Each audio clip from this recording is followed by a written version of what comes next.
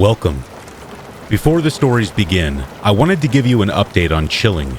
And in case you aren't familiar, Chilling is the new ultimate streaming platform for horror and thriller fans.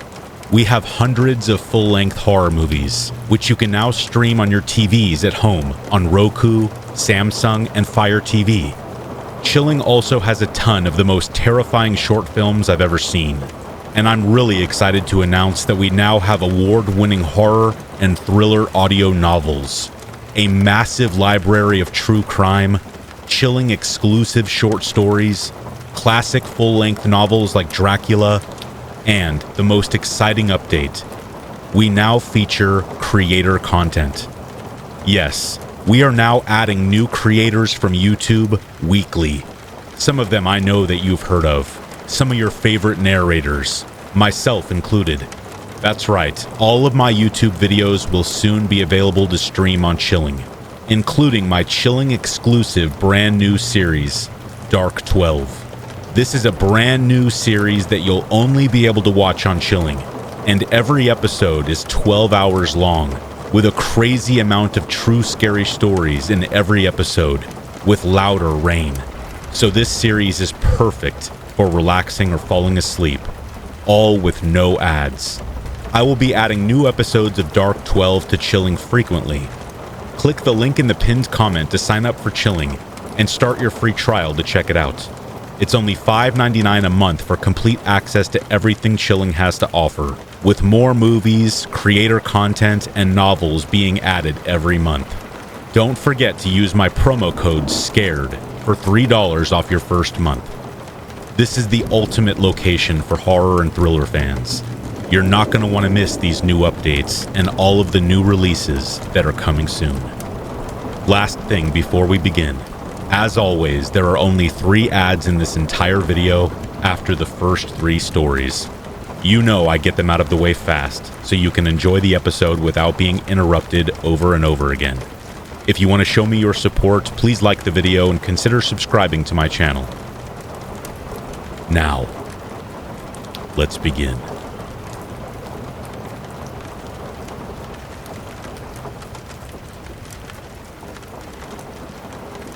I am 23 and I'm currently living alone.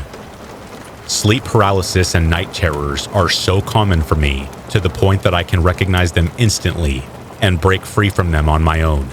But a few nights ago I experienced something very different. A few nights ago I woke in the middle of the night.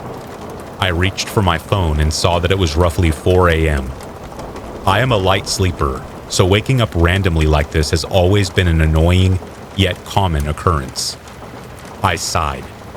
My alarm would go off in 2 hours. I should try to fall back asleep, I thought. I kept telling myself to stop trying so hard. Let the sleep come to you. I even attempted meditation.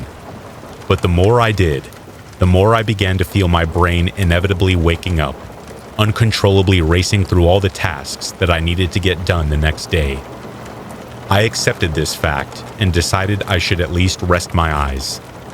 I curled up on my side, on one half of my queen-sized bed, facing the edge of the bed. All of a sudden, clear as day, I felt my mattress sank behind me, like someone sat down on my bed. My eyes shot open. I froze, confused and terrified. I felt that sinking spot in the mattress shifted and heard the sheets shuffled as the person was dragging themselves across my bed behind me. I lied very still and shut my eyes tight, trying to regulate my breathing and heartbeat. I told myself, as long as I can convince them I am really asleep, they would leave me alone. I felt the person moving closer and closer to me until they touched my back. I did everything to hold in a gasp. I didn't dare open my eyes because I feared what I would come face to face with. I could almost picture a haunting face leaning over mine, and I did not want to witness that. As if they've made sure I was really asleep, they retrieved. I let out a sigh of relief disguised as one of those grunts you make when you're sleeping. I could still feel them sitting on my bed behind me. I slowly opened my eyes, but I didn't move another muscle. Trying not to move my head and neck, I looked around the room with my very limited field of vision. It's not real, I thought. I was just dreaming. I was sure because I knew if it was an actual intruder, I wouldn't have reacted the way I did, and I wouldn't have tried to pretend to sleep. I would most likely put up a fight, try to escape or scream for help.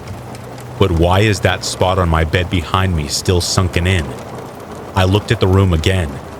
From what I could see, my room looked exactly like the way it should. You know how when you recall a dream that you had which took place in your room would always look a bit off in your dreams? Well, I was very sure that I was looking at my room with my own eyes, so it had to be real. It wasn't a dream. Then what was... All of a sudden, I felt a light tug on my duvet. I flinched, gasped, and closed my eyes, but it was too late. The person began pulling my duvet violently once they realized I was awake. I screamed and kicked and cried as I mustered up all the strength within myself to keep the duvet over myself. The entire time, I didn't dare turning around to see who it was or what it was. I just pulled, kicked and wailed in the same curled up position, keeping my eyes shut, snot and tears covering my face. For some reason, I believed if I let the thing pull my duvet away and expose myself, I'd be a goner. Then, as suddenly as it all occurred, it all stopped. I opened my eyes again and saw that the sky was brightening up. I sat up and looked at my bed and around my room. I was fully covered by my duvet. There was no sign of a tug-of-war ever taking place. There was no snot or tears on my face. I was sweating, and my heart was beating out of my chest. What was that? I was beyond baffled. Usually when I see my room in my dream, I'll remember how off it looked once I have woken up. But this time, nothing about the room I just saw seconds ago looked off to me. I was sure I was looking at my room with my own eyes, and the mattress sinking. It all felt so real. Perhaps my eyes were really open and looking at my room in reality, but my exhausted brain somehow slipped into that realm between dreamland and consciousness and created this juxtaposition of reality and imagination. But I am open to any other explanations.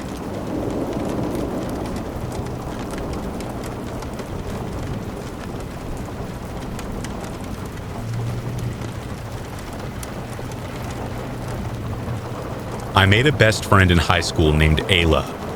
Ayla and I were super close, and we are still friends today. I just wanted to introduce her, as she is an essential character in this story.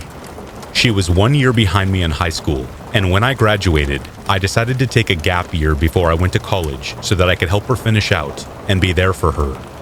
Her mother regularly left her all by herself in a big empty house, so I invited her to spend the night at my house almost every other weekend. This story is one of those times. It was a Friday night, and Ayla and I had made our usual plans that weekend for after she was finished with marching band that evening, around 9 p.m. She texted me to come to the school to pick her up, and when I arrived, she got in the car. I remember she looked rather sad, as opposed to her usually upbeat, silly self, so I asked what was wrong. Her mom had said she was not going to be home for another 3 weeks, after she had promised she was coming home the next weekend. Obviously, Ayla was very disappointed.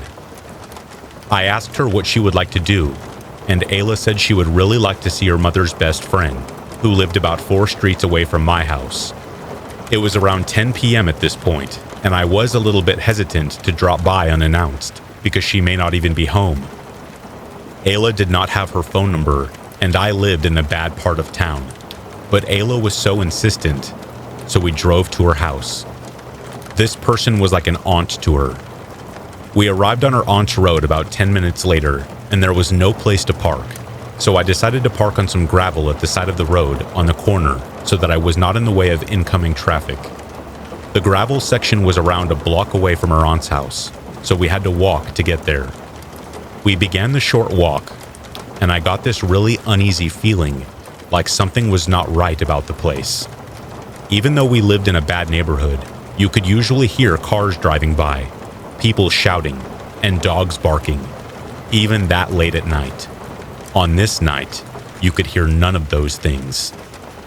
The street was dark and quiet, save for a single light about 50 feet from the entrance to our aunt's home. The house is one of those places that is a single story, has no front porch so that the door is flat against the house, and has a long sidewalk to the entrance. I told Ayla I felt really uneasy, and she chalked it up to me being jumpy, as usual. Can you blame me with the neighborhood I lived in? I decided not to push it, and she was already feeling down. When we got to the door, Ayla knocked a few times and rang the doorbell. She knocked and rang several times for about 10 minutes, and I said that her aunt probably wasn't home if she didn't answer after the first set of knocks. Ayla sighed and decided I was probably right, so we started walking to the car. As we turned around, Ayla and I noticed a short figure wandering into the orange glow of the single streetlight 50 feet away. He was what looked like to be a cross between a man and a child, about 4 feet tall, with a really muscular chest and arms, scrawny, but with scrawny pencil legs. He was very disproportionate. His head and features were obscured in a sort of blur, other than his clothing, and neither of us could make out exactly how old he was. Walking is not a very good way of describing how he moved. He sort of swayed with his shoulders in big, slow, jerky, and dramatic movements, letting his arms that were too long and muscular for his body flop beside him and pausing in between strides. He stopped beneath the light. We stood in shock for about 30 seconds, and it was not until I urged Ayla to hurry to the car that the short man started to run straight towards us. He was fast, and his swaying, jerky movements became swift, flinging arms that flung violently into the air as he ran, and Ayla and I screamed and took off as fast as we could go. I remember hearing the pounding of his feet behind us when I flung myself into the driver's seat, starting the ignition and locking all the doors. I was so scared I couldn't get myself to start driving away because my hands were shaking so badly, and Ayla shouted, "He's gone!" And he was, vanished without a trace. I glanced out the rearview mirror, and where before he had been 10 feet or less behind us, there was no longer a man. The street was quiet once again. That prompted me to move again, and I threw the car into drive and took off around the corner towards my house. We got there. We just sat for a few minutes and then went inside and tried to figure out what just happened. At that time, we decided it was probably an addict and tried to forget about it as best we could. But it was by far one of the scariest things that's ever happened to us.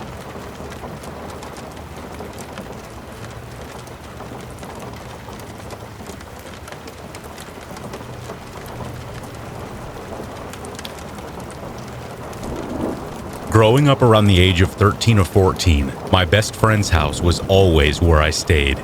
Spent years practically living in her little trailer for the entire summer. I remember one winter, the year was rough, and we got around 6 inches of snow during winter break. Of course, I was determined to spend the time off of school at my friend's place, and it wasn't surprising when I ended up stuck there for a few days, due to the amount of ice and snow covering the roads. The cold weather made for a day of cozy hot chocolate, movies, crafting, and the most important thing, a wood-burning furnace. Me and my friend had just finished up making some crafts, and as such, night fell on the sky. So to set this story up, the trailer had around 7 rooms, a bathroom, 4 bedrooms, a kitchen, and an extension they built into the back that served as the living room. The room faced the woods that stretched for miles, which I knew because we frequently found ourselves exploring it. The extension held a couch, the furnace, a TV and a stand, a chair, and 2 glass sliding doors that pulled out onto a small deck where her dad kept the logs and her cats sat delicately as they ate. Past the porch and out of view of the glass doors, by just a little bit, was her father's workshop, where he often spent his days and nights, only coming inside to add another log to the flame. Me and my friend spent a lot of time in the room because her bedroom was small and the couch in the extension could fold into a full-sized bed. We kept blankets inside the couch, so when it rolled out, we could instantly get in bed and go to sleep. That freezing winter night, we passed out under many covers across from the burning wood stove. I found myself hazily awakened by the cold of the door opening as her father walked into the room, illuminated by the light of the television, which my friend finds necessary to keep on to fall asleep. Not until he began walking across the floor did I realize that I was beginning to float. I could see my body laying on my side below me next to my friend. I knew that it was impossible to be awake because I could see myself asleep as I stopped at the ceiling above the television. I could smell the wood-burning smell and see the sparks as her dad lay a few logs on the fire. The small bits of snow boot prints melted on the carpet before he stopped to say goodnight to our sleeping figures, before sliding the door over to go back out into the shed for a night of work. I watched our still bodies lay and the fire crackle for what felt like an hour or so before my eyes shifted to movement. The sight of something slide into view of the glass doors from the side of the bed caught my gaze. The object could only be made out as a black mass, like a shadow.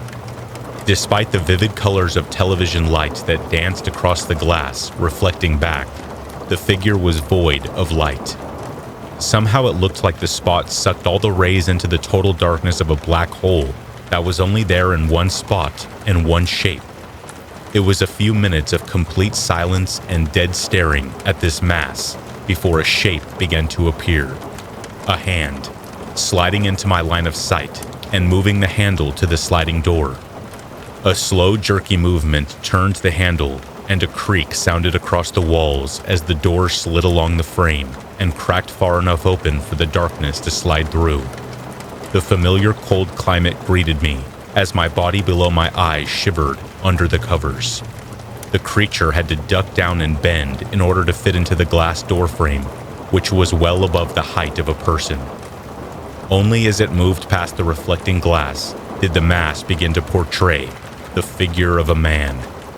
The shape was similar to a human, still devoid of features, entirely black, and even the color in the room seemed to have been absorbed into the void of its body.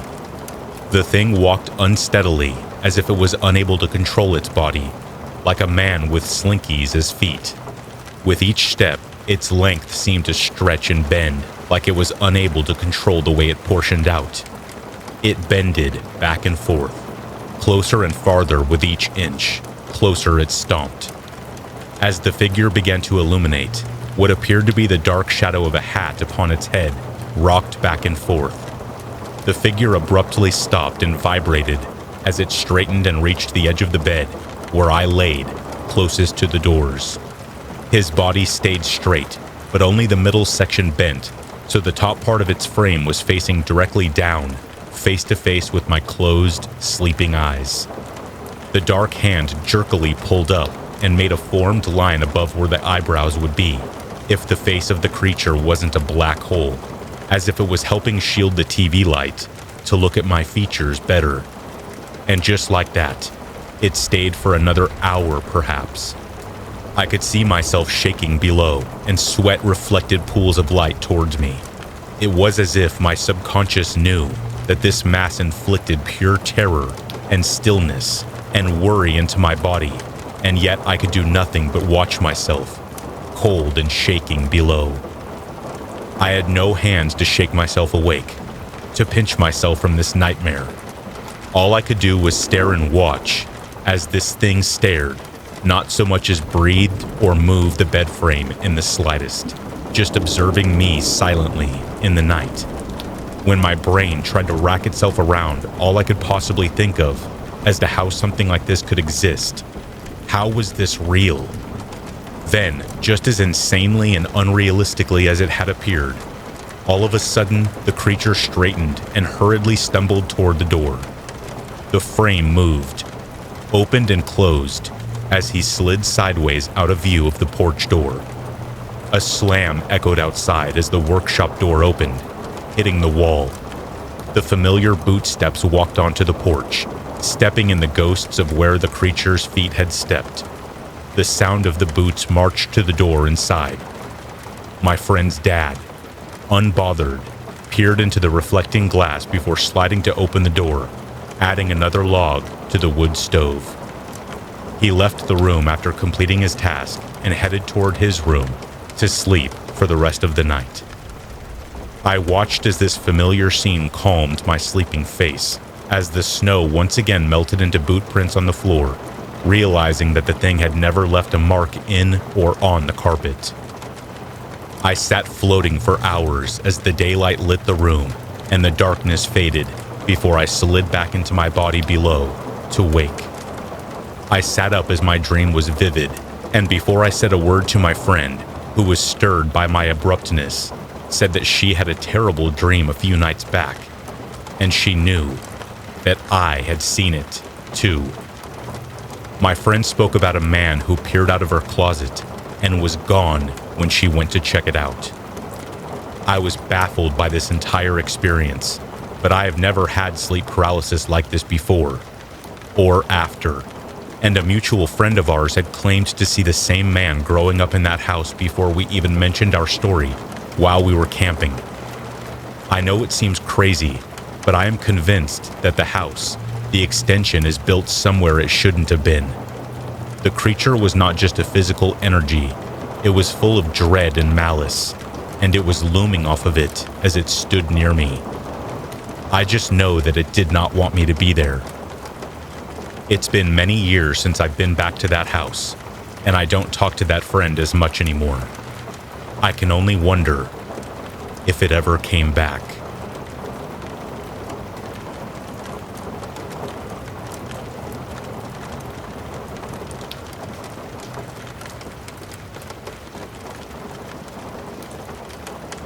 This was over a year or two ago. I'm young, living in Southern California, in the San Diego area, and live with my family, including my older sister. We'll call her Eliza. We had a cousin, who we'll call Jerry, visiting us from out of country. And as he and my sister are particularly close due to them being closer in age, she took it upon herself to be his tour guide, since he hadn't been to California since he was a small child. Eliza and Jerry are big fans of pop culture, particularly pop music.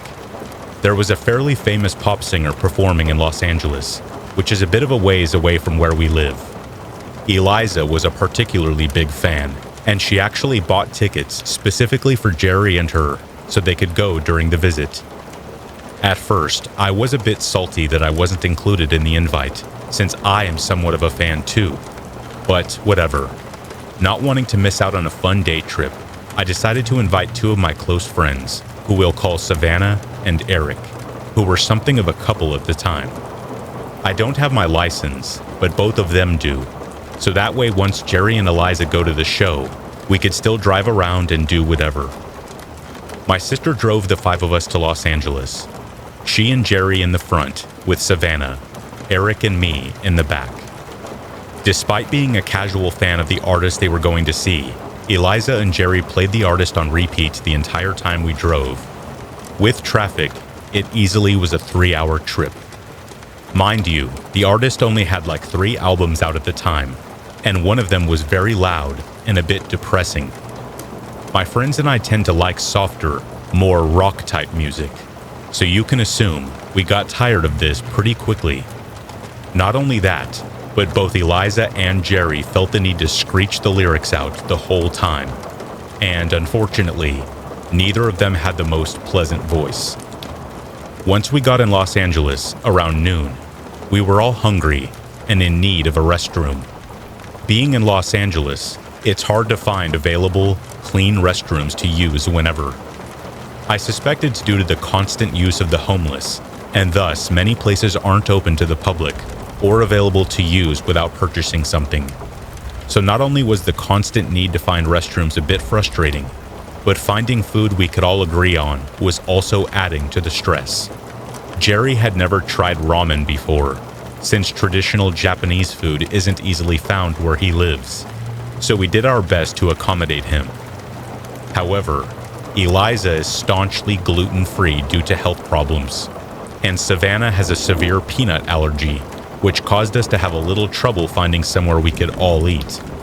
These aspects aren't necessarily key to this story, but I want to build up the chain of events that led to my mood and later actions. Jerry and Eliza were totally in their own world, likely getting pumped for the show later that night. Eliza would ignore whatever my friends and I requested we do during our time there, and definitely played up the "I'm older than you and therefore what I say goes" card with me. So at this point, I was already getting pretty sick of being around her and Jerry, and couldn't wait to drop them off at the show to be rid of them for a while, so just my friends and I could hang out. Once we dropped the two of them off, the rest of the night was fun, just as it always is when the three of us hang out. We went to Santa Monica and watched the sunset, walked around a bit, and by the time we started getting hungry, we checked out Yelp and found a burger place that looked amazing and was well suited for our tight budget. I don't go to LA often, so when we pulled up the directions and got there, I wasn't aware of which part we exactly were in. We were looking to park, but a group of what seemed to be gang members stood in front of the spot we were going to park and started approaching the car and putting their hands on the exterior while looking into the window. Eric was driving and said something to the effect of, "You guys fine with parking here?" Not fine with parking there. Both Eliza and I told him we needed to pack it up and find somewhere else. I have always been extra cautious, especially in LA, since I've had a few other unsavory experiences, including the time a man followed me and my friend into our car, and we had to shove him out. So there was no way I felt good about parking there. So we drove a few blocks, starving and ready to just forget it, until we found a clear spot in a well-populated area. The food was great, and all was well, aside from the bunches of homeless people I saw around me. Pretty common in any part of LA you find yourself in. I didn't even realize that we had been in the heart of Skid Row. Once we made our way over, though, we discovered that the place we wanted to eat was in the midst of Skid Row. For those who don't know, Skid Row is a neighborhood in downtown Los Angeles that extends about 50 city blocks and is mostly home to the homeless. There are also a lot of dealers and ladies of the night that hang around there too. We were walking back to our car, and I looked up to one of the taller buildings along the block, and the sign at the side of the top of the building read, "Hotel Cecil, low weekly rates, 700 rooms." The Cecil Hotel could be a post in and of itself, but in short, it's an old hotel that briefly was in its prime back in the 20s and 30s. But as the Depression struck, the hotel and its ambiance went down with it. It had been known for housing some of society's unsavory, such as the homeless and those in the drug and sex industry, along with a few infamous guests, such as the Night Stalker, Richard Ramirez. It's supposed to be vacant as of now, but as far as I could see, I'm pretty sure there was ongoing activity within the building and around it. Squatters, I'm assuming. I don't believe in the paranormal or anything like that, but I can definitely confirm the unanimous thought that the place gives off really sketchy, creepy vibes. Once I realized that's where we were, my friends and I booked it to the car. On the other side of the street, we saw people looking into another parked car, and they looked our way once we approached the area. But thankfully, we took off in time. Thankfully, nothing happened to us there, but naturally, I was on edge a bit after that. We stopped to pick up some pie from a pie shop Eric was obsessed with, since it was on our way to the venue Eliza and Jerry were at. We thought we had plenty of time, but by the time we got to eating, Eliza called me and demanded we come over immediately. I knew nothing was wrong, so I did hurry a bit, but we decided to finish our pies before heading off.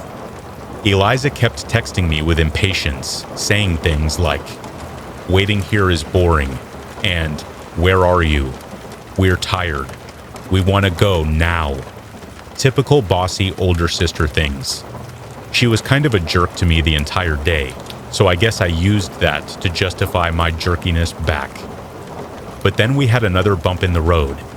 The pie Savannah tried had peanuts cooked into the crust, and she got so sick. We rushed out of there and tried to stop somewhere for water and an antihistamine since she didn't have her EpiPen. She started feeling a bit better, but she was still really sick, and I was really stressed and worried. Once we got to the venue, Eliza and Jerry took forever to come out. I guess they started waiting to see if they could meet the artist as she came out. Once they finally came in and Eric and I shuffled to the back seat, Eliza had the nerve to yell at me for taking so long. We had to stop a few times so Savannah could throw up and rehydrate too. On top of that, Eliza and Jerry continued to play the same artist on repeat again, along with their choppy videos of the show. Oh, and of course they were singing. With Savannah sick, Eric as aloof as ever, and me stressing and on edge about everything that had happened thus far, I was ready to bang my head against the window. I know in the scheme of things, these aren't big deals, but by the time they all added up, especially my sick friend and the bad attitude of my sister, it drove me up the wall. We dropped Eric and Savannah off first, since their town was on the way before ours. It was around 1 a.m. At that point, I was sick and tired of the music and loud talking and cackling and just overall annoying conversations of my sister and cousin. I was that level of mad where you're quiet angry. So once the two left, I got out of the car and demanded that I drive home the rest of the way. Mostly so I could DJ, but also so I wouldn't have to hear them be jerks to me and talk so loudly. Eliza made a fuss about it, but ultimately, due to Jerry's cooperation, went to the back seat. Once again, I am up the wall, very on edge from this. I play my music as I drive us home, and everything seems fine. It's when I'm almost home that something happens. Our house is off the major freeway in town, though it's a bit of a lonely, desolate area. To get to our place, you have to pass a hilltop with other houses on it and make a turn around it to get to our neighborhood. There's a cemented patch of grass between a stretch of concrete between the hill and the turn that's used as a divider between oncoming and ongoing traffic. As I'm approaching, coming up to make the turn around the hill, on my left I see something that's creeped me out and been on my mind ever since. At this point it's like 1:45 or 2 o'clock a.m. This area isn't too busy this late at night, or this early in the morning, I guess you could say. On the grass divider and along the cement, there are people lined along the thinner cement part of the divider, and on the grass patch, a small crowd of people. There were at least 15 people, and they were all wearing white. I could see them perfectly with my lights on and the brightness of their clothes. And they were moving around, almost doing a jig when I came up. But as I was driving next to them, unable to take my eyes off of them, they started raising their voices and all talking at once. I could hear it through the window and over my music, and they started sprinting towards me, trying to get my attention and following along as I pulled to the right to make my turn.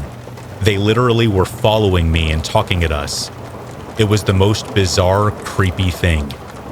I can't say for sure, but they were dressed similarly to KKK members, though I'm not too sure if that's what they were.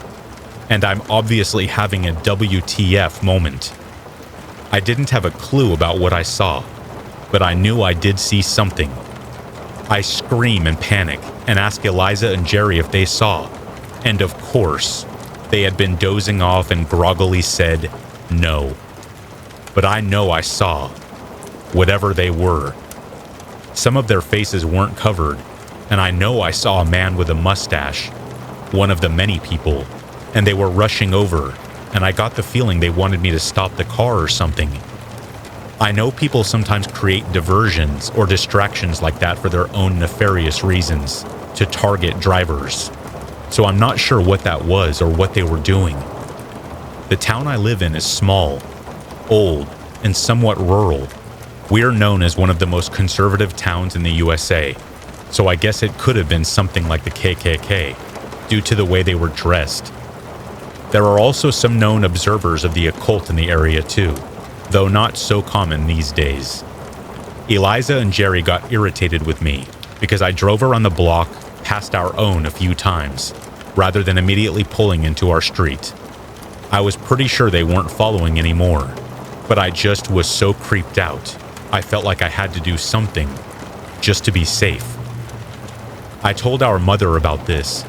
She believed me, I think, to an extent. But I mean, it does sound really absurd, and my sister to this day claims that it never happened. She even refuses to believe or acknowledge that I was the one driving. Sometimes it makes me feel crazy, but I know at the very least, I was the one driving. She says she was, but I 100% know it was me. I am 100% positive I did see something, some mysterious group doing who knows what. Be careful, guys. When you go out of town, especially to a place like Los Angeles, you can expect some weird encounters.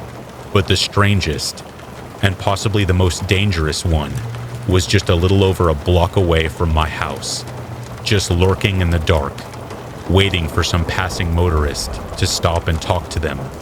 Or maybe something far more sinister than just talking.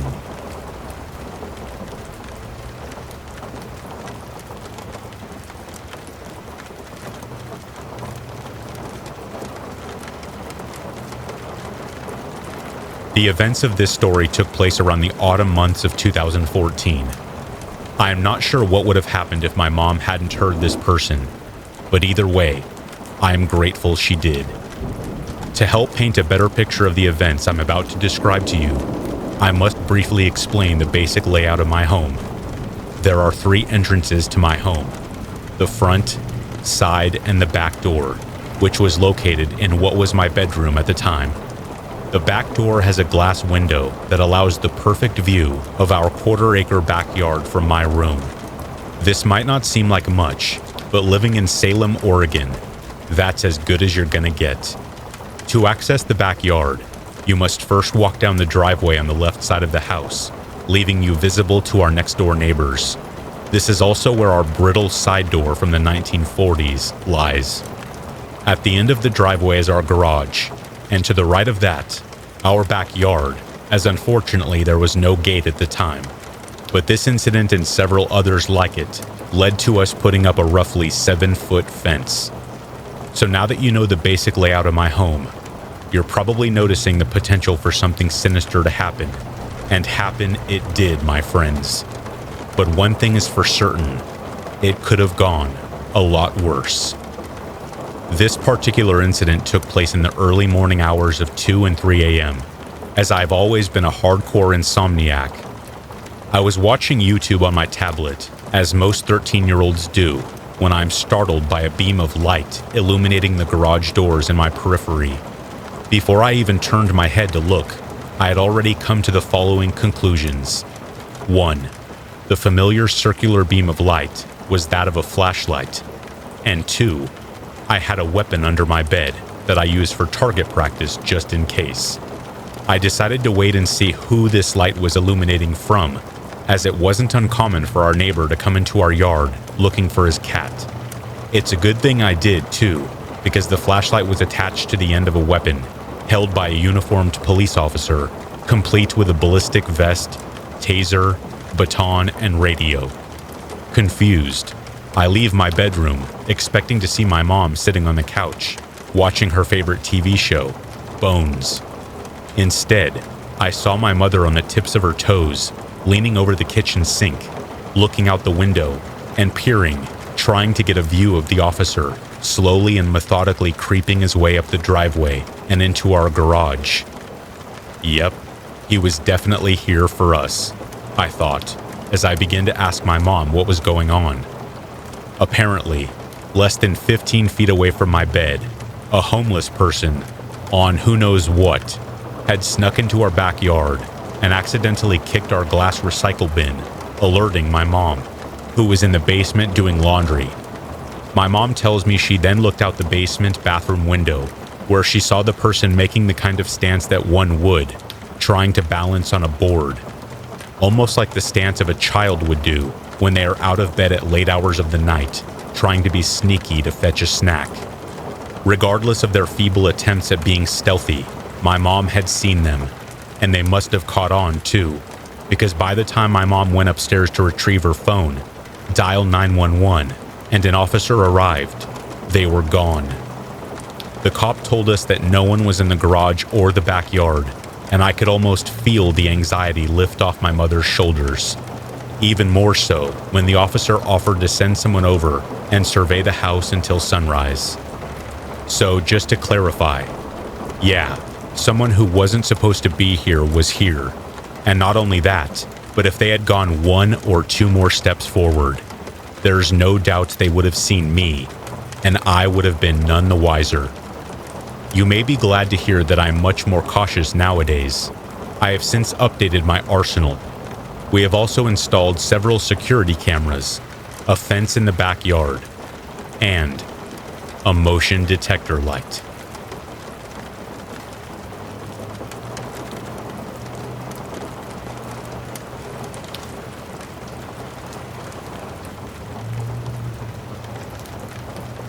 I work at a small organic grocery store with a surprising amount of strange customers.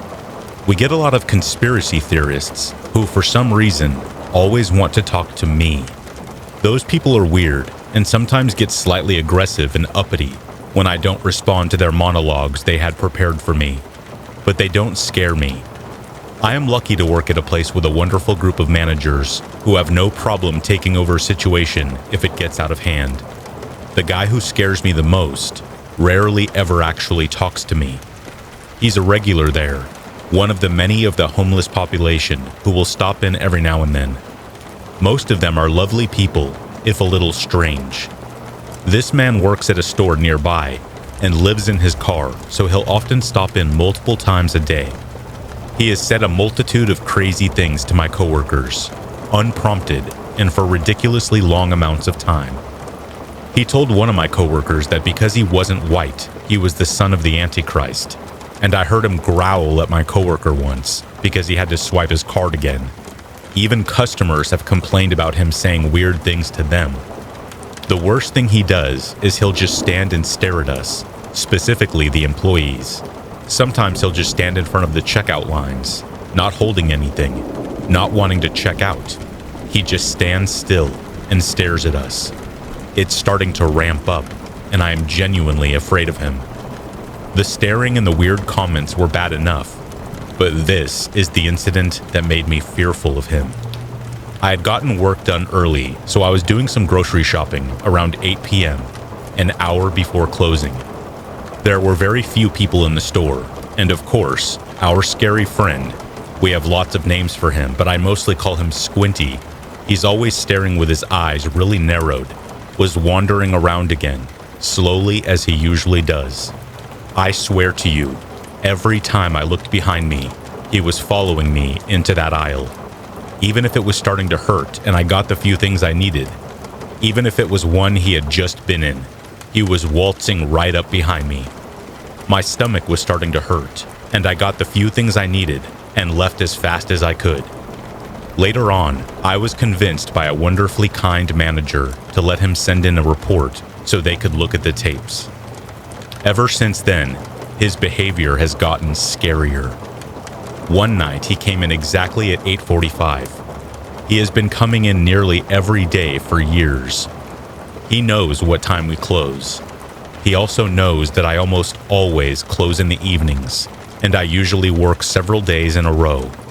It was right as I was about to go count my till, and I swear as soon as I turned around, he was standing at the entrance, hands in his pockets, totally still, staring me down. My manager walked me to the office, and he did not move until I was in that room. I had the store manager walk me to my car. He isn't the most sensitive person.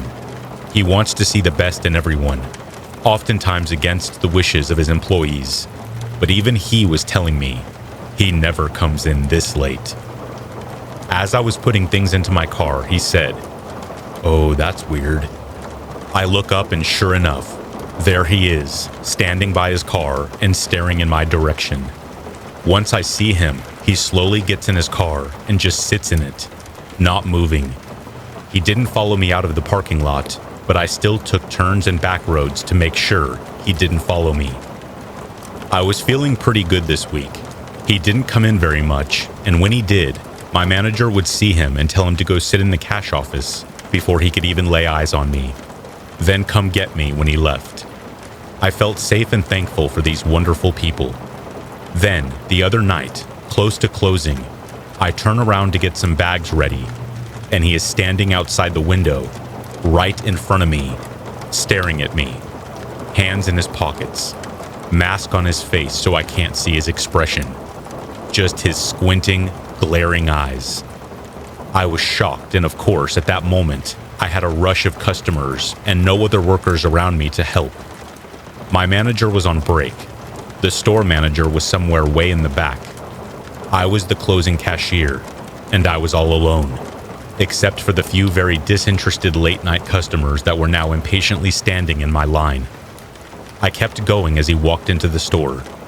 He disappeared for a moment, as is the layout of the store, and later my coworker in another department, also a young female working alone, came up front to tell me he was slowly walking through those aisles, not looking for anything, not looking at anything but her. Finally, my manager came back. I quickly told her I needed to go to the back, and as I did, the man comes moseying up to the front to stand in front of my register, once again staring at me. I turn off my light, and she turns hers on, and I work to finish the transaction I was on. He has nothing in his hands. He's not trying to check out, but he's standing there like he's waiting in line. I put my closed sign up. He doesn't move. As soon as I finish, I all but run back to the cash office. He was there for another 20 to 30 minutes before leaving. Maybe I'm just being paranoid, but every time he enters the store, my stomach drops. He's barely ever spoken to me, but I can't help but feel like he knows I reported him, and knows that I'm afraid of him. Recently, in one of his long-winded one-side conversations with a different cashier, he said he often runs out of his medication at the end of the month. As I'm writing this, it's the middle of February. If this is how he's acting on his meds, I'm afraid of what the end of the month will bring.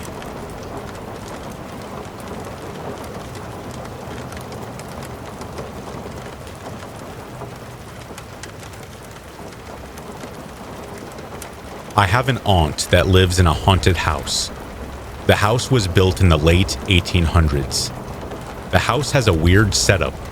It is technically two separate identical houses conjoined as one big house.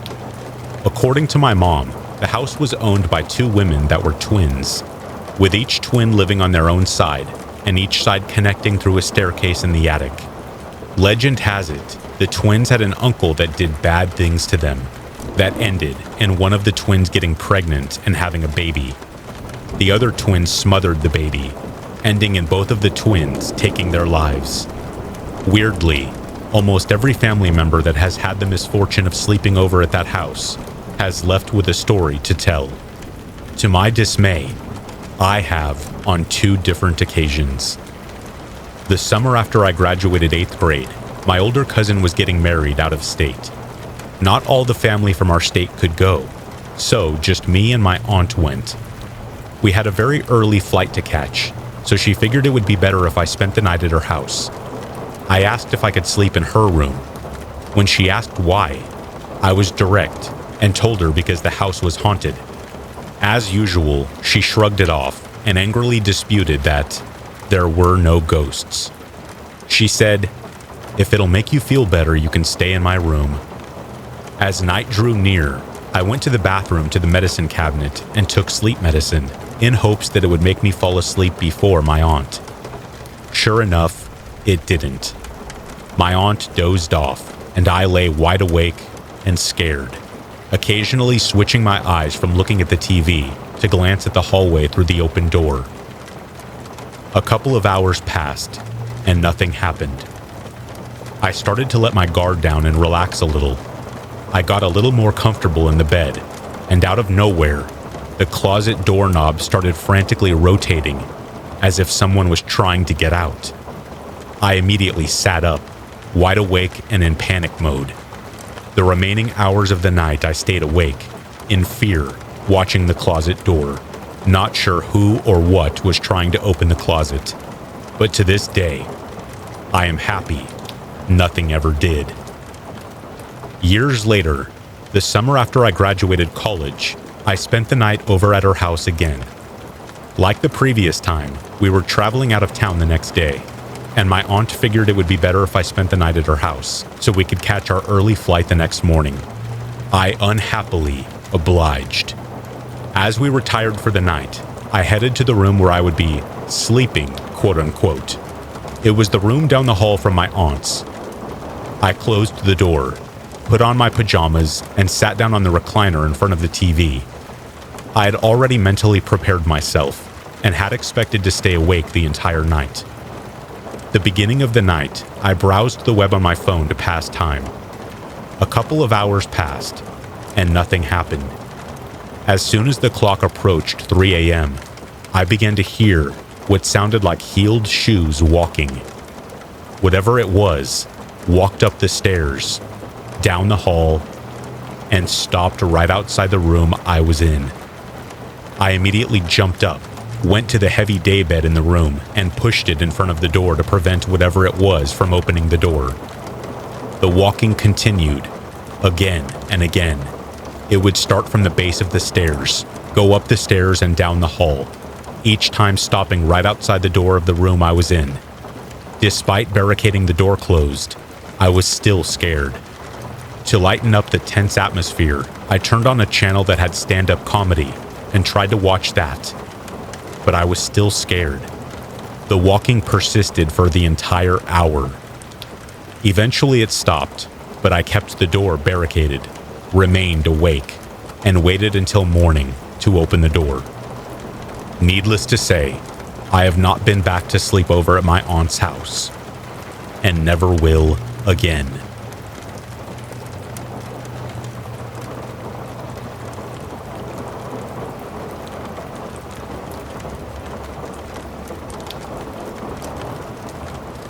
Okay, so here in the UK, we don't really have elementary schools, but the equivalents are called junior or primary schools. We go here from about 4 to 11 years old, so while I suppose they're not strictly American elementary schools, I suppose this story fits into the age bracket. Anyway, this is the scariest thing that happened to me while I was at junior school. The school I went to had a tiny playground. Like, I think there were only about 100 kids in the entire school, so the little concrete play area was maybe only like 50 meters across. It was tiny. So if something happened on the playground, every kid and supervising teacher could see it, which I suppose suited them down to the ground. But it didn't suit me the day something happened to Lewis. Because one day, we were all just legging it around the playground as little kids do, not a care in the world, when I hear one of the teaching assistants scream really, really loudly, "Lewis! Lewis!"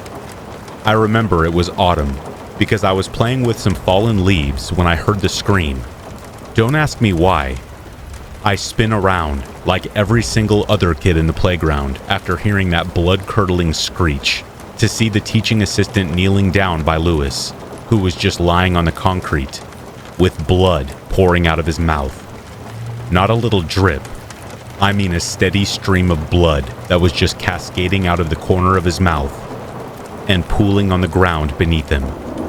I mean, that was horrific enough, but the thing that really got to me was that he was totally unconscious and that his eyes had just rolled up into their sockets, so you could only see the whites of his eyes while he bled uncontrollably from his mouth. Loads of us just piled into the coat room.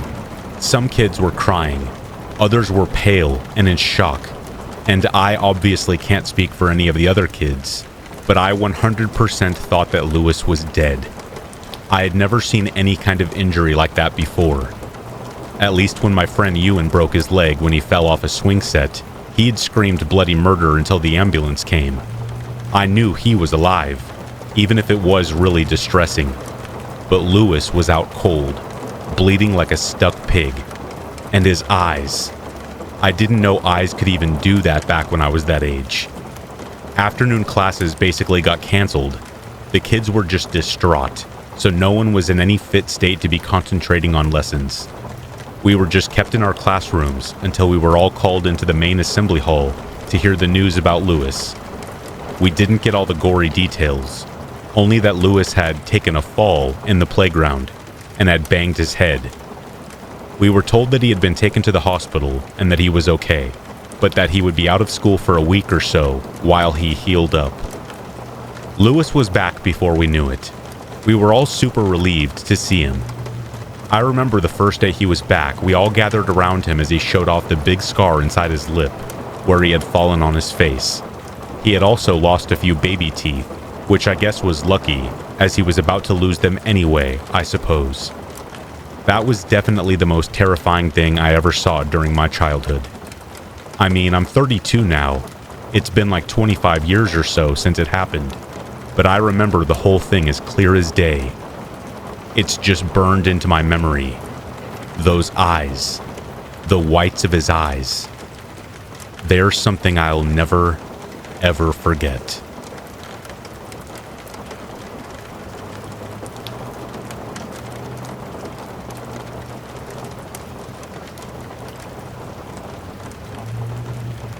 To start this story, I should mention my occupation. I am in my 30s now, and I am a journeyman electrician. I often work alone and in people's homes, so needless to say, I often find myself in rather interesting situations. I am a rather small woman, as I am only 5'2" and maybe 125 pounds. I am very aware of my limitations when it comes to physically dangerous situations, especially when it would apply as a target of just about any male. I served in the military, so I have a rudimentary knowledge of hand-to-hand combat, and I am adept, trained, and a concealed weapons permit carrier. I also had experience as a paramedic in a major city. Needless to say, I feel as prepared as someone my size and gender could possibly be for most situations. However, this situation triggered a visceral response, so I thought I would share my experience with who I refer to as the man with the mannequin legs. In the interest of privacy and simplicity, I will refer to him simply as John Doe. It starts on a Friday, almost 2 years ago. The time was 7:30 p.m.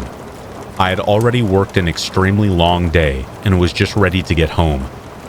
I received an emergency dispatch to an apartment complex several towns over. I grumbled as it was a Friday night. I just wanted to go home and shower. The dispatch was for a loss of power to a condo unit in one of the older lower-income buildings. There are certain home and buildings I go into which automatically trigger a certain amount of caution. Upon seeing the building, I had a gut feeling already that I would proceed with an air of caution. I don't know what it was, but for the first time in 7 years of doing this job, I had an extreme sense of anxiety and trepidation about walking into the property, thinking that I was over-exaggerating, but wanted to trust my gut feeling and be safe. I immediately texted both my office manager, my boyfriend, and my mother my GPS location with a message saying, "This is where I am. His name is John Doe.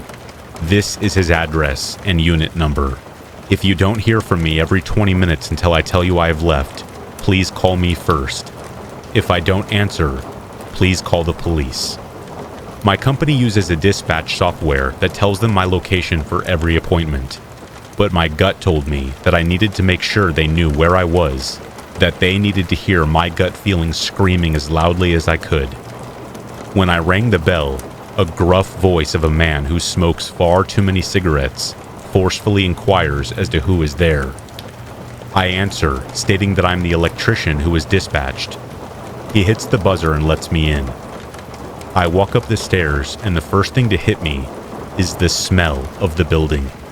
A building full of unwashed bodies, unemptied wet ashtrays, and stale alcohol. He opened his door and the smell intensified. He wore grubby, unkempt, ill-fitting clothing, stained with fluids, bodily or food in origin. His face, thin and gaunt, unshaven with dark, heavy bags under his eyes. Entering the door, I noticed a small table that was stacked with empty beer cans toting the champagne of beers. A plastic whiskey bottle went thunk off the toe of my steel toe boots and skidded across the floor. I look up at him. Though on the skinny side, he was tall. I ask him for details regarding the loss of power, and he explains that some things work while others don't. I won't bore you with the details, but in the end, I had to see the panel. I told him I had to go run out to my truck to grab a different screwdriver, and I went back out and got my concealed weapon, shoving it in my pants. I went back into the home with a deep breath to settle my nerves. He leads me to his bedroom as I pick my way across a sea of discarded items. We pass the kitchen, the sink stacked high with plates, unwashed with rotting food precariously balanced atop one enough, like a perverse game of Jenga. Stepping over clothing, garbage, and discarded alcohol containers. Burn marks in the carpet from someone nodding out and dropping a lit cigarette. I enter his bedroom. A mattress with a tattered blanket and no sheets or pillows sits in the center.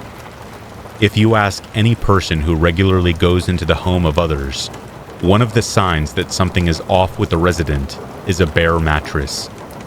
I'll be honest with you, no person in their right mind sleeps without at least a fitted sheet on their bed.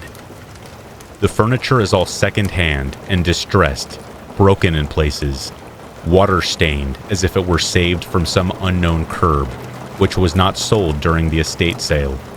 The top half of a naked, dirty mannequin, appearing as if it were stolen from an abandoned storefront of a long-dead store, lays in the bed. I trip over something as I'm making my way around the bed.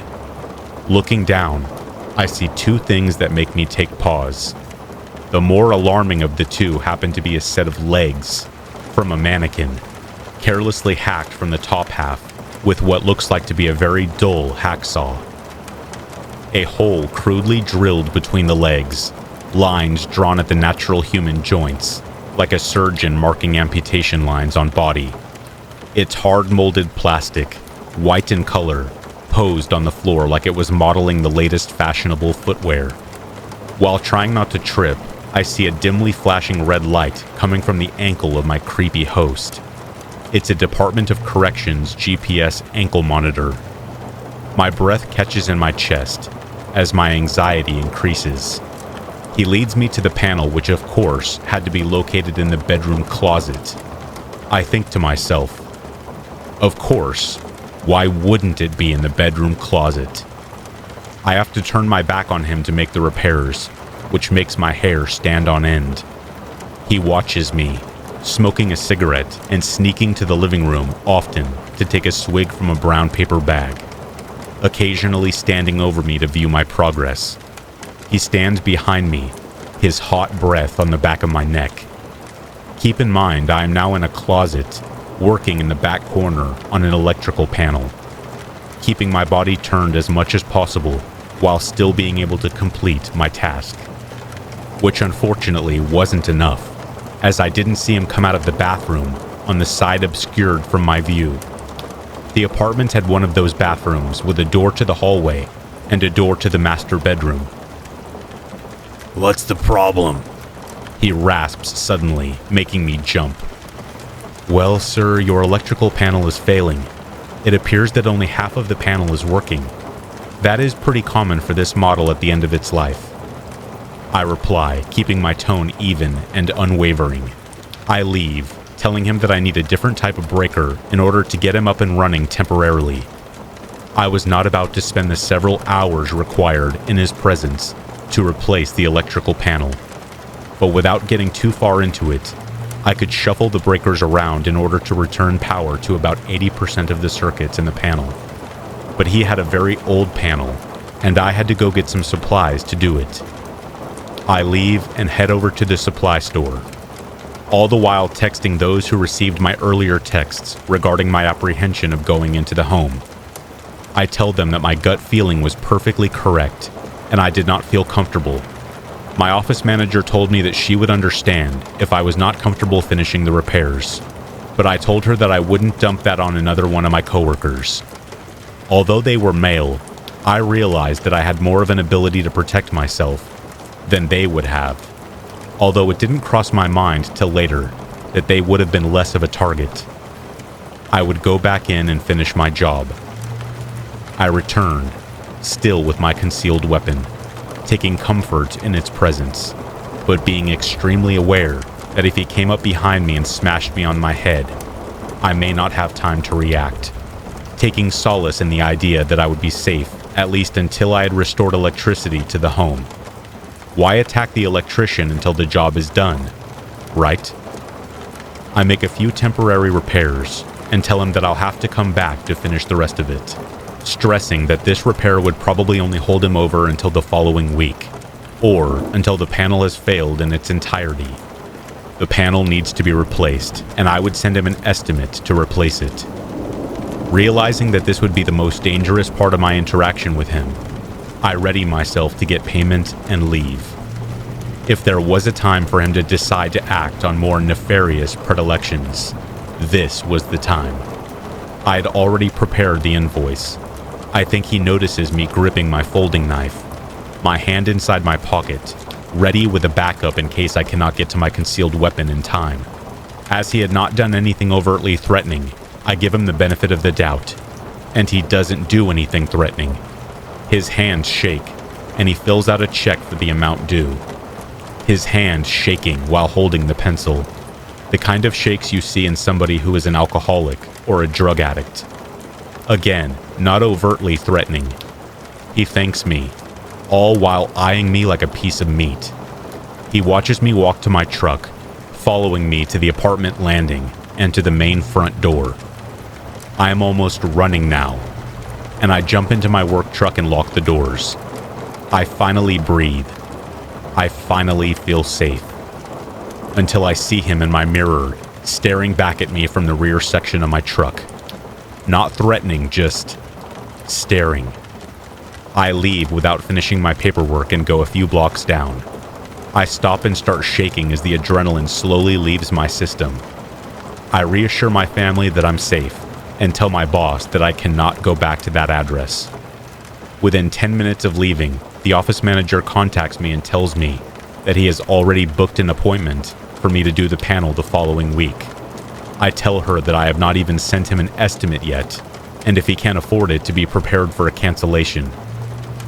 That following Monday, I prepare the estimate, and with the permission of my boss, I overprice it about 3 times what it should cost, hoping that he will not ask me to come back.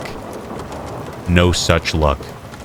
Within 10 minutes of sending the estimate, my boss called saying that he had accepted it and wishes to keep his appointment.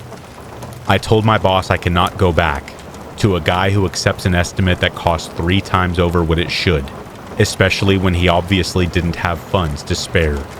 I beg and plead not to make me go back. Instead, they offer to send me back with another person, and my heart drops. I look for a reason not to. After seeing the ankle bracelet, I knew he would have some form of criminal record. I quickly Google his name and the name of the city he lived in. It was one of the first results, and I find out exactly why he was wearing an ankle monitor. He had just gotten out of prison. John Doe served 2 years in state prison for stalking a woman. A perfect stranger, a waitress he met at a local breakfast joint. When she threatened to report him, he broke into her home. He held her hostage as she begged him to allow her to leave. When she refused, he told her he would kill her and threatened to dismember her. He threatened to make her disappear in a way that her family would never know where she went. The article didn't say how it concluded, but the woman was safely able to get away, and he was arrested. He then spent 2 years in a state penitentiary and received 5 years of monitored probation. He had only been released in the last year. It took less than a year for that apartment to get in that state. My heart leapt into my chest as I realized what this man may have truly been capable of. Here I was, a small woman, in the service industry just like that waitress. Him setting up the appointment, overpriced. It was all so wrong. With the evidence of the mannequin staring me in the face, it appears his fantasy is alive and well. It appears that the last 2 years have taught him exactly what he wanted to do. I thought back over the last week and remember 2 occasions where a beat-up old tan Buick had been following me, but not closely, not even enough to set off alarm bells. But again, I noticed these type of things. I can't be 100% sure it was him, but looking back, it probably was. It just seemed like the car would spontaneously appear and follow me between appointments, never entering the neighborhood I was going into, but would follow me onto the main streets. Keep in mind, my work van is essentially a 9-foot-tall billboard for my company. I am impossible to miss, so you do not have to be very close to see where my truck is going. I do not have a rear view mirror, so if you're in the right spot, I cannot see a good majority of a car that's behind me. I can tell there is in fact a car behind me, but I obviously cannot see the front portion of it. The car would always be around for a few of my morning appointments, but once I would travel more than about 15 miles away from the town that John Doe lived in, it would vanish. When I'm doing estimates all day, I can easily drive about 200 miles in one workday. I can drive between job sites that are maybe 10 minutes apart, or up to about an hour and a half from each other. I crisscross the northeastern half of the state all day. It makes it extremely difficult for somebody to follow me all day long. I assume he tried to find me by name, but without telling you my name, I can tell you that I have an incredibly common name, to the point where when I was in middle school, there was another girl attending the school with the same exact name, first and last. My name is so incredibly common that unless you knew me personally, you could not find me on the internet. I keep all of my security settings on social media incredibly strict, and I never post anything that will reveal my location.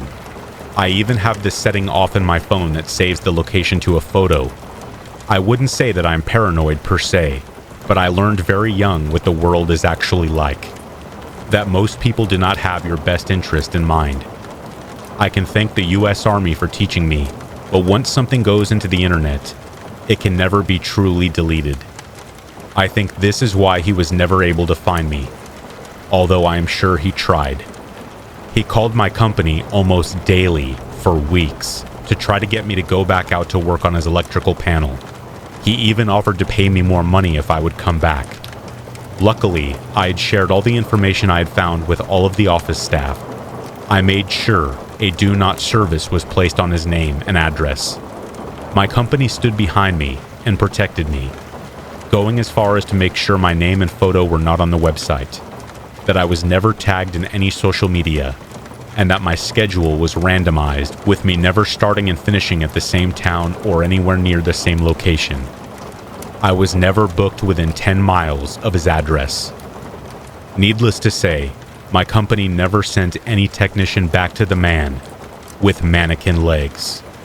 I ended up with nothing more than a story that shows no matter how prepared you might be for a situation, you never know exactly who you're dealing with, that you should be prepared for anything and everything that can come your way.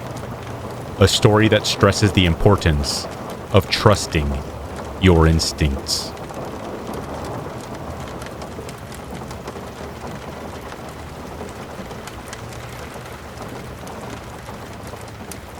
Ever since I was little, and despite occasional insomnia, I have always been a deep sleeper and difficult to rouse.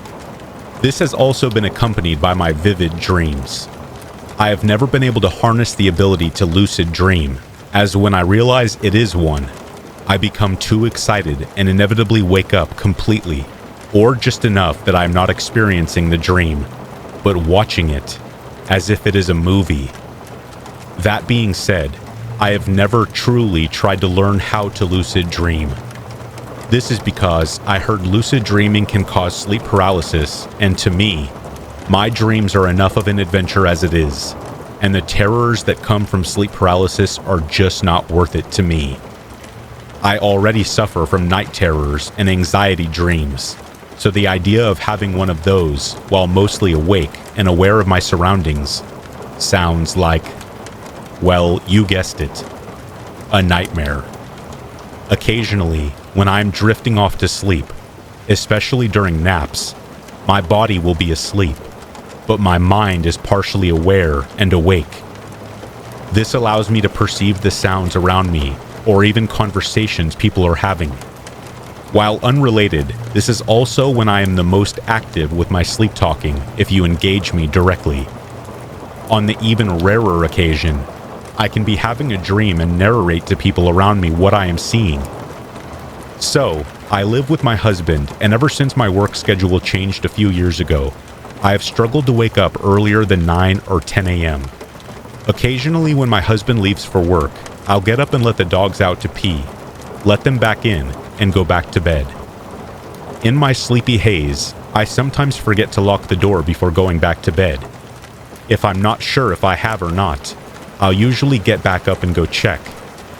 Other times, I'll be so exhausted that I have already drifted off to sleep. From time to time, my husband will be sent home early so he can come back during the night shift and help out. Sometimes he comes home an hour after he started his shift. Since I have become so used to the sound of his heavy boots walking on our wooden floors, this usually doesn't rouse me from my sleep, and if I am in a deep, exhausted sleep, I won't wake at all. If it does startle me, the most that happens is I am pulled into that semi-aware state of mind. I'll feel him get back into bed with me, and all is well. Now, mind you, we live in the middle of nowhere, and we never get any visitors. But I still have this fear that someone is going to try to break in during the day while my husband is at work. I have 2 guard dogs, but one of them is now deaf, and at the time of this story, the other one was a young puppy who wouldn't bark if something in the house frightened him. He would instead grow silent and still. Now, on to what happened a few months ago. It was our typical morning. My husband got up out of bed, taking a shower and getting dressed before kissing me goodbye and heading to work. A few hours had passed. I was fading in and out of sleep, so I was partially aware that sunlight had begun to creep into the room. Not too long after I passed back out, I heard a noise that roused me from my dreamless sleep. I heard my husband's heavy footsteps calmly walking around the front of the house. Neither of our dogs made a move or a sound, and the noise level was low enough that it hadn't caused me to fully wake up either. I sat there, patiently waiting for him to make his way back to our bedroom so that we could cuddle up and go back to sleep, when a horrible thought occurred to me. What if it isn't my husband? Had he forgotten to lock the door when he left? What if this is that intruder I've been worrying about? What if I can't wake up before they realize someone else is in the house? This is when I start to hear the heavy boots making their way down the hallway, towards our bedroom. At this point, I think my eyes are open. I can see our bedroom, and I'm watching the door to the hallway, anxiously awaiting to see my husband round the corner to our room. This is when I start to realize these boots don't sound like my husband's, and the terror sets in. I have this horrible sense of impending doom. There's a strange, large man in my house. My dogs are unaware or defenseless, and I am too out of it to get up and defend myself. As the steps reach the doorway, I shut my eyes tight, praying the man will think I'm asleep and try to sneak out without being caught. I hear the footsteps pause in the doorway, and I can feel this evil presence flood the room. I suddenly realize he's here. For me. The heavy boots slowly make their way over to my side of the bed, and I can feel my weight being pressed down as he leans over me as if to whisper in my ear. I know now that I do not want to know what he is about to tell me. I need to do everything I can to not hear what he is about to tell me. So I did the only thing I could. I strained my ears and caused my eardrums to tremble, causing a deep, rumbling sound in my ears. I feel the lightest sensation of his breath on my ear and jawbone as I continue straining that little muscle. He stands back up and exits the room, and I am released from my sleep. I jump out of bed and grab the nearest weapon we have and comb through the house. As you may have guessed, there was nobody there. The front door was locked. Our dogs were undisturbed, but my heart was pounding in my chest. I was drenched in sweat, and the fear had me trembling. I placed the weapon back where it belonged and messaged my husband about what had happened, and I later told my sister-in-law about it. My sister-in-law has had a few run-ins with these beings and has done some research on her own. While she didn't share with me what she knew, she said, "It's a really good thing that you didn't let it put things in your head." Her comments made the whole experience that much creepier. What would have happened if I had listened to what it had said? What could it have told me that would have been so devastating to change my life in the worst way possible? Was it going to tell me something? Or was it going to command me to do something that I inevitably would be unable to resist? A part of me wishes I knew, but I am very glad that I don't.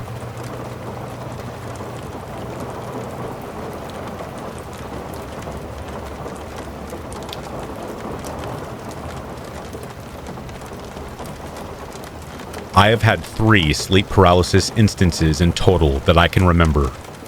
The first time was in 2018 when I had just moved back to Australia from America, and I was on a really uncomfortable inflatable mattress. All I can remember was waking up, only barely being able to move, and really struggling to sit up. As this was happening, my vision in front of me was mostly blacked out, but I could still somewhat see around me. I quickly broke from it and was terrified as I had heard of sleep paralysis before and knew about the horrors people have faced as a result of it. Safe to say I considered myself lucky. The second time was in 2020. I had woken up in the morning and could not move at all, not even slightly. The instance was a lot more severe and terrifying for me, as all I could think about while locked out of my body was, there better not be a shadow. With this, I attempted to yell and scream, but all that came out my mouth were groans. Thankfully, I eventually snapped out of it before the sleep paralysis could escalate further, or my worst fear of seeing a shadow person or apparition came true. That brings us to the third and most traumatizing and terrifying encounter I had with sleep paralysis.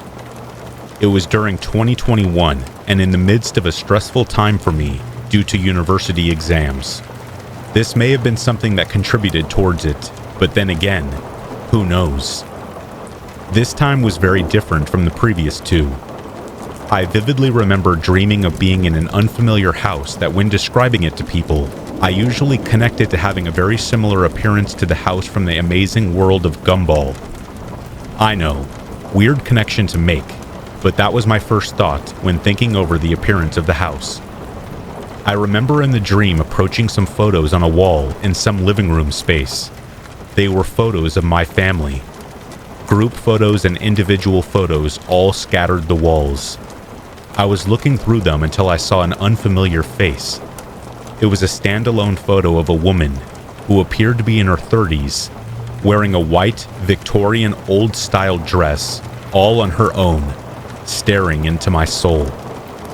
Upon seeing this, I was especially creeped out, so I turned my head to the left and stopped right in my tracks.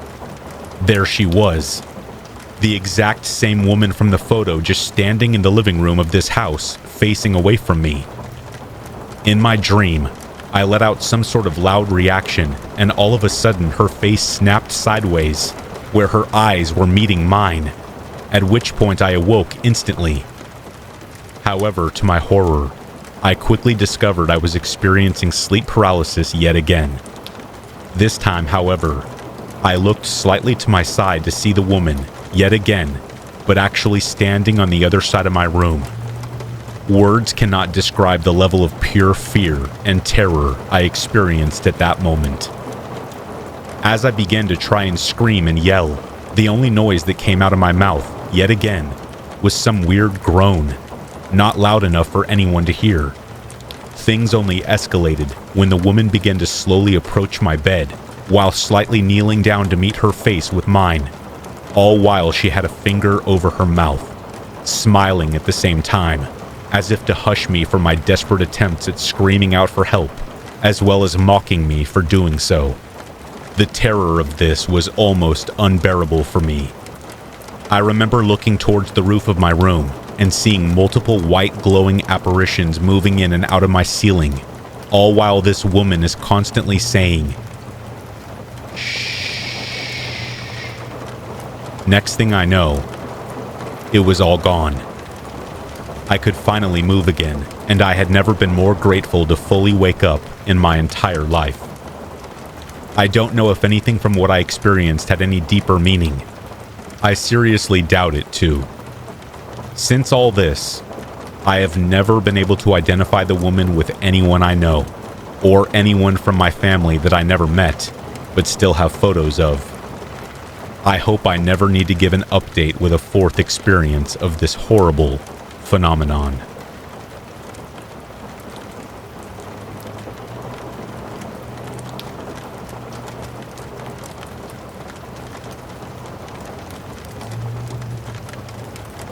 The following took place when I was in grade 10, attending high school in Ontario, just under an hour east from Toronto.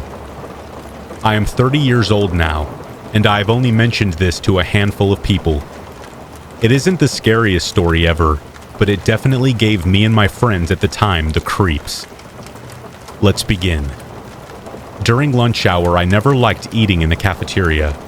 Too crowded, and I didn't like people watching me eat.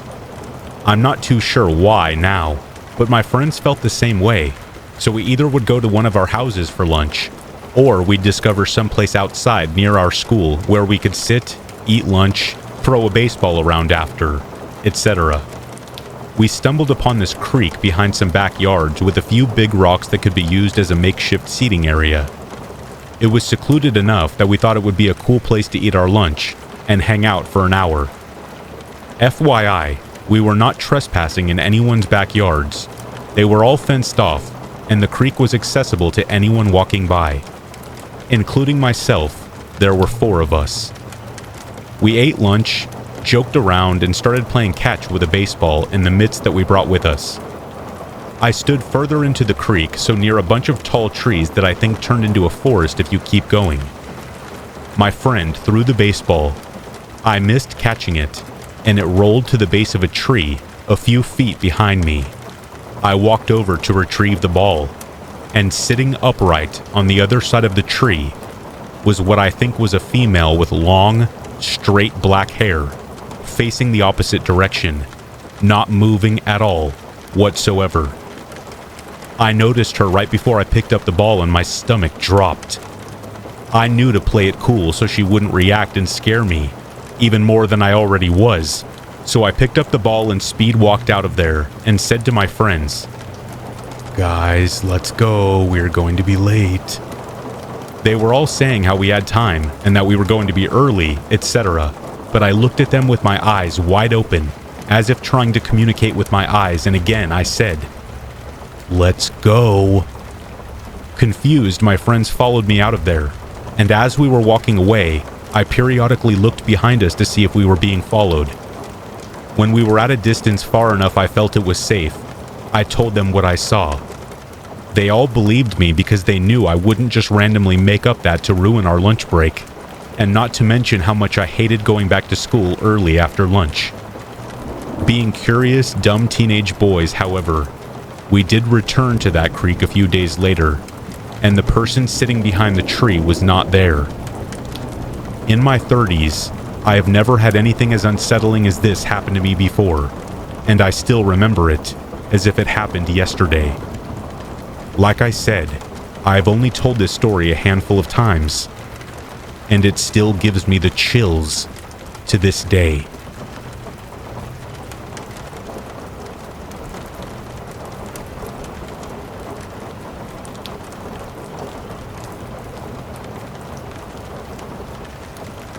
I have thought about this event at least once a day, and even though it's been a few years and some details are fuzzy, it still gives me the chills.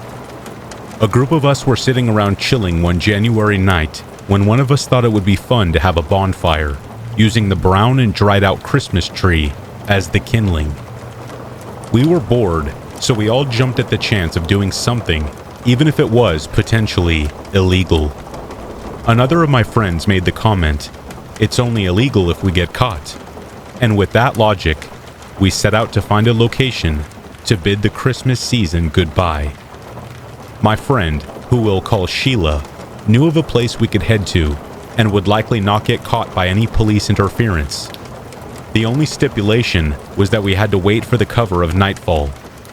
What she failed to mention was that this area was a swamp with wooden walking paths weaving through the trees and water for patrons during the day.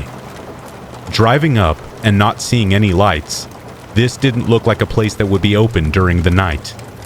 Yet, here we are. Once we arrived and had set up our tree to be burned, another of our friends thought it would be fun to walk the darkened trails. No flashlights, just the small amount of moonlight that we had. We all looked into the forest, uneasy, but agreed to the adventure. Using the headlights of our cars, we saw two entrances leading into the forest. Naturally, we thought we would enter in one side and come out the other. Making our way towards the part, Sheila and I hung back so we could conspire to pull a prank. There was one guy in our group who she had a crush on, and the two would often flirt and banter with one another, and she learned that he was quite the scaredy cat. The prank was for me to slink off towards the exit to the path, meet them halfway, and jump out and scare the wits out of him. Of course, this was too good of a chance to pass up, so as they headed down through the entrance of the path, I snuck off going through the exit. The swamp was alive with the sound of toads croaking, insects buzzing, creatures chattering and scurrying, and a couple of times I heard the splash of water as a toad plopped into the water as I had gotten near. The blackness of the night didn't bother me, as I was much too excited about scaring the crap out of Sheila's crush. The look on his face, the squeals of his screaming. It was going to be awesome. Eventually, I kept walking and walking, but wasn't finding the group. Surely they should have met them by now. But where are they? I stopped for a moment, straining my ears to see if I could hear them coming towards me, but all I was met with were the sounds of the swamp, and then silence. I stopped. Was it possible that they were quiet so they could scare me? Sure, but all of them being that quiet? Do you know the sound someone makes when they're swimming slowly through the water? A sort of light sloshing noise? That was the sound I was hearing coming from in front of me. I froze, straining my ears towards the sloshing, noticing that it didn't sound like a frog or a fish, but what it sounded like, I had no idea. There was a thud against the wooden path, rocking it slightly, then slapping noises that sounded like wet flippers hitting the ground. I would be curious afterwards, but with my heart hammering in my chest, and my knees about to give out from underneath me, I turned around and took off as fast as I was able out of the swamp and away from whatever it was that was back there. When I emerged from the forest, my group of friends were out there waiting for me. Apparently, after not seeing me for a while, they grew concerned. So concerned that Sheila had given away the prank about to be pulled, and they hurried back, not knowing what had become of me. They were about to walk the path I had taken to find me, when I suddenly appeared. It wasn't until later that we discovered that the two paths that we had seen led in two different directions, something that would have been nice to know beforehand.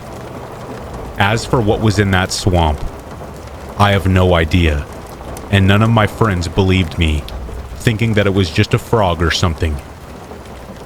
Over the years, I tend to think that maybe they were right, and I just imagined it.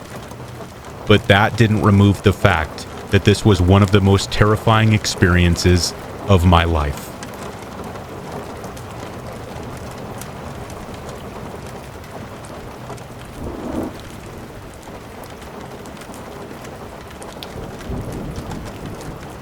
This happened when I was 15 years old. It was about 5 years ago, and I was living at home. It was just me and my mom, and we lived in a small apartment in a medium-sized city, and my mom was always working and never home. So there was not much adult supervision at home, and I would spend most of my nights on Facebook. So one night, I was settling in for another dinner of mac and cheese and watching YouTube when my phone buzzed. I didn't have many friends at the time, and the only person who really messaged me was my mom, but she was at work, so I knew it would not be her. I paused my YouTube video and put down my mac and cheese and picked up the phone. I looked at my phone and saw that I had a Facebook message. I clicked on it to read it, and I did not recognize the person sending it. All it said was, "Hi, Amy." I didn't think anything of it, and I was in the middle of my dinner, so I just put my phone back down. Another couple minutes later, I heard my phone vibrate again. It was from the same person, and this time it said, "How are you doing, Amy?" This time I replied and said, "I'm fine. Who is this?" There was no response, so I finished eating my dinner and watched a few more videos and went to bed. The next night was pretty much the same routine, and I was home by myself eating dinner and watching YouTube. I got a message on Facebook, and this time it said, "Are you enjoying your macaroni and cheese?" This time I was caught off guard and was starting to get upset. I answered back, "Who is this?" Almost instantly another message came in that said, "I'm watching you, and I know you're alone." Now I was getting scared, but in the back of my mind I was thinking it could have been one of my friends playing a joke on me. They knew that I ate mac and cheese almost every night for dinner, so it could have just been somebody guessing, and it was just a coincidence that I was eating mac and cheese again. It didn't help that this was late fall, so it got dark very early, and being home alone was already a little unsettling to begin with. My mom had warned me to be careful online ever since I started using Facebook about a year earlier. She had told me about how people could get catfished, or how your identity could get stolen. I had not had any bad experiences online up to this point, so I figured she was just being an overprotective parent. "I'm watching you, and I'll be watching you when you go to sleep tonight," was the next message I read. I turned off my phone and finished my nightly routine and went to bed, but not before I blocked that person from my account. I got up early the next day, and I could hardly keep my eyes open from not getting very much sleep. I walked to my high school, which was about a 20-minute walk from my apartment. Everything went fine at school. It was a normal, usual day at school, but I struggled to get through it because of how tired I was. But I dragged along the day the best I could. After school, I stopped at a fast food place for about a half an hour before walking the rest of the way home. While I was walking home, I thought I noticed this same car drive past about 4 or 5 times. It was already getting dark, so I wasn't sure if it was the same car. When I was just getting to the parking lot of my apartment complex, a car drove by, and someone yelled out the window, "Enjoy your mac and cheese, Amy." When I turned to look, the car was turning at the corner, and all I could see were the brake lights and no description of it. I could only think of one person who would want to mess with me. I had broken up with my boyfriend a month earlier, and he lived in a town about 45 minutes away. It was a really bad breakup because I had caught him cheating, but he swore it was a mistake, and he only wanted to be with me. I didn't take him back, and all of his friends told me he was not over it. I can only guess that it was him stalking me on Facebook and in the car. I ended up deleting my Facebook for almost a year, and I never noticed any more cars following me.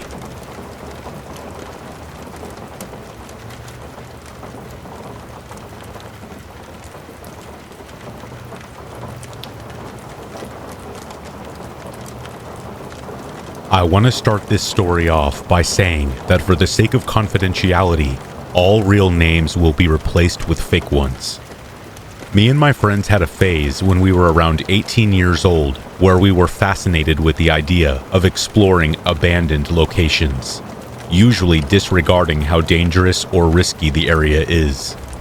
Since I live in one of the more suburban and unpopular areas of Australia, oftentimes it would be difficult to find new and exciting places to investigate. So you can imagine when we caught wind of an abandoned apartment complex in the city, we immediately jumped on the idea of paying the place a visit. We decided to go on the same night we planned on visiting a club, so by the time we arrived at the place, me and my friends were mostly buzzed or intoxicated.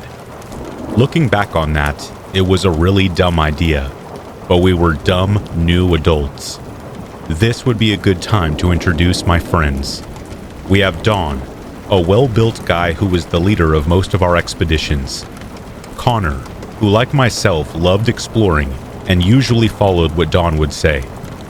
And then we have Beth, Kate, Jill, and Brooke, who only really came for the club but still decided to tag along for the ride. Upon arrival, we were met with a large fence surrounding the perimeter. It was at this point where Kate volunteered to be on lookout for security from the outside, since this place did still seem to be decently monitored. With some struggle, the rest of us managed to hop the fence, and we were greeted with the large U-shaped building, standing at around 20 stories tall. As per usual, Don took the lead and fearlessly opened the door to one of the stairwells, myself and Connor following eagerly behind, with the girls hesitantly close behind us. Throughout most of our exploration, we would open doors and look through the rooms. Most of the time, we would find many plates and other objects left by previous owners on the stained, rugged floors or broken kitchen tops. As we began traversing further up the complex, we discovered the stairways were weirdly blocked off, so we would have to constantly move between stairwells in order to get to higher floors. As we were on roughly the 15th floor, I began to get bored from the repetitiveness of the similarity of the rooms, so while in a somewhat drunken state, I thought it would be a good idea to randomly try and kick in one of the sliding glass doors. I know, in hindsight, this was a really dumb idea, but you don't exactly consider the consequences in the state and mindset that I was in.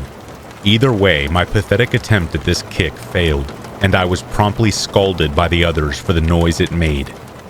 In the middle of laughing it off, I noticed Jill's face go pale before she began hushing us while pointing upwards. "Did any of you hear that noise? I think there's someone above us," she quietly exclaimed. This was enough to set both Beth and Brooke off, wanting to leave immediately. Dawn, however, had a different idea. "Then let's go, hurry," he said while brushing past us to the door. Dawn has always been like this, disregarding safety before exploration. We didn't even have time to say no. However, we all had to follow him as we all didn't want him to possibly get hurt, or for us five to be left alone without Dawn to guide us.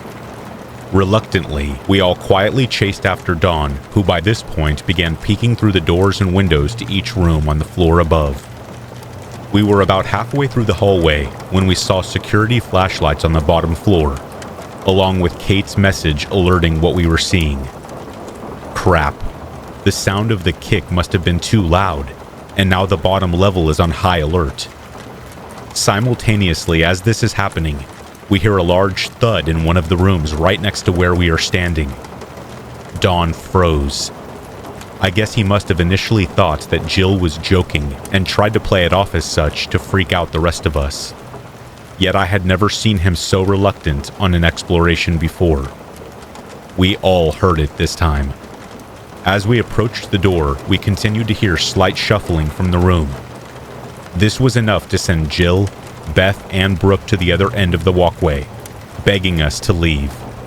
But myself, Dawn, and Connor all knew that for the sake of conclusions, we all needed to see what was behind that door. Dawn began to approach the door, turned the knob, and pushed the door wide open. I then used my phone to illuminate the room. What we saw next is permanently ingrained in my mind. We saw an older-looking man, gray beard with minimal hair.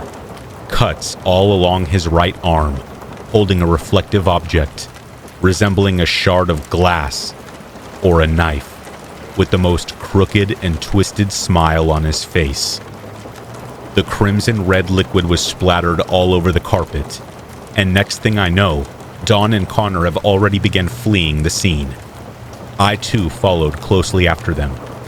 It was hard to tell if he was chasing us, but assuming the worst, we nearly fell down the flight of stairs, desperately trying to get away. Once exiting through the first floor, we were quickly detained by the security staff, clearly seeing the distress on each of our faces as we tried to communicate the situation we had just witnessed. Long story short, the cops were called to investigate the building and find the man, and roughly half an hour later, they came out with the man in cuffs. He looked filthy and evil as he gave us one last grin before entering the police car. One cop who had been up there told us that it was a good thing we got away from there, as his intentions were very clearly awful. Safe to say that we didn't go to any more clubs that night. The next morning I woke up and checked my phone to be introduced with a flood of messages on our group chat. I scrolled up to the beginning to see that Connor had sent a news article published this morning, stating that a homeless man had been murdered and his body was discovered within the apartment complex that night. This sent chills down my spine as I recalled that image of him, and the amount of blood pooled on the ground and down his arm, and worst of all, that insane, crooked smile. Since this event 2 years ago, none of us have been exploring abandoned places, and in all honesty, I think it's going to stay that way for a really, really long time.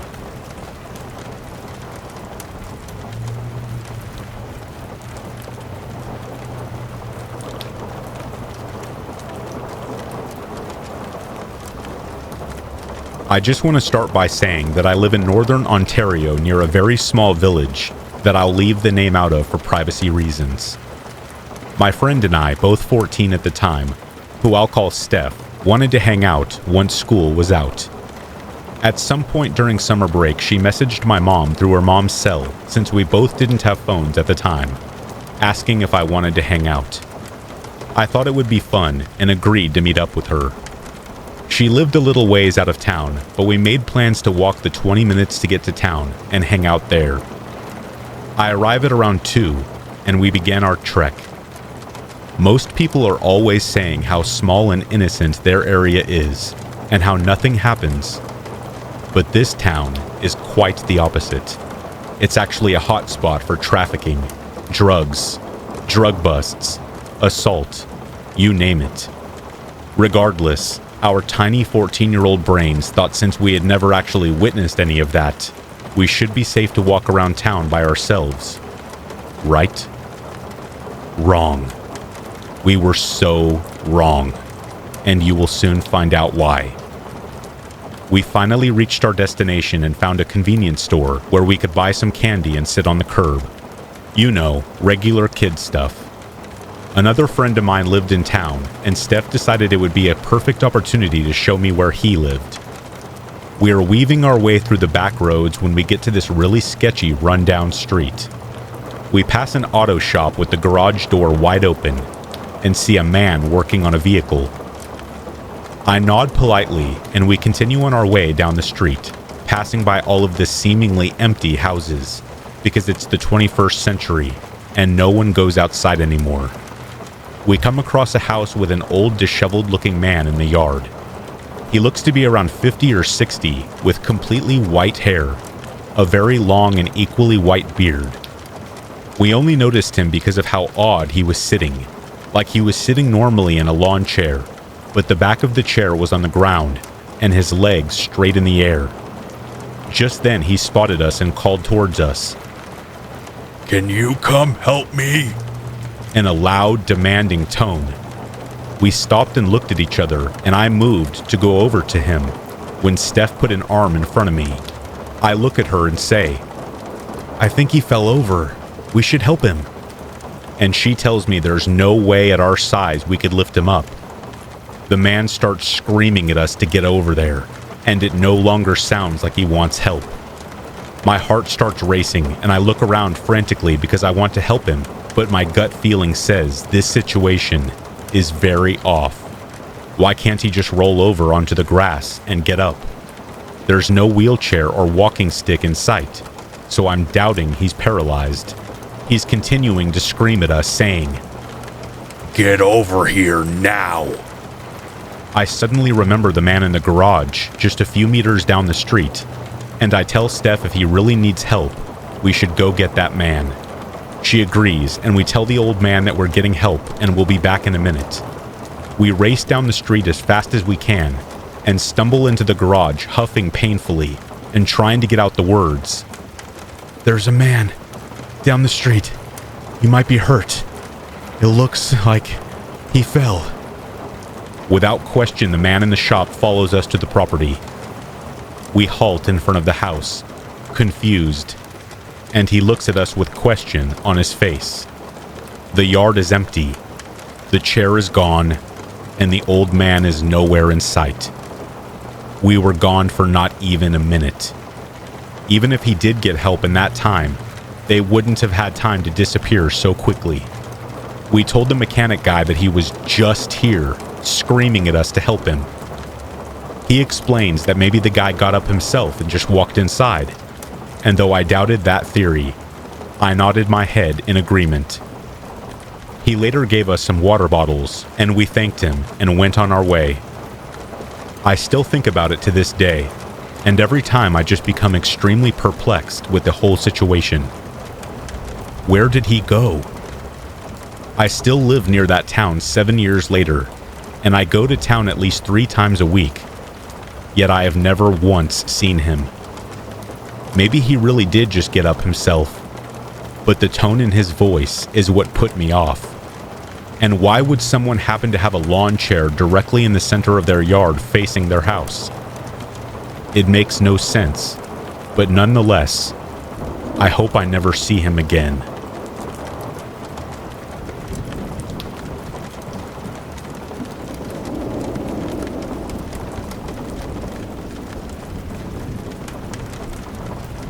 I have had 4 separate encounters with deadly venomous snakes.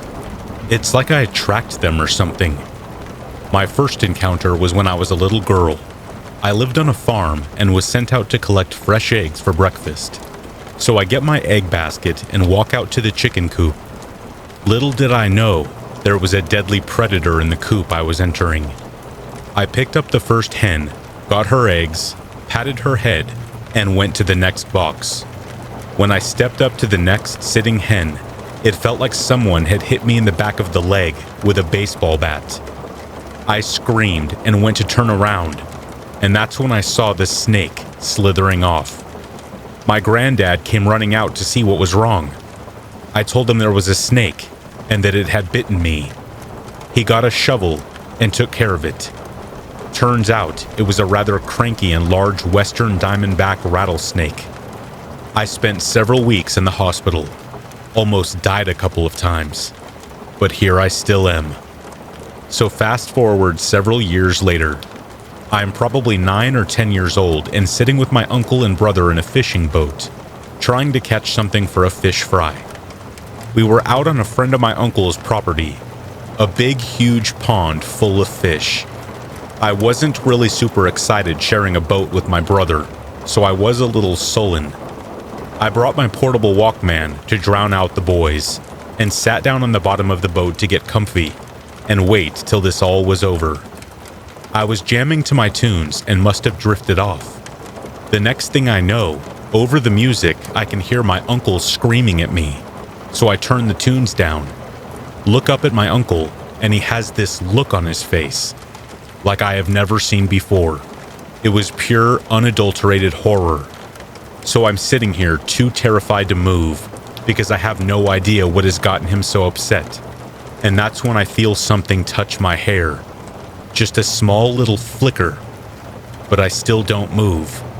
My uncle then proceeds to grab his weapon and a boat oar. He's pointing his weapon right over my left shoulder, and that's when I turn ever so slightly to see a black snake head crawling up the boat right beside me. I lost it. I screamed and jumped at the same time my uncle fired. Turns out it was a water moccasin, or a cottonmouth. Fast forward another several years. I'm a teenager now and working alongside my father and his buddy, laying carpet in some old run-down trailers. You know, for side teenager money. It was summertime and hot. We were working on this particular nasty old trailer, trying to get it livable again, which I couldn't see, but whatever. So my dad's friend gave me my tools and carpet and told me to go in and do one of the bedroom closets in what would be the kids' room. It was a rather large walk-in type closet, but I was having trouble seeing anything because of the lack of light. So I go in this closet and go to the far corner and start working on pulling this nasty old carpet out. So I'm pulling and yanking and cussing when I hear a sound that sends shivers down my spine. It's the sound of a rattlesnake. I didn't try to move because I wasn't sure where he was. It was dark and I wasn't trying to get bit again. So I go screaming for my dad, which he's a lot of help because he's terrified of snakes too. He walks into the room, hears that sound, and runs out. Luckily, my dad's friend wasn't quite so afraid. He walked outside and got a bucket, used a stick to pick up the snake, and got it back outside where it belonged. Now here's my last snake experience. I'm dating this guy who has a wood-burning fireplace in his house. So one morning, we are out on a friend's property cutting some wood for firewood. Yes, I have been out there with them cutting these trees. We had been out in the woods since the sun came up, working our butts off. It was around lunchtime, and I was about done for the day. So I grabbed my drink and scouted the nicest place to sit and take a break for a bit. There was a nice little break in the trees, and turned into a nice rocky area, with some rather nice and large rocks for me to sit down on. The sun was shining. It was starting to warm up. Just an all-around beautiful Ozarks day. So I pick out the flattest rock I could find to rest on. So I sit down to take my rest. I'm sitting on this rock for maybe 10 to 15 minutes, just taking it easy, enjoying the day. And the guy I was with walks up to me, looks down, and then jumps back away from me like 3 or 4 feet. I looked at him like he was nuts. He said, "Enjoying yourself?" And I said, "Yes, I am. It's a beautiful day." He looks at me and says, "You do realize that you are sitting right beside the biggest copperhead snake I've ever seen, right?" My whole body went cold. I started to sweat. If I move, he's gonna bite me. I know it. I looked down ever so slowly, and this snake is literally snuggled up next to my right thigh. I have no clue what I'm going to do. I can't move. And this very large, very venomous snake is content to just sit right here and snuggle with me all day in the sun. I am dying inside at this moment. This stupid situation couldn't get any worse. Except it could. I drank my whole bottle of water, and now I have to go to the bathroom. I'm not going to be able to sit here all day, and I'm freaking out. So my boyfriend and his buddy decide to try and distract the snake so I could make a mad dash away. They tried sticks. They tried rocks. Anything and everything they could. My situation was getting on the urgent level with my bladder, so I told my boyfriend to go and get my jacket out of his truck. I was going to have to do this myself, apparently. When he came back with my jacket, I told him my plan. He's going to drop the jacket on top of the snake, and as soon as he did, I'm going to bolt. Timing had to be precise. As soon as that jacket got within an inch or two of touching that snake, I jumped sideways off that rock and rolled away as far and as fast as I could. And no, I never got my jacket back either. That snuggly snake could have it. So now you've heard my stories. If I ever die suddenly, at least you folks will know how and why.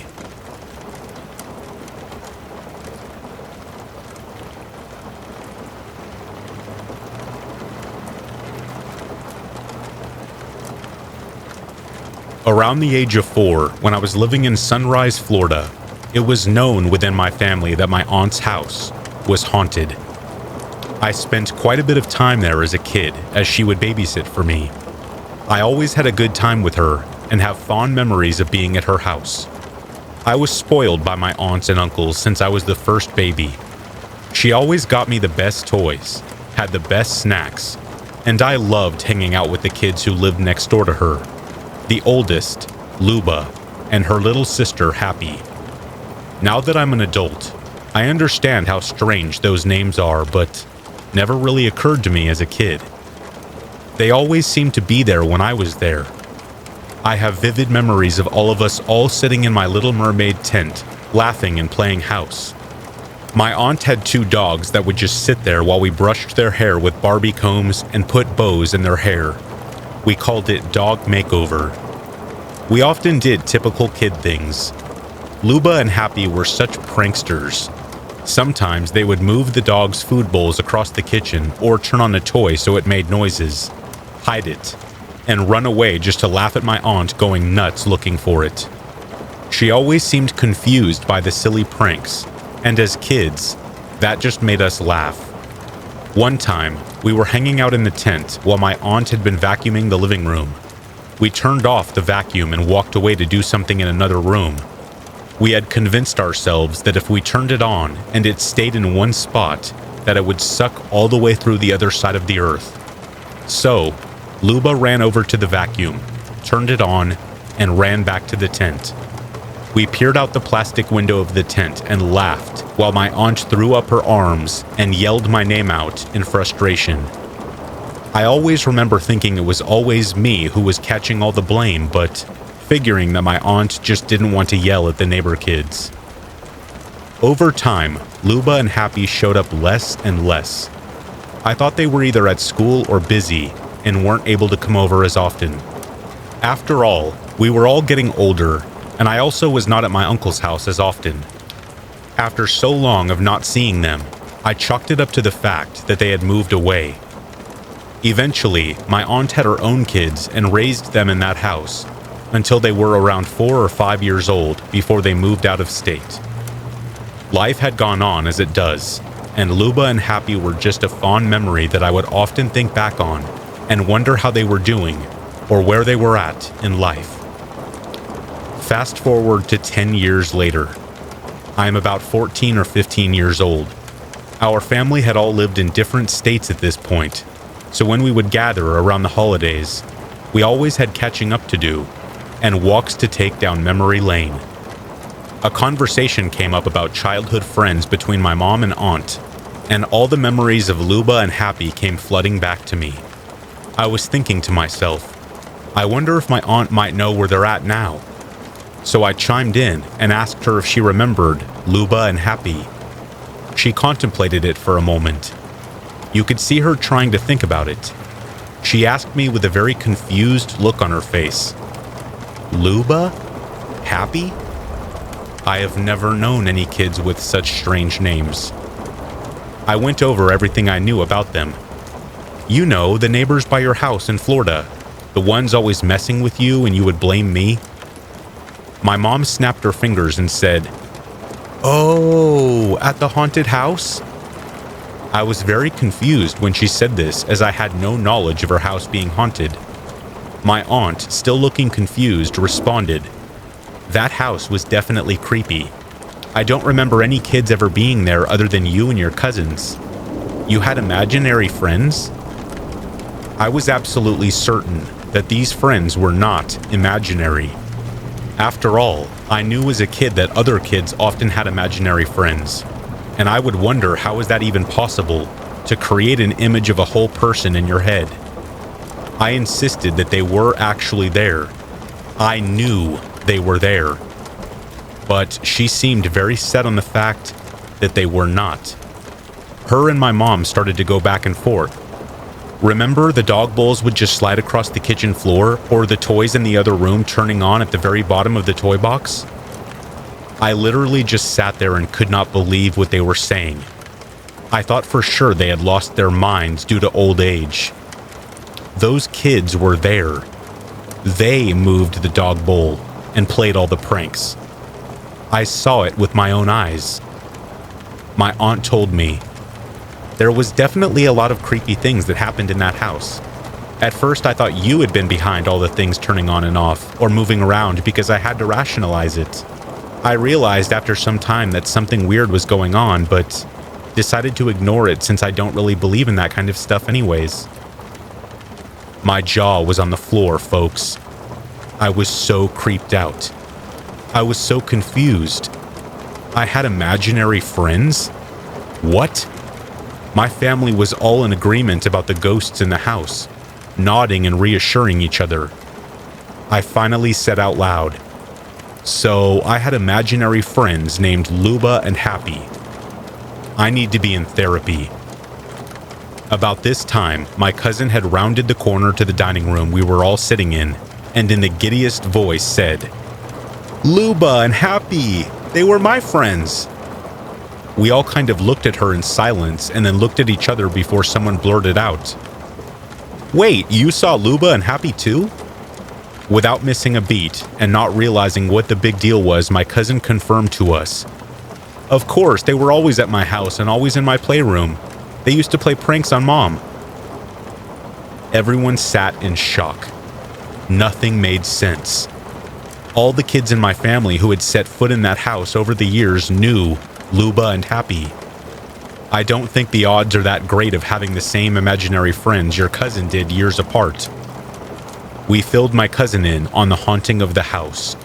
She was equally as creeped out, and you could see a little shiver of fear go down her spine right before she said, "I always wondered how they could go in and out through the walls of the playroom."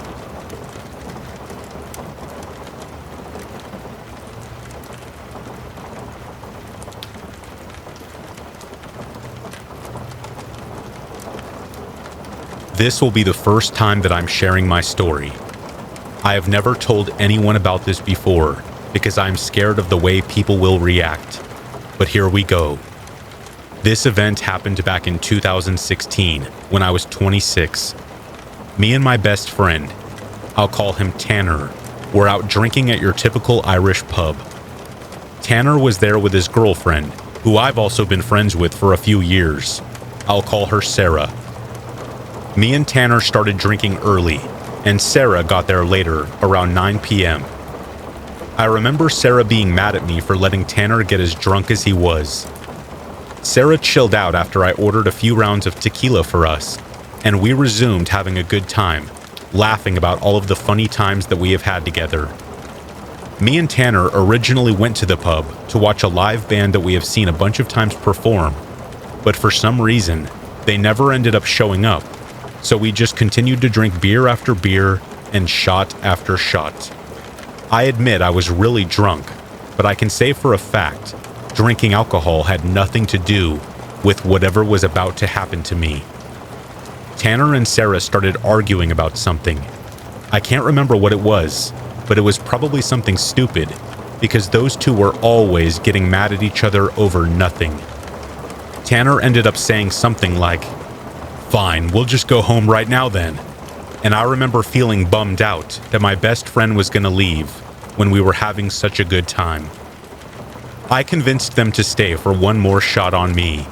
I told the barmaid to bring another round to the table. Tanner and Sarah asked for their bills, and I got up to go to the bathroom. When I was taking a leak at the urinal, I felt kind of dizzy for a second and thought I might have to throw up. I thought to myself, maybe it was a mistake ordering another shot. As I was walking out of the bathroom, I saw Tanner and Sarah looking at me already, holding their shot glasses in the air, saying, "Come on, come on." Tanner handed me my shot. We banged the glasses together and said cheers. Tanner and Sarah got up, I gave them both a hug, and we said our goodbyes. I asked, "How are you guys getting home?" Tanner said he was just going to drive. I said just get a cab. You don't want to get pulled over or crash your new car. He argued with me, saying it was only a 5-minute drive and it wasn't worth leaving his car at the pub to take a cab. I told him again that I thought it was a bad idea, but he kept saying it would be fine. so I gave up trying to get through to him. He said he would text me when they got home, and I said something like, "Okay, I'll be waiting for it," waving my phone at him. After around 30 minutes, I still had not received a text, but to be honest, I kind of forgot about it as I was mingling with other people at the pub. That's when I felt my phone vibrate. It was Sarah calling me. I answered her call and was about to say something like, "Took you guys long enough." But before I could say anything, she was yelling into the phone, crying, saying something I couldn't make out. I said, Calm down, what's going on?" She said they got into an accident. She was crying so much I could barely make out what she was saying. I kept asking questions like, "Oh, how bad is it? Is Tanner hurt? Are the police there?" Then she started hysterically saying over and over, "He's not waking up, I think he's dead." Then she said that she saw the police cars coming and hung up on me. My heart sank to my stomach. I tried to call her back probably 10 times, but no answer. I didn't know how to react as I was in pure shock and felt like I was going to throw up. I ran to the bathroom and threw up into the sink. I was looking at myself in the mirror, and all I could feel was anger. I started punching the walls of the bathroom and screaming. I sat on the ground by the sink and thought about how it was all my fault. If only I would have taken his keys. If maybe I didn't ask him to hang out that night, this all could have been avoided. I picked myself up and wiped the tears out of my eyes. I didn't want to be here anymore. People were looking at me, laughing. I just wanted to pay my tab and leave. When I left the bathroom, I came around the corner to where my table was, and I couldn't believe my eyes. I saw Tanner and Sarah holding their shot glasses saying, come on, hurry up." I froze. I didn't know what was happening. I didn't know if this was even real. Tanner said something like, "You don't look too good." I grabbed him and started saying a bunch of jumbled nonsense trying to explain what just happened. He then laughingly said something like, "Maybe you don't need another one of these." I let out the biggest sigh of relief and teared up again. I was so confused, but also so relieved. It was the same feeling you get when you awake from a terrible nightmare and realize you're safe in your own bed. I sat there speechless for a second. Tanner and Sarah took their shots, and then Tanner grabbed his keys. I said, "Tanner, wait, how are you getting home?" He said he was just going to drive, as they lived only 5 minutes away. I started to freak out. I felt the whole event I had just witnessed was happening again. I yelled, "No, give me your keys. I'm paying for your cab home." He was saying something like, "What's your deal? It's all good." I said, "No, trust me, it's not a good idea." I pulled cash out of my wallet and said, "Here, take it." I also said that I would drive him back to the pub in the morning to get his car. He said, "All right, thanks, man, and that is probably for the best." I remember watching them leave, feeling so confused as to what was going on. I yelled across the bar, "Message me when you get home," waving my phone in the air. Sarah waved goodbye and Tanner just smiled as they walked out the door. I sat at my table with my head in my hands for about 10 minutes, then felt a buzz from my phone. It was Tanner. He said thanks for the cab, I'm home, and that he was worried about how hungover he was going to be in the morning. I could feel an intense weight being lifted off my chest, and I finally called my own cab home. For the next few days, everything felt weird to me. I didn't know what to think of this thing that happened. I didn't know if I should go see a psychiatrist or talk to my friends and family about it. I decided to keep it to myself because I have always been scared of what people would think of me after telling them this insane story. I have been thinking about this almost every day for the past few years. It brings me closure to finally share my story, even if it's anonymously. I feel like for some reason something gave me another chance to save my friend. I don't know what this is or why it happened. I just pray something like this never happens again.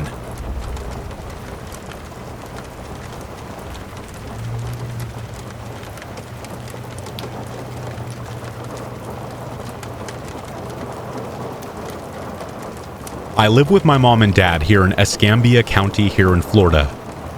One evening, me and my mom are just sitting around watching TV when we hear some shouting coming from the street outside. At first, my mom just shakes her head and makes some comment about the neighbors being noisy again, and we just carry on watching the show. But as this shouting gets louder and we start to hear this revving engine sound, she turns down the TV a little and we start to listen in to what it was. It sounded like the shouting was coming from right outside our house by that point, so I got up to take a peek around the TV room curtains to see what it was. In the street outside is a kid in his underwear who's just facing down a truck. He's shouting at the driver, who is shouting back, and from what I could make out, the argument is over the truck driver wanting the kid to do something and the kid refusing. I could tell from the way that the kid was addressing the driver that it was some kind of family argument. A gut feeling that was confirmed when the kid eventually called the driver Dad at one point. The argument peaks in intensity at one point, and the two people are just screaming at each other with the driver kind of leaning out of the driver's side window, when all of a sudden the driver leans in, revs the truck engine, and legit tries to run the kid over in the middle of the street. Luckily, the kid reacted just in time, dodging the truck and running into one of our neighbor's front yards as it sped past him.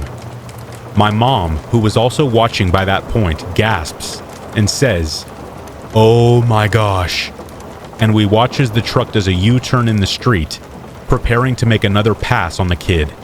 But the kid isn't about to let that happen, and runs across some yards in the direction of our house, banging on the front door and screaming for help. We just reacted, running to the front door and letting the kid inside as the truck screamed past again, the driver shouting out the window as it came to a stop. We slammed the door closed, and my mom runs to call the cops as I try to comfort the kid, even though he's basically in his underwear and I am in no mood to be hugging a half-naked teenager, no matter how panicked he is. The kid's dad starts banging on our front door now, shouting about how he knew his son was in there, and for him to come out so that he could face the music or whatever. Trying to ignore all the commotion, I remember asking what had happened to cause such an intense family argument, and you will seriously not believe what the kid said next. He tells me straight up, basically, no matter how much his dad wants him to, he will not take a bath. Ranting about how he's a grown-up and he can do what he wants, and he won't just do what people tell him to do, how he's perfectly capable of looking after himself, and he doesn't need anyone to be keeping tabs on his personal hygiene. It's only then that I start to notice just how bad this kid smells, how his breath smelled awful, and his skin was greasy looking. He obviously hadn't bathed in quite a while, and although there's obviously no excuses for trying to run someone over for something like that, I started to understand why his dad had gotten so frustrated. Now this whole time, the dad is banging on the door, saying he's not going to leave until his son comes out, but my mom had come back to tell us that the cops were on their way, and that everything was going to be okay. But as she's talking to the kid, she had pretty much the same reaction as me, and there's a moment where she stops talking for a second, and her nostrils flare from where she started to get an idea of how bad the kid smelled. And again, with the same air of indignation, the kid tells my mom that no one is going to be the one to tell him to take a bath. How he's a grown man. He wasn't, and how he can make his own decisions. My mom's face when he was telling her this was just a picture. Like me, she could literally not believe what she was hearing, nor could she believe the kind of situation that we had gotten ourselves involved with. Eventually, the cops showed up and tried to talk to the dad as he was screaming profanities at our front door. We watch from the window as he gets into a seriously heated argument with them, to the point that they wrestle him to the ground before they detained him. This gave an opportunity to talk to the cops ourselves. And as crazy as the whole situation was, we had to tell them the truth of the matter, that the dad had actually tried to run his kid over, which was basically attempted murder. Naturally, the cops agreed, and they arrested the guy, but not before asking him if he had in fact tried to run his kid over. The guy responded, "He's my son. My son. I'll raise him how I want. If he doesn't do what I tell him, I'ma whip him." Basically confirming that he had tried to hit him with his truck. He was slurring his words the whole time, and it hit me at one point that the guy was pretty drunk from the way he was shouting and slurring at the cops. Definitely not a wise move on his part. That was all the cops needed apparently, so they put him in the back of their patrol car and took him to jail. That was most definitely one of the craziest things that's ever happened to me, and I suppose it doesn't help the whole Florida man thing, that a guy might try to run over his kid for not taking a bath. I suppose, given the behavior of his kid, that this might be more like a Florida men story, or like a Florida family story. But I promise, not everyone here is totally crazy, no matter how much the media makes it out that we're all just nuts. But saying that, since I moved out of state for college, it's definitely something that I've noticed about living further up the East Coast.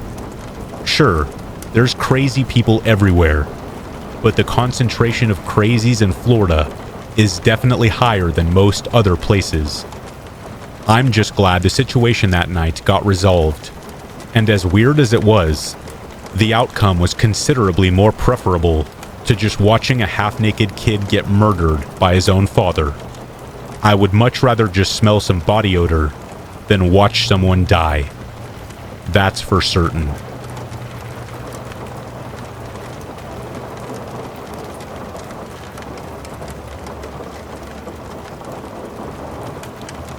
Every weekend, my family goes over to my grandma's house for dinner. She lives right by the field behind my old middle school. Along the outside edges of the campus is a long paved path where I like to go on late evening walks or bike rides, especially during the summer. Those trails hold some of my best childhood memories. I live in Oregon, so most of my childhood was spent doing outdoor activities with my siblings. Back in the summer of 2012, when I was about 7 or 8 years old, we were visiting my grandma one night when we decided to go for a walk. It was a warm summer night, and it just felt nice to get out. I decided to bring my bike, as I liked to ride ahead of everyone, so that I would have time to ride around the empty parking lot before everyone else got back. As I rode along the trail, the sun began to set behind the trees on the opposite side of the field. It was getting late, but if I hurried, I would make it back by dark with still some extra time to ride in the parking lot. I reached the long chain-link fence, which separated the field from the parking lot. I went through the gate and began pedaling quickly around each section of the area, being careful to avoid speed bumps. As I neared the old brick building, I noticed a man with a small dog standing in the grass to the left of the school. I didn't think anything of this until he waved and called out to me. "Hey there, kid," he called in a raspy voice. This man was about 6 feet tall, with long, messy brown hair that was turning gray. He wore a pair of glasses that looked like they belonged on Jeffrey Dahmer, and looked to be about 50. Just trying to be friendly, I waved back at him. Don't get me wrong, my parents had taught me about all the dangers of talking to people you don't know, but this guy seemed friendly enough, and he had a dog. No way he meant me any harm, right? What could go wrong? "You come here often?" he asked. Not sure what to say, but still trying to remain friendly, I told him, "Yeah, sometimes. My grandma lives in the neighborhood." My first mistake. He nodded and asked, "Where's your grandma?" Being a dumb little kid, I explained to him how I rode ahead of everyone else, and they were still catching up. This is when things started to get weird. He gave me a smile and asked me, Have you ever found money over here? Kids drop their money all the time. No, I haven't, I answered, still not thinking anything of this strange encounter. Well, I found $10 lying over there in the grass just a couple days ago. There's money everywhere. If you come over here, I'll show you, he replied, grinning even bigger. I began to get a bit nervous, not because I was scared of this guy or anything, but because I had pretty severe social anxiety and really didn't want to spend too long talking to him. Just then I heard my mom shouting behind me, "What are you doing? Get over here!" I turned to see her standing by the fence behind me with a very angry but concerned look on her face. I looked back at the man. "I gotta go. I'll see you later," I told him, turning and beginning to pedal away. I took one last look at him, but he was no longer smiling. He just stared back at me with a look of pure hatred. When we got back, my mom gave me a huge lecture about how I should never talk to strangers and how dangerous that could have been.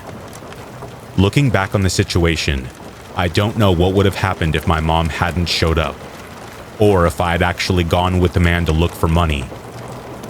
I never saw the man again. I have no idea who he was or what his intentions were, but I can tell you, they were not the best. When you are alone, always remember to be aware of your surroundings and be careful who you talk to.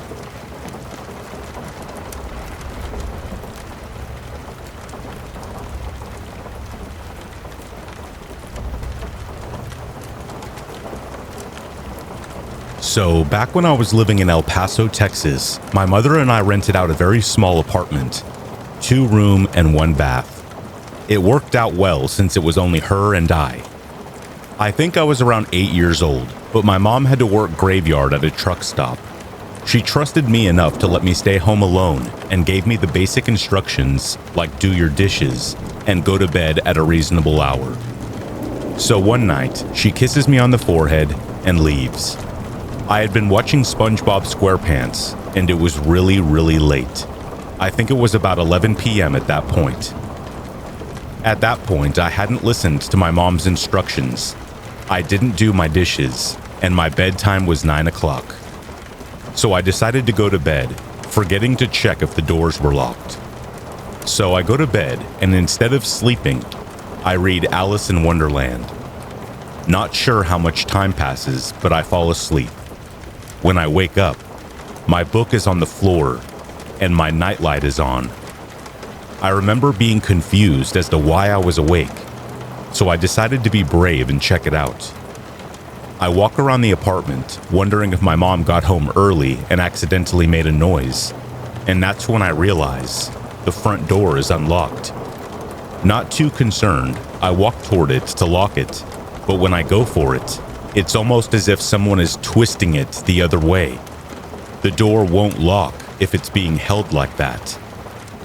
I'm trying to lock the door when my ears focus on someone's breath. It's not mine.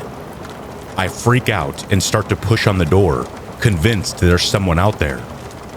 My heart drops when I start to hear laughter. You see, this apartment complex is rather calm and peaceful. There's almost no disturbances ever. I shove on the door and I feel the tears well up in my eyes.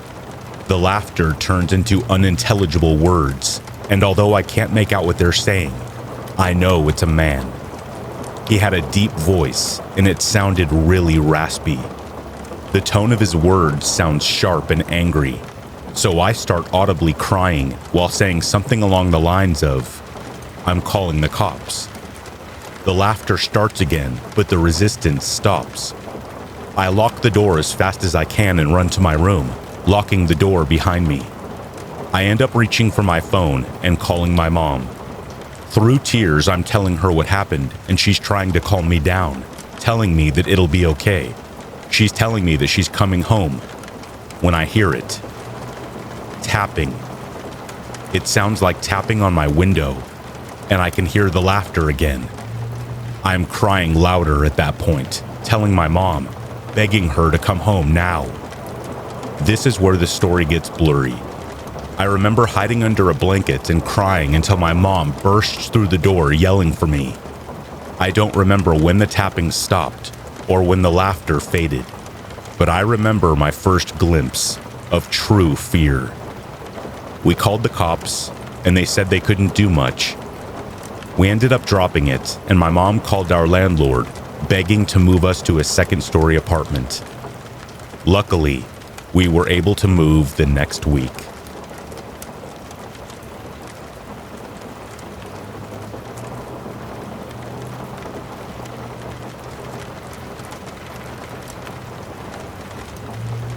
I grew up a military brat in San Diego, California. My dad was in the Marine Corps for 25 years, eventually reaching the rank of gunnery sergeant before he retired in 2011. I am really proud of him and I love him very much, but I won't sugarcoat it. Growing up with a parent in the military wasn't easy. He wasn't at home much, and when he was something of a disciplinarian. I didn't have nearly as much freedom as some of my friends did, but that was as much of a boon as it was a burden, because it kept me on track at school and gave me the means to get into a good college later in life. But without a doubt, the worst part of him being in the Marine Corps was when he had to go to war.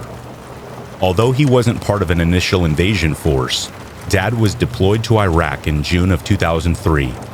I was 11 years old at the time, and it really sucked having to say goodbye to him.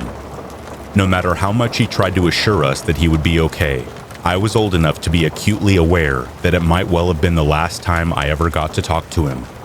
The last time I ever got to hug him. The last time I'd ever got to see him alive. Needless to say, the next 6 months were some of the most stressful of my life. Every little news report I saw on the TV gave me the worst anxiety, and every time we got news that a serviceman had died over there, I feared the worst. Mom tried to shield me as best as she could, but at the risk of sounding a little full of myself, I was smart, inquisitive, and sensitive, and she could only do so much to keep me from worrying. So in September of 2003, Mom decided to take me to Disneyland for the weekend to take my mind off things. To be honest, it was exactly what I needed. I was huge into Disney movies when I was a kid, and although I had been over to Disneyland a few times before, being so stressed around the house meant seeing it again was like doing so through fresh eyes. I took pictures with as many of the characters as I could, and each ride me and Mom went on seemed to alleviate my anxiety and depression a little bit more. The whole first day was going wonderfully well. That was until we got in line to ride the Big Thunder Mountain Railroad. I'm pretty sure it was about 11:30 by the time we got into the little rail cars for the ride itself. Everything was going smoothly at first. We are speeding along these twists and turns until we hit the little fake desert setup and then up an incline into a dark tunnel. I just remember feeling like this jolting sensation shake the cars, all while we're in the dark. Then this horrible grinding of metal and a thud before people in the cars in front of us started screaming. Everything came to a sudden stop, and everyone was all really shaken up from it. But it's then that I heard some of the worst things I've ever heard in my life. This woman starts asking, "Mark? Mark? Mark? Wake up! Wake up, Mark!" We are all mostly in the dark, but there's a little bit of light coming from the openings of the tunnel on each side of us, and I remember seeing how some of the cars weren't even on the track anymore, and that the cars in front of us were all wet and shiny with some kind of fluid. A fluid that I would only later realize to be someone's blood. In the moments after the rail cars came to a stop, people started clambering out of them and walking down the tunnel as fast as they could, calling out that someone was really, really badly hurt and that we needed help up there as soon as possible. As me and my mom climbed out of the rail car and followed, I could see that the train car thing at the very front of the coaster had derailed and that the rear of the thing had mounted the car behind it. It was only then that I realized that whoever was in the car behind it would have taken the full force of the thing as we sped up that incline. But there were also people in the cars ahead of us who were trapped by it, stuck in the rail cars and unable to get out because of the way they were positioned in the tunnel. Thankfully, me and my mom weren't trapped, so we could just get out of there. But I think it took like another half an hour before firefighters could get them out so that paramedics could treat them before taking them to the hospital. All the people that could get out were herded by park staff towards the River Bell Terrace, where a medical treatment area had been set up. Like I said, me and Mom were mostly okay, just a little shaken up from the whole thing. But there were people with some pretty serious injuries who hadn't been so lucky. And we later found out that a guy who had been in the first car had actually died of his injuries. It's horrendously tragic that someone should lose their life when all they wanted to do was go to Disneyland and have fun on a few roller coasters. And I know it's kind of messed up for me to think of it like this, but we really got lucky that day, as way more people could have died. And honestly, I was surprised when I found out that it was only one person that lost their life that day. At least half the riders on that coaster could have died from the way the train just straight up mounted the cars behind it. Since that day, I have never, ever ridden a roller coaster, and theme parks in general just kind of creep me out. I know they are super fun, and I hope I get past my fear of them one day. But for the time being, I'm more than happy to just avoid them and stay safe, because even the sound of people screaming while having fun on them reminds me of Big Thunder Mountain and the way that poor woman just kept screaming for her husband or son or whoever he was to wake up.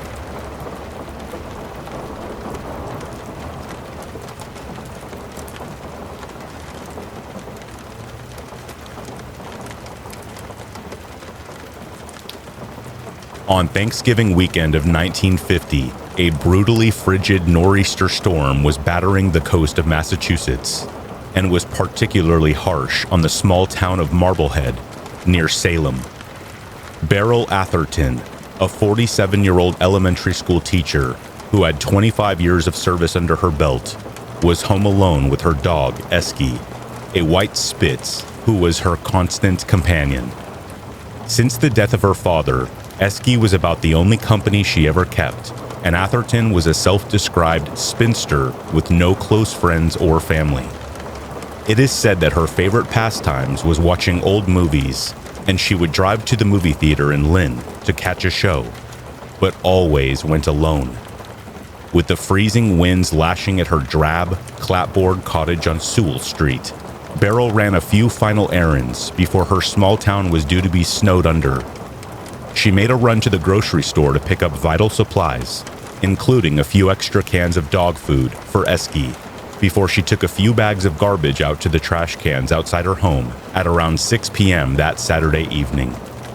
When she did so, she spotted a young neighbor boy watching her from a window of his home. She gave the boy a wave, and this was the last time she was seen for a good few days. As predicted, Marblehead was completely snowed under through the course of Thanksgiving weekend, and it took until Monday, November 27th, for the town to dig itself out and resume normal activities. The town's milkman, known among the locals simply as Pint, called on Miss Atherton's home to deliver her milk. Usually speaking, Pint would just leave a person's milk delivery on their doorstep, but he knew that Miss Atherton was extremely thin and frail at barely 100 pounds and was concerned about her well-being after such a vicious snowstorm. So on this occasion, he actually knocked on Miss Atherton's door to ensure she was okay. He knocked once, but there was no answer. Then again, but there was still no answer. On a hunch, Pint tried the door handle and found that it was unlocked. He wandered slowly through Miss Atherton's home at first, calling her name, then walked into the kitchen, finding a scene that would take his breath away. Miss Atherton was lying on the floor, face up, in a pool of her own clotted blood, with Esky lying near her body, mewling in a considerable amount of pain. Pint screamed as he fled the house, careening to the home of one of Miss Atherton's neighbors and pleading with them to call the police. When the police arrived, they deducted that Beryl Atherton had been dead for days. On the kitchen tables were her brown paper grocery bags, still full of food she had brought home on that last day she had been seen alive by the curious neighbor boy, meaning that it had been only moments after this encounter that her murderer had pounced, and within maybe an hour of waving to the small boy, Beryl Atherton was lying in a pool of her own blood. She had several broken ribs and bruising around her throat where she appeared to have been strangled so hard that there were still fingernail imprints in her cold, dead flesh. Her killer had then used a small blade to slice her throat. Infuriatingly, the crime scene was almost completely devoid of any clue as to the identity of Beryl's murderer. There wasn't a single sign of forced entry anywhere on the property. There were no fingerprints on any surface, and no shoe or boot prints on the grounds surrounding the house. And despite questioning Beryl's neighbors, no one but the dog, Esky, had seen the killer in the flesh. If Miss Atherton cried out for help, the severity of the storm would have probably drowned out any urgent pleas on that fateful night. No one in the surrounding neighborhood had heard or seen a thing. Despite the grotesque violence of the scene, there appeared to be few signs of a struggle apart from a broken necklace caused by the impact of the killer's blade, which also had broken during the savage and unprovoked attack. And aside from a few broken fingers that suggested she had tried and failed to defend herself from her attacker, it seemed that he had managed to sneak up on Beryl while she was totally unaware. The crime scene was so lacking in useful evidence that it had been theorized that the killer actually hung around for a little while, ensuring that there were no fingerprints, fibers, or DNA present. And since the murder took place in Beryl's kitchen, the killer may have well had ample access to cleaning supplies in order to ensure the scene was scrubbed of evidence. Both police and friends were surprised by the fact Miss Atherton kept a diary, which yielded information about a handful of male acquaintances. The information therein offered no help in solving the crime. It was discovered she had been deeply disappointed over a broken love affair, but this proved not to enter into the case either. In the aftermath of Beryl's murder, with police unable to come up with any suspects or clear motives for her killing, the small town of Marblehead became rife with rumors and gossip. Some said Beryl was leading some kind of double life and had become embroiled with organized crime down in Boston that had come back to bite her. Others believed it was a jilted lover from a broken love affair that had sought revenge after Beryl had broken the engagement off, or perhaps a relative who learned of a sizable inheritance that either wished to access early or were about to be cut off from. Yet her estate only consisted of about $25,000, and no jewelry or other items appeared to have been stolen from the house. So it seems that financial gain may not have been the motive. But chillingly enough, there are some living in Marblehead today who claim they know full well who killed Beryl, and a handful who assert that the killer is still alive. Given that the killer might well be up to 80 or 90 years old, it's more than likely they may pass away before ever facing any charges for the murder they committed. And so, it seems that the brutal crime committed that Thanksgiving weekend may forever remain unsolved, and that yet another cold and callous murderer will escape justice, free to walk the streets in the knowledge that they committed the worst act a person is capable of, and got away with it.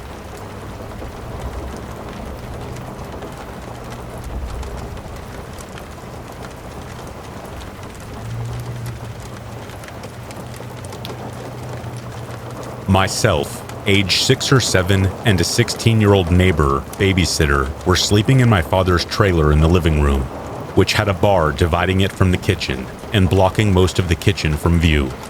She was on the couch, me on the floor near our TV, even farther from the kitchen. No one was with us, and the dog was sleeping between her and I on the floor. I woke up for an unknown reason, jolting from a dreamless sleep with a racing heart. I noticed it was around 2 a.m. and it was a bright moonlit night, which caused it to look like dusk before the sun comes up. A few seconds passed and I tried to find a clock to see the time, but before I could, I heard a bone-chilling laugh, which was on a loop of sorts, but each time it repeated 3 times, but went for longer and shorter random intervals of extending laughter. It was not a person's voice. It was extremely mechanical in tone, high-pitched, but flat-sounding. It was almost a mechanical and distorted version of my mom's voice, mixed with high-pitched, flat, identical laughing. It was like a broken, post-machine washed, ruined toy with a damaged voice box. Sometimes it would stop, but start again in repetitive intervals of 3, but at differently spaced out times. I could hear it was directly coming from the kitchen before the pitch-black hallway, in the white plastic kitchen table chair my dad often sat in. I was in such fear and shock that I leapt on top of the girl, Kay, and my knee rammed her body by accident from my lap to avoid seeing in the kitchen. She woke up with a painful, but not angry, sleepily ow, trying to convey that it hurt, while trying to soothe and tell me to go back to sleep. I rushed, trying to tell her in a panicked whisper that there's a sound from the kitchen that is not normal. All of a sudden, she went from confused to silent, as her face and body went tense and eyes widened. We both heard the next interval of laughter. I asked her, "Do you hear that?" And she said yes, hugging me as I clung hugging her with a buried face, avoiding looking in the kitchen. I looked at her hysterically and said, "I'm afraid." And she said, "I know. I am too." Both on the verge of crying, she tried to get up and tell me that she was going to see if any friends were outside, pranking us. I was crying in hushed, loud whispering, telling her not to leave me. I was so attached to her torso and hand that she was having to calmly, rushedly, but nicely pull away. She told me to stay there as she got up and went out the front door. The sound kept persisting. She looked in the kitchen from the living room, but saw nothing. I was severely hived up, covered in huge, hot red splotches from anxiety, and I was shaking in fear furiously with a clenched jaw. My eyes shot to her walking back in after going around the trailer and up and down the road. The laughter kept happening, but it decreased in intervals until it stopped completely as we held each other on the couch, avoiding the kitchen until it stopped, and we both drifted off. I also need to mention the dog was on the couch, wide-eyed, avoiding looking in the kitchen, shaking as violently as I was. She looked petrified. My dad was told about this the next day in the afternoon and went through the entire living room, the bar, and the kitchen, looking for a toy of any sort which could make the noise. He found nothing. I knew I had no noise-making toys. I liked Barbies and cheap stuffed animals, all of which were at the opposite end of the trailer in my room anyway, with a closed door. There was no explanation, and the girl never babysat me again from her own intense fear of reliving that. This is my second shared encounter. Me, age 6 or 7, and my friend, who is about 9 months older than me, but in the same grade. I was being babysat by my childhood friend's mom. She was babysitting me as a request from my dad, who always found a way to isolate me from my mom. My friend's name, for the sake of identity protection, will be C. C and I were in the living room on separate sides of a huge sectional, so big that I was against the wall on one side of the living room, and she was on the other side. She was near the hallway leading to the other 2 rooms and bathrooms, where her mom and older brother both slept and were snoring. C and I started hearing that same distorted, loud, horrific laughing at different intervals, which was coming from behind the tiny island separating the kitchen from the open living room. There was only a few feet behind the tiny island we could not see. Our eyes were as wide as saucers. We were both holding big, cheap stuffed animals for comfort, and we were both cocooned in our blankets with our heads exposed. We both stared at the kitchen, where the island blocked our view. Then, our eyes shot from there to each other in absolute horror. I said, "That's the sound I heard." We both stared at each other with huge eyes and whispered about what it could be, stating that we are so scared, and we also came to the only agreed action that we could do: ignore it and keep our eyes closed. We did until we fell asleep. I remember it happened for weeks. Eventually I fell asleep after the sound was experienced one night by us both. I woke up with my back arched like an upside-down U, dizzy, facing the ceiling, jammed against the floor and wall. My knees and legs bent hard, and my arms bent, strained, with contorted, rigid hands like someone who had a stroke. I was covered in vomit. I have always had, and still have no memory of anything that happened. I asked her mom why I was on the floor after unbending my tense, strained body. Her and her mom both said my eyes were open. I was not talking in words. Instead, I screamed randomly, many times, going in and out of puking, blood-curdling screaming, to frantic, wordless, senseless babbling. And I went in and out saying that I was going to puke, that there was something wrong, and help me. They were both in disbelief that I didn't remember anything, and C was really upset because I got vomit on her stuffed elephant. She was scared to go near me for weeks. She could not describe what happened to me very well, but I saw the fear and confusion in her eyes from the experience. I remember the sound that haunted me was never experienced by me or my childhood friend together, or separately, again. In my older age, I still have no hereditary family history of mental illness in either side of my family. Also, me personally having no mental illness, only trauma related to PTSD, depression, and anxiety. After studying a lot in psychology, mental illness, other various mental and physical illnesses, and tons of research, I know that two separate people cannot simultaneously experience the exact same auditory or visual hallucination together.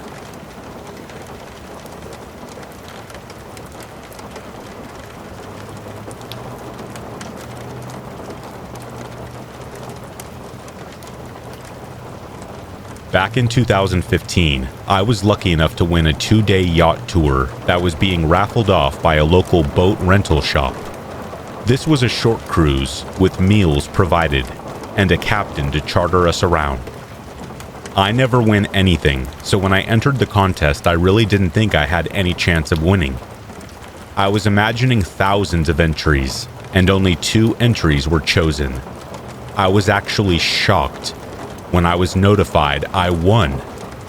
2 people were chosen, and you could bring a guest over the age of 21. I, of course, brought my partner, and the other person who won brought his wife. The other couple, Robert and Carol, were funny, outgoing older folks. Definitely not the worst company to have for almost 2 days. We met with the captain, his first mate, and the owner of the store on the dock at 2 p.m., and were due to set sail at 3:30. We went over a few safety courses, took a tour of the boat, and they showed us our very tiny rooms. I don't know why I was envisioning the kind of yacht that Jeff Bezos has. It was very much not that. The yacht was nice enough, a little older and smaller, but definitely a lot nicer than the one I have, which is a non-existent yacht. So no complaints from me. I'm only mentioning this because I think the age of the boat is the reason for what happens next. We set sail on time and started getting out into the open sea. It felt like we were 1,000 miles away from the shore by 6 p.m., and the sun was getting lower in the sky. The view was breathtaking from the top of the boat. Nothing in sight all around us except a cargo ship way off into the distance. The water was a dark blue as the setting sun made its way past the perfectly straight line of water that looked like the edge of the earth. There was a table, a few chairs to sit in, shade in some spots, and complimentary champagne. Dinner would be in half an hour. So, we and the other couple shared some champagne and stories before dinner, wondering how we got so lucky to end up there. Or so we thought. Dinner had come and gone, and everything was going great. Around 9, my partner and I headed to the tiny room to start getting ready for some sleep. The boat was going to anchor down in the morning, and we wanted to take a swim for some exercise to start the day, so we needed some rest. We were out by 11 p.m. Then woke up again at 1 a.m. to a loud banging, an alarm going off, and a red light illuminating our room. I wish that what I am describing was just a nightmare. It was in fact not. We scrambled out of bed barely dressed, terrified, and half asleep. My girlfriend ran to open our cabin door, and as soon as she did, the first mate and the other couple were wide-eyed in the tiny hallway, putting on life jackets and handing us some. There was a smell of smoke in the air, and I thought at that moment that this was an overreaction. There is no way this is happening, and if it is, it isn't that bad, right? Wrong. We booked it out of the hallway to the deck of the boat to notice that one half of the boat was on fire, and realized the boat was sinking. The only light we had was from the fire and the stars. Anything outside a 50-foot radius was completely black. An abyss. The water was glowing orange around the boat as the small waves peaked and made kissing sounds, only to be overshadowed by the roaring of the fire and the occasional pop and crack from parts of the boat melting in the flames. The normal calm the sound of waves usually brings was slowly becoming the worst sound I could ever hear. We were surrounded by complete darkness, and would be for the next few hours. The captain was preparing the emergency raft. It was inflatable and just required a pull on a string. With a strong pull, the raft was quickly inflating to become a 4-foot by 6-foot bright yellow, a flimsy vessel that would keep us afloat until help came. They threw it off to the side of the boat near a small set of stairs that dipped into the water. A small rope held the raft close to the stairs. Meanwhile, all I could do was stand in shock, with tears running down my face. All I could think about was my dogs. Still, not sure that this was as bad as it seems. We still have to be close to land. Boats put out an SOS. I'm getting on the life raft so I don't burn alive or drown. The captain and the first mate were talking quietly to each other. That caused me to panic some. What are they saying to each other that they can't say to us? They begin looking back and forth between the raft and the fire. At this point, I am able to figure out that the series of events that are unfolding are not ones that are working out in our favor. I hear the first mate curse loudly, and by this time we are all looking over to them to find out what we need to do. Why are we not moving into the raft yet? The fire is growing and smoke is filling the air. Maybe 10 seconds passed before the captain shouts, "Everyone onto the raft, one at a time." I was waiting for him to say, "Women and children first," because this felt like it was straight out of the Titanic. The first mate got into the raft and reached his hand up to Carol, while Robert held her hand to help her down the small set of metal stairs. Robert was next, and they both sat down on the raft. Then I climbed down the stairs, followed by my partner. The captain launched an oar, yes, one oar into the raft, untied the rope, and hopped in. He gave us a push off the side of the boat as best he could. We didn't get very far with that, but the first mate had been trying to use the singular oar to paddle us away from the flames and smoke. The first few minutes while trying to get a distance, nobody said anything. Robert was comforting Carol, and I was just staring off at the boat, anticipating a huge explosion like in the movies. However, that never happened. The boat just burned and burned, and after about 20 minutes, the fire was diminishing due to the water that was quickly sinking the boat.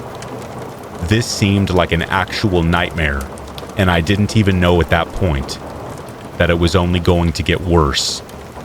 The fire had been out for only a few minutes, and the only way any of us could see one another was by the dim light of the moon. Of course, the moon was not even close to full that night. It barely lit up anything. You could maybe see a foot in front of you. Anything past that was just black, never-ending darkness. The first mate made his way around, securing our life jackets tightly. I appreciated the concern, but I told him I would be fine without a life jacket. The captain had been digging around in a box that was built into the side of the raft. He pulled out what looked like an extra piece of the raft's material and a bright orange flare gun. He maneuvered slowly to the empty side of the boat, lifted up the side, and that's when we heard the gurgling of air leaving the raft and hitting the water. There is no way there's a hole in this raft. He tried a few times to pull the side up out of the water, and each time the weight of his body and inability to get any leverage to use force to keep the underside up and out of the water long enough to try to patch the rip. The first mate tried to assist, but it all seemed like a waste of effort. Finally, in desperation, they peeled a clear seal off the side of the extra raft material, pulled up the side as hard as they could, and reached all the way over to slap the patch on. Unfortunately, this was not a success. They were unable to patch the rip in the side of the life raft. The only thing keeping us out of the pitch-black ocean was slowly sinking. After a few minutes of exchanging cuss words, tight tugs, and a few words of encouragement, it was time to get real about the situation that was happening. We were about to become stranded in the ocean, just floating there with miles of nothingness around us, above us, and below us. After all, we were close to the southern end of the Mariana Trench, which is known to be the deepest part of the ocean. This gives me chills to think about.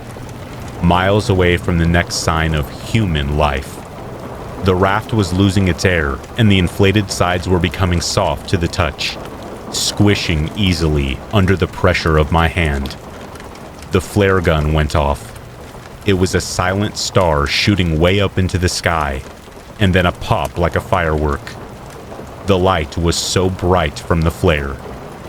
I could see regret and fear in the older couple's eyes. I knew at this point that we had about 30 minutes until the raft was just a piece of flat, yellow rubber and nylon. Nothing much was said in those last few minutes, other than we learned we were almost 100 miles off the coast of where we departed, and nobody, another boat, or the Coast Guard had responded to our SOS.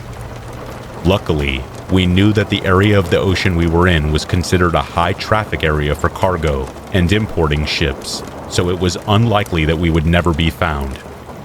It was probably just going to take a while to be found. Still, in the dead of night, floating helplessly amongst the creatures of the sea, for even just 1 minute, is 1 minute too long. It wasn't much longer before we were all submerged and watching water take over the flat raft as it sank a foot, 2 feet, 3 feet, and by 4 feet, it was a pale dark yellow mass, losing its brightness to the sea. It was barely visible, but I had to watch it to see just how far it would go until it disappeared. That was a mistake, because when I tell you that freaked me out more than anything. I mean it. We all stayed close to each other, just floating in the small waves. I don't know if I purposely tried to scare myself, but all I could imagine was the sea creature swimming below us. No matter how deep, I knew at every moment there was likely something there. I am an avid fan of Shark Week, so I knew that sharks become more active at night, dusk, and dawn. We were just at the whim of the ocean waves. I didn't care that I was tired or hungry. I could only envision myself at any second being dragged deep into the ocean by a shark to drown to death. Still barely alive when it let go of me, but too far down to float up fast enough to get a gasp of life-saving oxygen. Or, even worse than this happening to me, happening to the love of my life, who remained brave and stoic during this whole ordeal. If I had to watch something bad happen to her, I would rather it just be me. 4 hours and 2 flares had gone by when I could see the sky start to lighten up. The sun was rising. For some reason, the thought of daylight was comforting. I was still going to be floating around, but I could see now. Dawn was here, and I could see if there were any threats around us, or if boats were passing by that were able to see the wreckage of our flare signals. Help could see us. It wouldn't be long now until I am on dry land. Again. Wrong. The sun was getting higher into the sky. Despite everything, it was beautiful. The pinks and oranges from the ocean that was no longer black, but blue. I decided to do a 360 and turn around to see everything around us. That's when it happened. My biggest fear of free-floating. Something bumped my submerged legs. Something big. I screamed a blood-curdling scream, and the only words I could get out of my mouth were, "Big, my leg, shark." At that moment, I had no idea if it was really a shark. I just assumed the worst because obviously, after this whole adventure, the worst happens to me. And what else would I expect? Shark Week comes in handy again. I remember to try not to panic, and that they are attracted to shiny jewelry. I decided to take out my earrings, and I tossed them into the open water away from us. The idea was that the shark would go after my earrings. It sounds dumb when I say it out loud now, but I would have tried anything. I just sat there and tried not to kick my legs, but also tried not to lay on my back and float, trying not to resemble a fat seal. We were all just darting our eyes and bodies around to look for any signs it was still around. All of a sudden, Robert let out a yelp. He too had been bumped. A quick splash at the top of the surface about 5 feet away revealed a large fin. We were still unable to tell if it was a shark by the fin or a dolphin, but I don't know much about dolphins. I didn't know if they lurked around the way this thing was. I guess the earrings didn't work. I don't know why I thought that was such a genius plan. We all came in closer to each other, hoping to give the image that we looked bigger to the fish. I would be lying to say that each time someone accidentally kicked me while trying to keep afloat, that I didn't freak out, but I did, and each time scared me more. Some time had passed, and there was no sight of fins breaking the surface, or any large dark masses swimming below us. I don't think we would be able to really tell, since we were basically eye level with the water, but everything seemed calm for the time being. We were all hungry, complaining of hunger and thirst a while later. I figured at this point it must have been 10 a.m. Already in the blazing sun, my girlfriend was sunburnt. Her face was beet red, and her lips dry and cracked from exposure, dehydration, and salt water. I eventually pulled off my shirt and used it to provide some shade for her. I was shirtless underneath my life jacket. Whoever rescued us was in for a treat. The thought of not being rescued before we perished to the bottom of the ocean crossed my mind, and I was starting to spiral. Everyone was trying to remain positive, but not me. I guess I was the only one who witnessed every single mishap that led us up to that moment.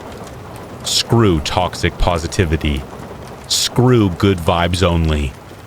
We are in a serious situation, and despite being surrounded by never-ending water, none of us had a single drop since at least 9 hours ago. Is nobody else concerned about dehydration? I knew I was getting snippy with people who didn't deserve it and have their own way of dealing with things, but I was having trouble seeing the bright side. All of a sudden, a loud horn filled the air. It was like music to my ears. Help was close. Behind Carol was a red cargo ship in the distance, maybe half a mile away. The captain shot the last flare, and the cargo ship's horn rang twice. They saw us.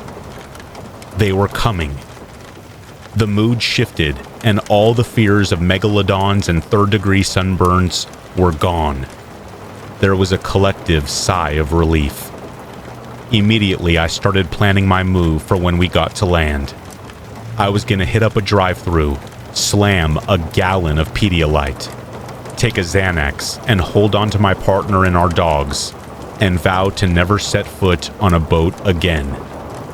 The cargo ship threw over some floating devices, and we held on as a Coast Guard helicopter flew in from the other side of the boat. The wind from the helicopter sprayed salt water in our eyes and shot droplets at my face that felt like tiny bee stings. They lowered a man down to the water, and he attached each person to what I believe was a stretcher, one at a time, and reeled us up to the chopper. When we all made it inside of the helicopter, and before we began the flight back to land, we hovered above our wreckage site. It was some ways off from where we were picked up. I looked down and thought about the odds of all this happening, and the moment I dropped the raffle ticket into the bucket a few months ago, and I was filled with regret. I was checking the remnants of the wreckage when I noticed a large black mass under the water. Then I noticed another, a smaller mass. Then two more. The wreckage was swarming with sharks. The Coast Guard was looking out the side with me and made a comment. "This area is notorious for shark activity. You all are lucky to have made it out alive and with all limbs intact." There were quite a few sharks swimming near the area we picked you up. The chopper was loud and hurting my ears as we took a hard swoop left. I just laid my head back and looked at my partner, who was applying Neosporin to her lips, and the others from the boat removing their life jackets, so they could use a stethoscope to listen to their heart, or lungs, or whatever. I didn't really respond to the Coast Guard guy about the sharks. I couldn't bring myself to comment on it. I just started to unbuckle my life vest and asked if they had a shirt I could borrow.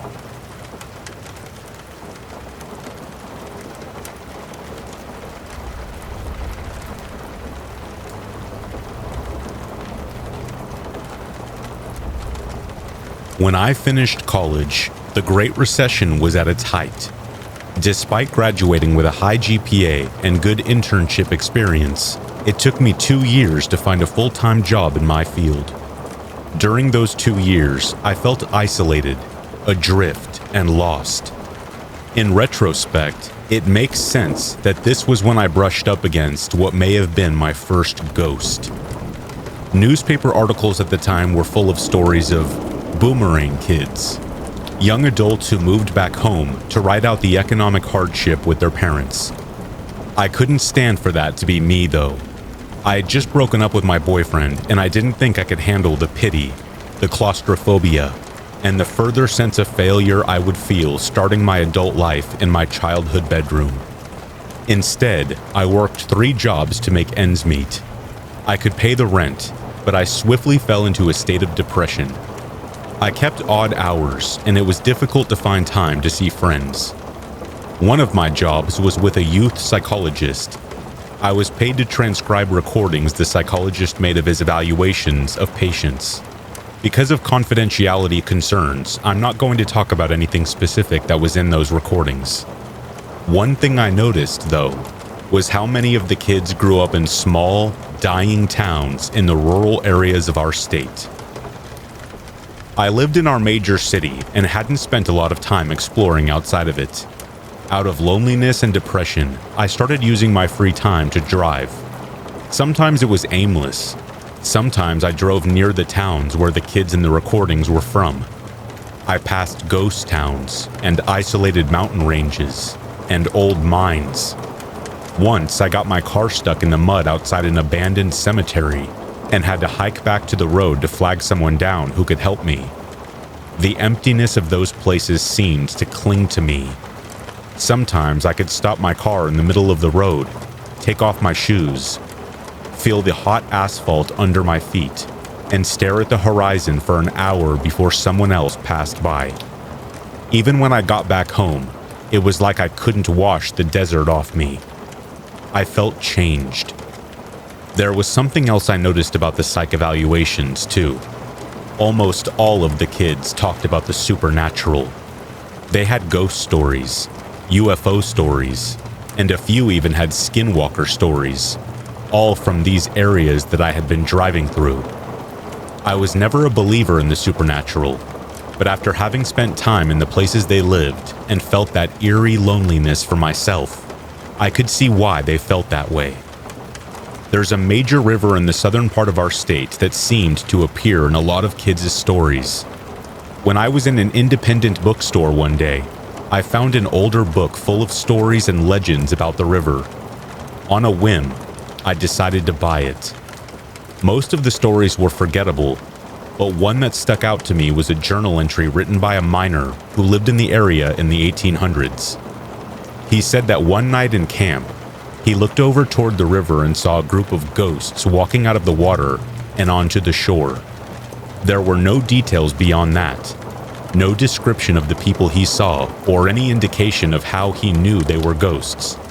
He said nothing about what he did afterward, but it stuck in my mind. For weeks, I thought about ghosts that walked up out of a river and disappeared into the night. It wasn't long before I decided I needed to see the place for myself. It was far. The river is on the border of another state and lies along one of the least driven highways in the country. I felt uneasy as I was driving toward it, but exhilarated too. It's hard to explain, but something about reading those ghost stories put a sense of possibility back into the world. I believed in next to nothing at this point in my life, but maybe I could believe in this. It even seemed likely. The world felt dark, and this seemed like a confirmation of that feeling. When I arrived at the river, there was no one there. I parked my car, hiked through the sagebrush, and looked around. It was just a river of muddy water. I sat down on the bank and thought about my life. Why was I going nowhere? When would this end? Had my boyfriend seen this looming nothingness in me, and that was why he had left? I was 24 years old and I was looking for ghosts. I had maybe even become a ghost myself. Sometimes at night, I felt like I was beginning to fade at the edges, like whatever had made me, was gone. Frustrated with myself and with the sun beginning to set, I stood up to leave. I walked back to my car, dreading the long drive home in the dark. When I reached my car, I almost missed it. The light was fading and my mind was on other things, but I happened to fumble my keys getting them into the lock, and as I stooped down to pick them up, I saw it. A set of wet footprints leading to my car. I stood up slowly, tracing their path with my eyes, but I knew where they were going to start. At the edge of the river. My whole body felt cold and light.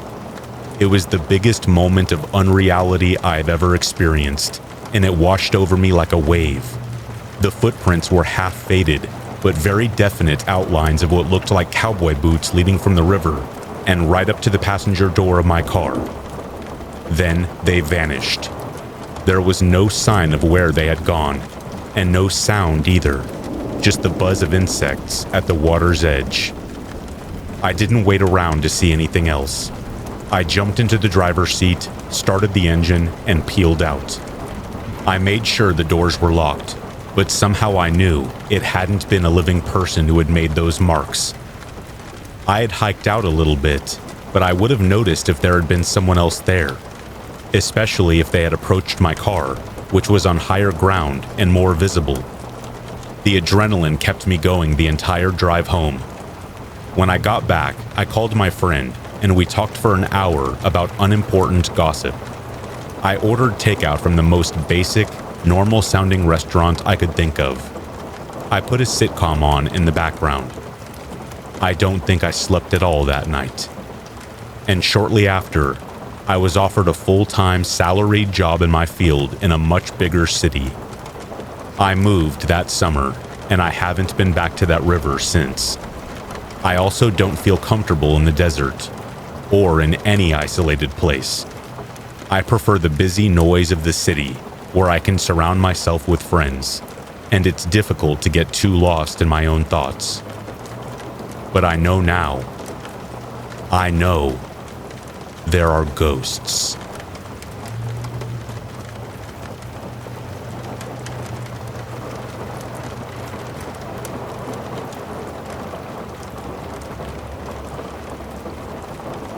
Whatever your beliefs as far as the paranormal, I'll just say that these two instances are 100% true.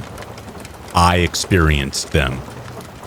I've always believed in the paranormal because I feel, how could anyone be positive that something doesn't exist? Even if I haven't seen little gray men or Bigfoot, hundreds of other people claim they have.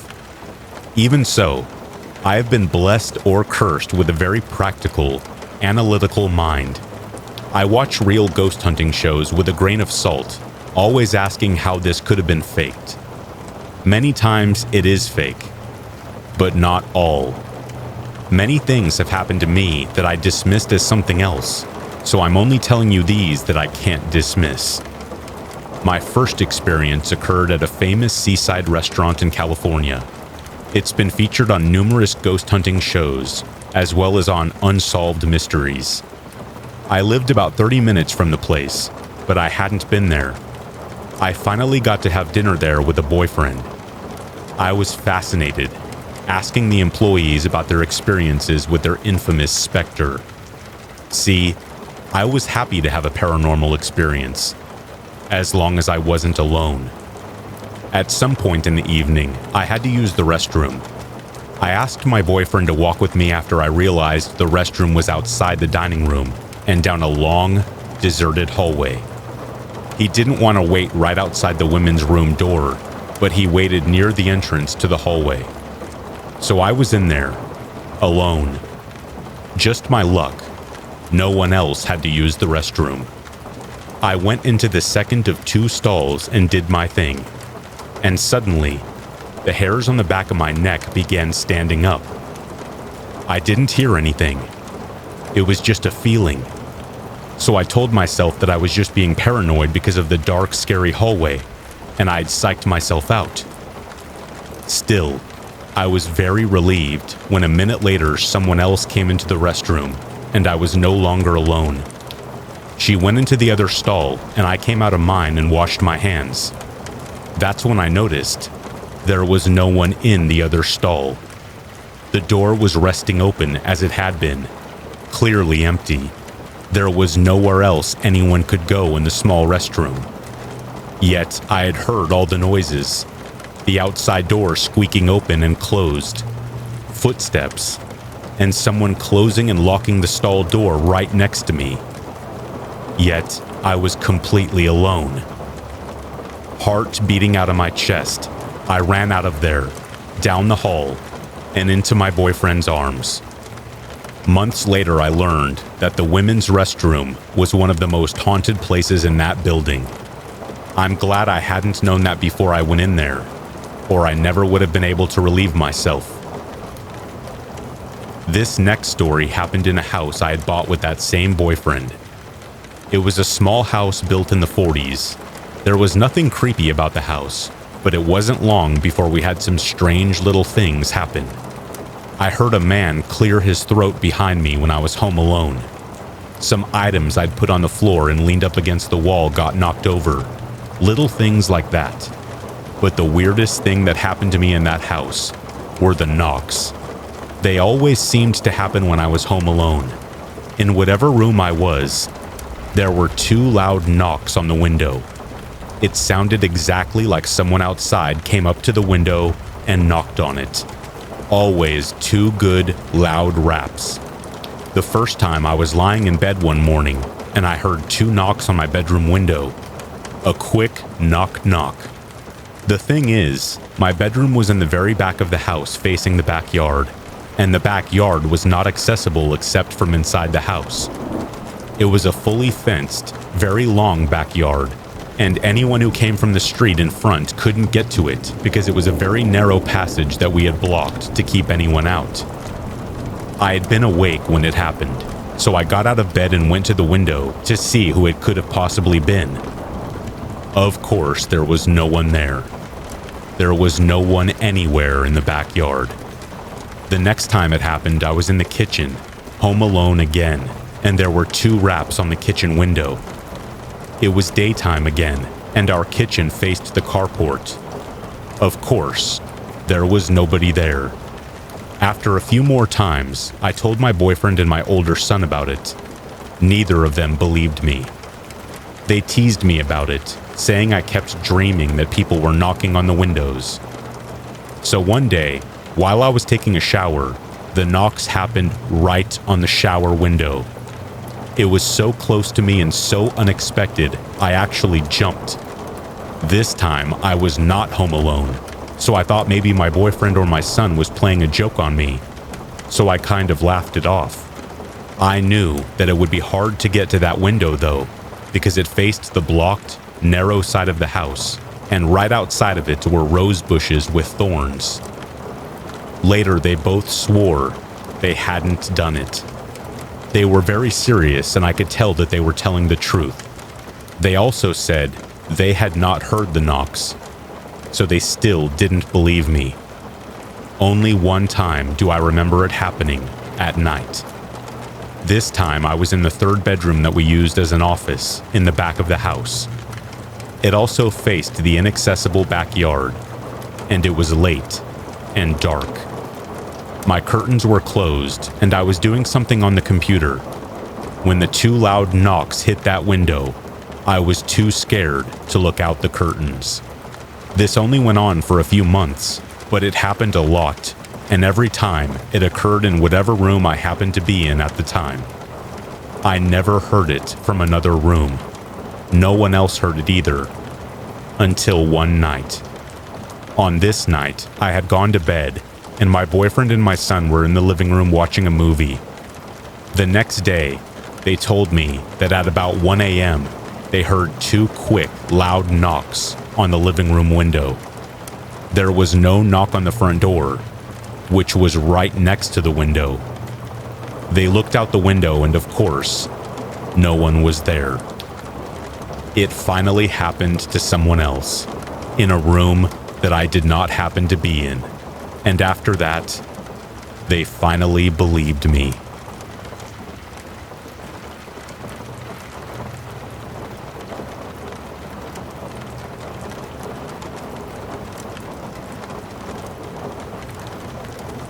The following story occurred in 2001.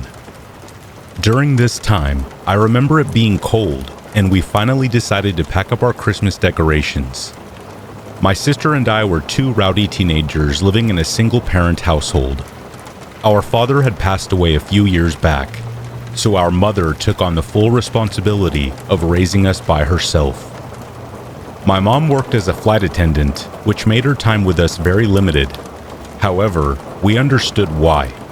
Everyone was struggling to cope with this new life. In the middle of dinner one night, our mom mentions to us that she's going away for a few days for work-related reasons.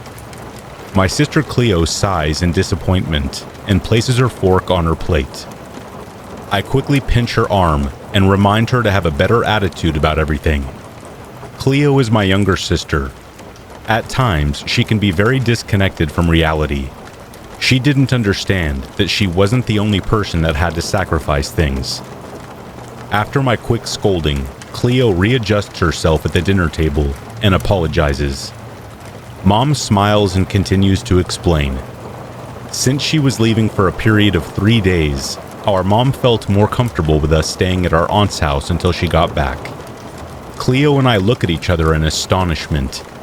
You know how everyone has that one family member's house that you dread going to? Well, in this situation, that person was our Aunt Kathy. Was she kind?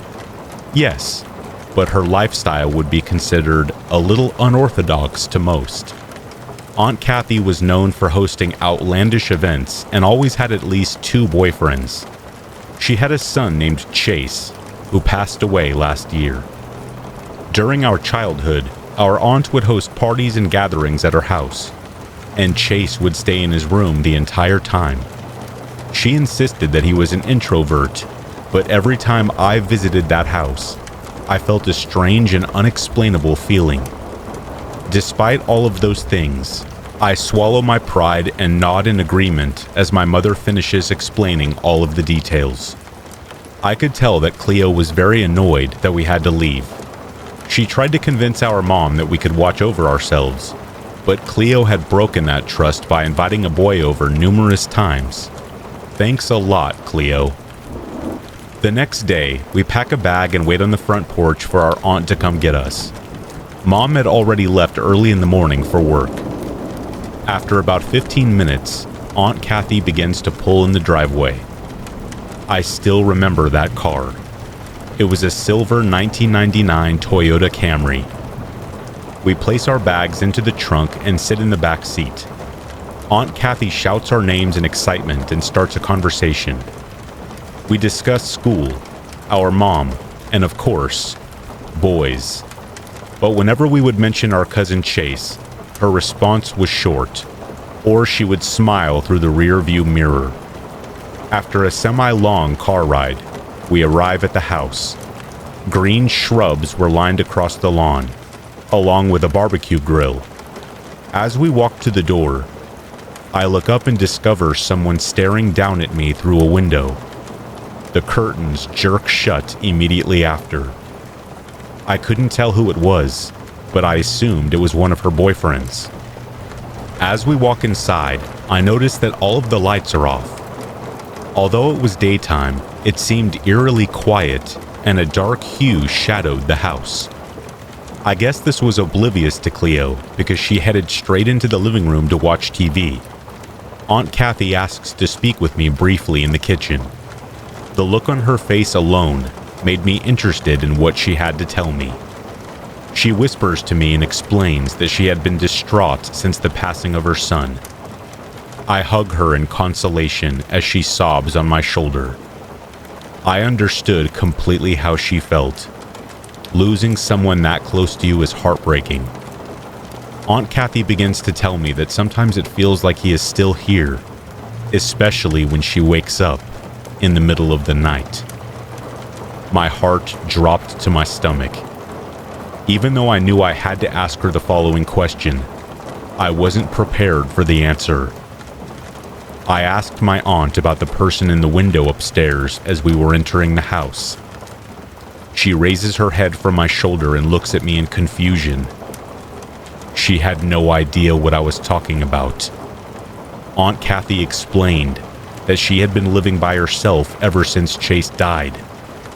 At that moment, I tried to convince myself that I didn't see anything in the window. Everything happened pretty quickly.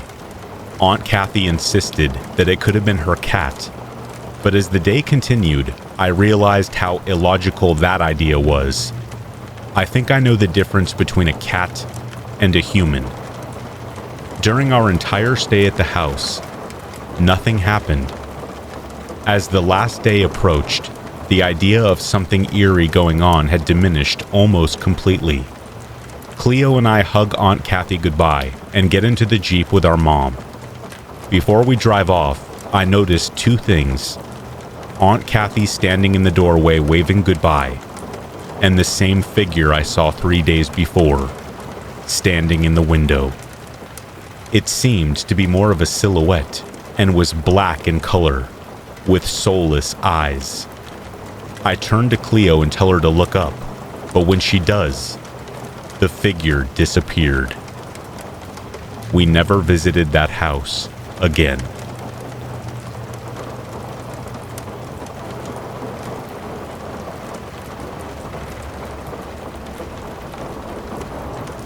Just for context, I am a 23-year-old male who lives in the Midwest, surrounded by woods and open farmland.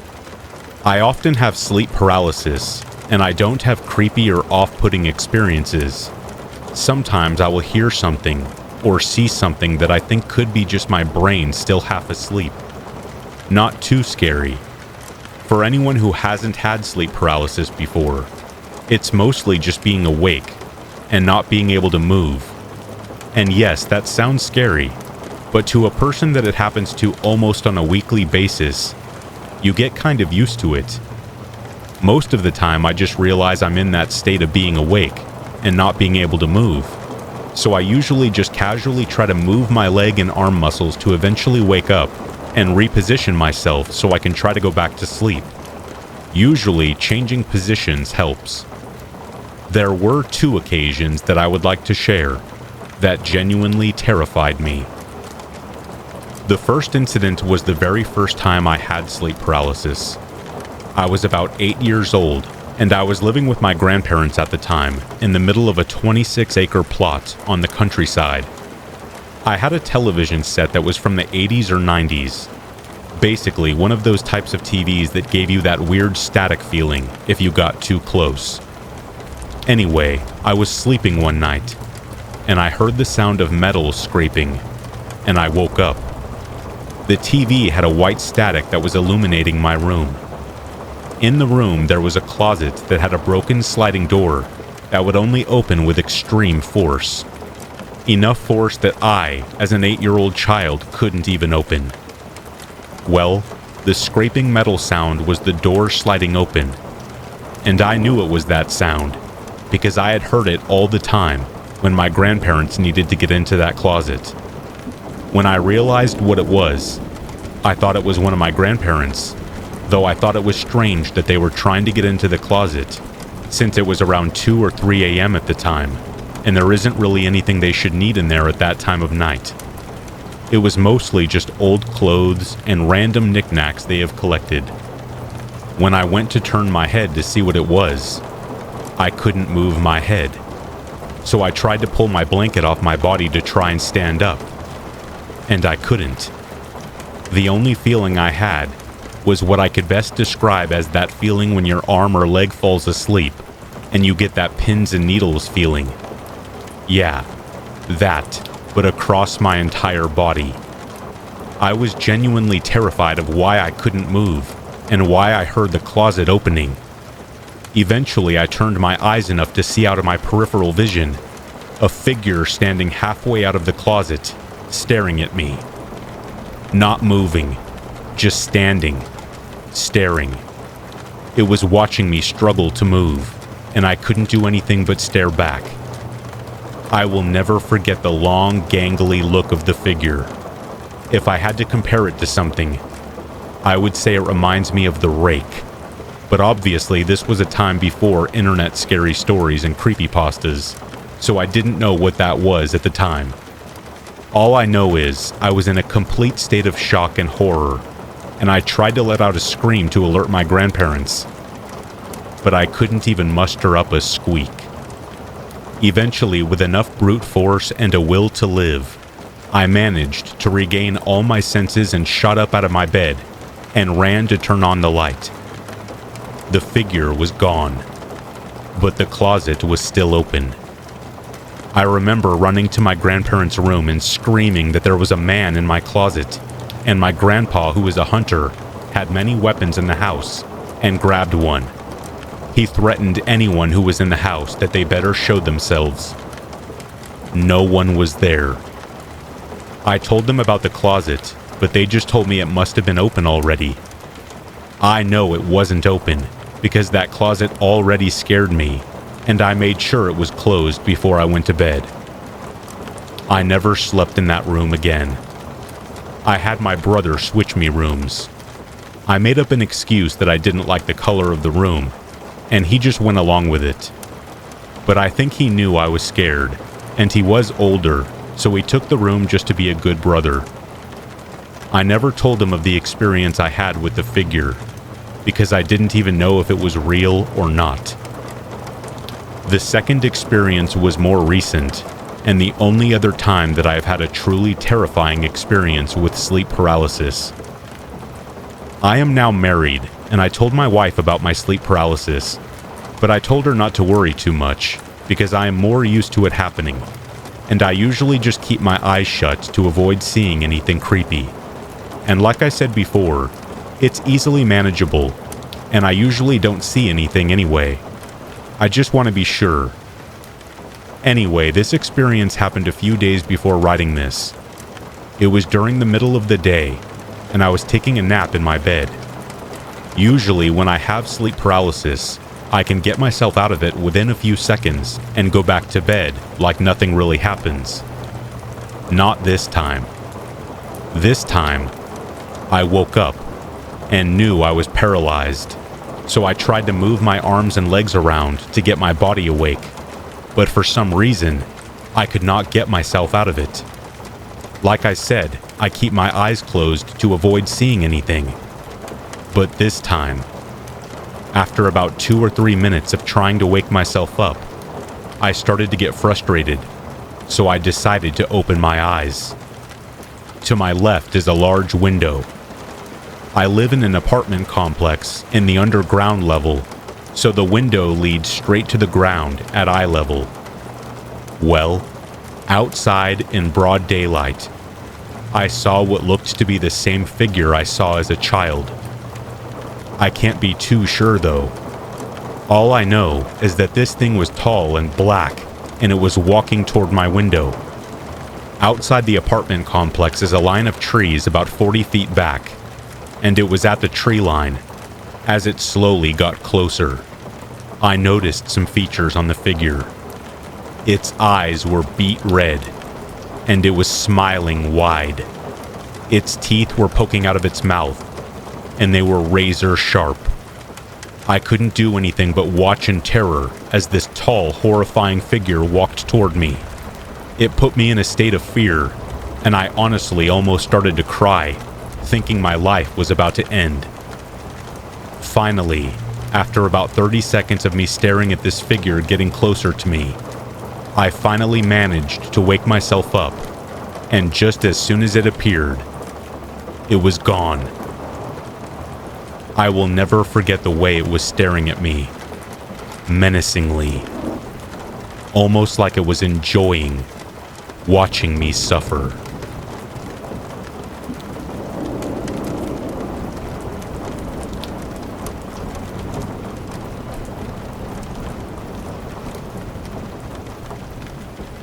It was the summer of 2012 and a dry, hot California day. I was 12 years old and lived in the mountain areas of California with my parents. I didn't have a cell phone yet, so I spent most of my days outside playing in the dirt. This day in particular was the worst. My parents were in a toxic marriage with each other and spent most of their days fighting. This day, the fight was so bad that my dad left, and my mom went straight to sleep in an alcohol-induced coma. I was old enough to understand not to get involved and just stay outside, so I did. I was playing in the backyard when I started to hear a woman's cry. At first, I thought it might just be my mother waking up and getting upset again. Her bedroom window was always open and faced the backyard, so in my mind, this felt completely logical. I went back to what I was doing, and about 2 minutes later, I heard the cry again, and this time it had grown louder. I began to feel unsettled as I realized that the sound was coming from in front of me, not behind me. I peeked around the corner and looked down the street to be faced with a horrific image. There was a grown woman walking down the street, She was completely naked and covered in blood. She was crying with the most unsettling cry I had ever heard. I thought to myself, I need to get inside. But because I hesitated, it gave the woman time to notice me, and she began speed walking up to my house. I was frozen with fear as this woman approached me. She was crying and breathing heavily. As she got closer, I realized the blood was actively pouring from her stomach. I ran up my stairs and started screaming for my mom. The woman shouted, "Wait! I don't want to hurt you. Please, I need help." Tears were welling up in my eyes, and I was shaking from fear. I stopped in my tracks at the top of the stairs and said, "Okay, sit on the stairs and I'm gonna go get my mom." The woman responded, "Thank you so much. I have been attacked, and he's still looking for me." Being a dumb 12-year-old, this was somewhat comforting to me, to know that she was a normal woman who had been hurt, but concerning that she may bring an attacker to my house. I went and woke up my mom, who was angry at me for waking her up and telling a lie. She came outside with me anyways, and I watched her face lose color, and she realized there really was a bloody woman on the porch. My mom yelled at me to go grab the woman one of her old t-shirts and to call 911. I brought my mom's t-shirt, and she helped the woman get dressed. I called 911 on the house telephone and frantically explained what had happened. The operator asked me, "Sweetheart, are you there alone?" I responded, "No, my mom is here with me, sitting next to the woman." The 911 operator took a deep breath and said, "This is what I need you to do. I need you to tell your mom the ambulance is on the way, and then tell her to get inside and lock all of your doors until the police and paramedics arrive." I was confused, and I once again explained to the operator that the woman was attacked, and the attacker is out looking for her. The operator then said something that sent chills down my spine. "Sweetheart, she is the attacker. She stabbed her neighbor 37 times. He called first and was picked up about 30 minutes ago. Police have been looking for this woman for months, as this is not the first time she has attacked someone." It was at that moment that I looked outside and noticed that the woman was holding a box cutter in her left hand. I screamed at my mom to get inside now, which caused the woman to jump up and pull the box cutter towards my mom. My mother kicked her and ran inside. The woman banged and kicked at our door for the entire 15 minutes it took the police and ambulance to arrive. When they got there, she stopped and began to cry again. She attempted to tell the police that she had been attacked, but they obviously were not buying it. They put the woman in the ambulance, and the police handcuffed her to the railing of her bed. The sheriff called later that night and explained that the woman's stab wound on her stomach was done by her to make it look like she had truly been attacked. He had also said that this man, the neighbor, was the third victim of hers in the past few months, and that if we had waited any longer, we could have been next. I was given a stern talking to by the sheriff about how dangerous this could have gone, and how I should never talk to strangers. It was hard to focus on him though, because all I could hear in my head was the 911 operator saying, "Sweetheart, she is the attacker."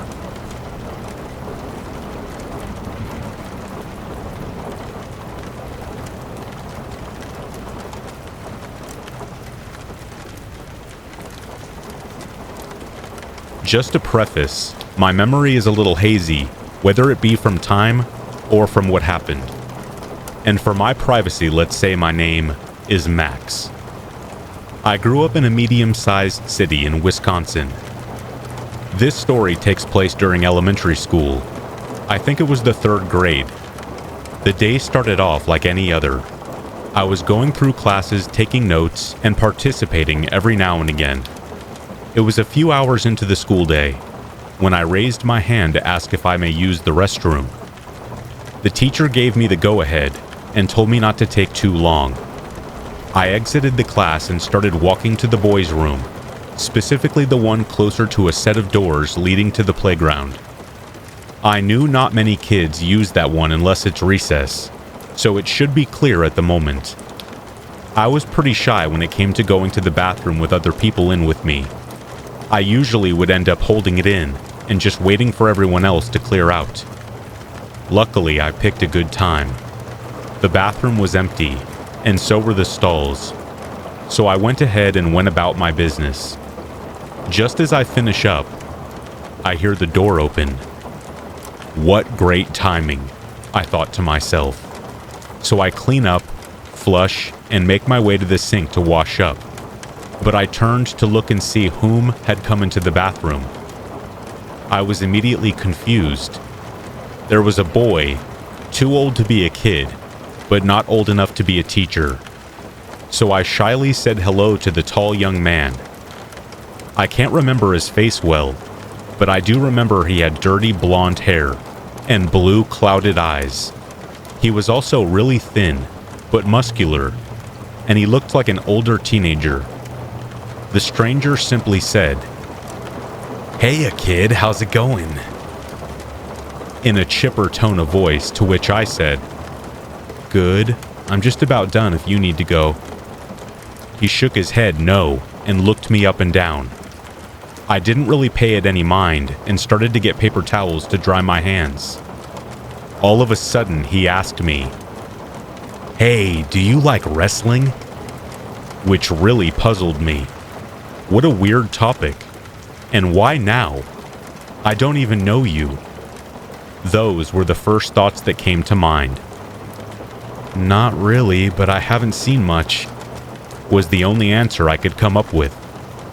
He followed up by saying, "Oh, okay, cool. Well, hey, I love wrestling. Seeing those guys on stage, it's so awesome. Oh, hey, can I show you this cool new move that I saw them use last night?" I started getting pretty anxious and sweaty. I didn't really want to stay in the bathroom for him to show me his moves, so I told him I would have to pass and that I didn't want to be late for class. To which he said, "Oh, don't worry. It won't be long. Here, let me show you." He started walking up to me, and it was only then that I realized just how much taller he was. My heart started going a mile a minute, and the next thing I knew, he put his hands around my throat. He started smiling this giant ear-to-ear grin. His breath smelled like cigarettes. I tapped his arm and asked for him to please let me go, with desperation in my voice. He just smiled bigger and began to chuckle to himself as he began lifting me up against the wall, pinning me to it with one hand, still holding me by the throat with the other. I felt my throat tighten and my windpipe close off. My eyes began to water. I was using my hands to cling to his arm, desperately trying to break free as I struggled. And then, like a jolt of lightning, the idea came to me. With all my strength and might, I kicked him as hard as I could right in the balls. I felt his grip loosen for just a second, and then tighten with 2 times more force. It didn't work. He laughed and said, "Good effort," this time sounding a lot meaner. I started getting cold as my sight began to blur, and my consciousness was slipping. I blacked out. The world and noise faded away, and after that I woke up on the bathroom floor. He was gone. So I got up, a bit shaky, still trying to figure out where he was, and I left the boys' room and slowly walked down the hall back to class, peering over my shoulder to check if he was behind me. I got to my class and stood in the frame of my classroom door, looking down at my shoes and the white tile, only to hear my teacher. "Max, didn't I tell you to hurry? It's been 30 minutes. What were you doing in there?" I was stunned. I was alone in that bathroom, knocked out with a stranger, for 30 minutes. I yelled back at my teacher in a raspy, harsh voice. "Well, it's not my fault some guy choked me." She gave me a mean but curious look and told me to go to my seat and sit down, as if she didn't understand me. So I trudged back to my desk and sat. I never told my school what happened, and I told my mom almost 10 years after. The guy never got punished. I don't even think anyone knew he did something. If you want a lesson from this, school bathrooms suck.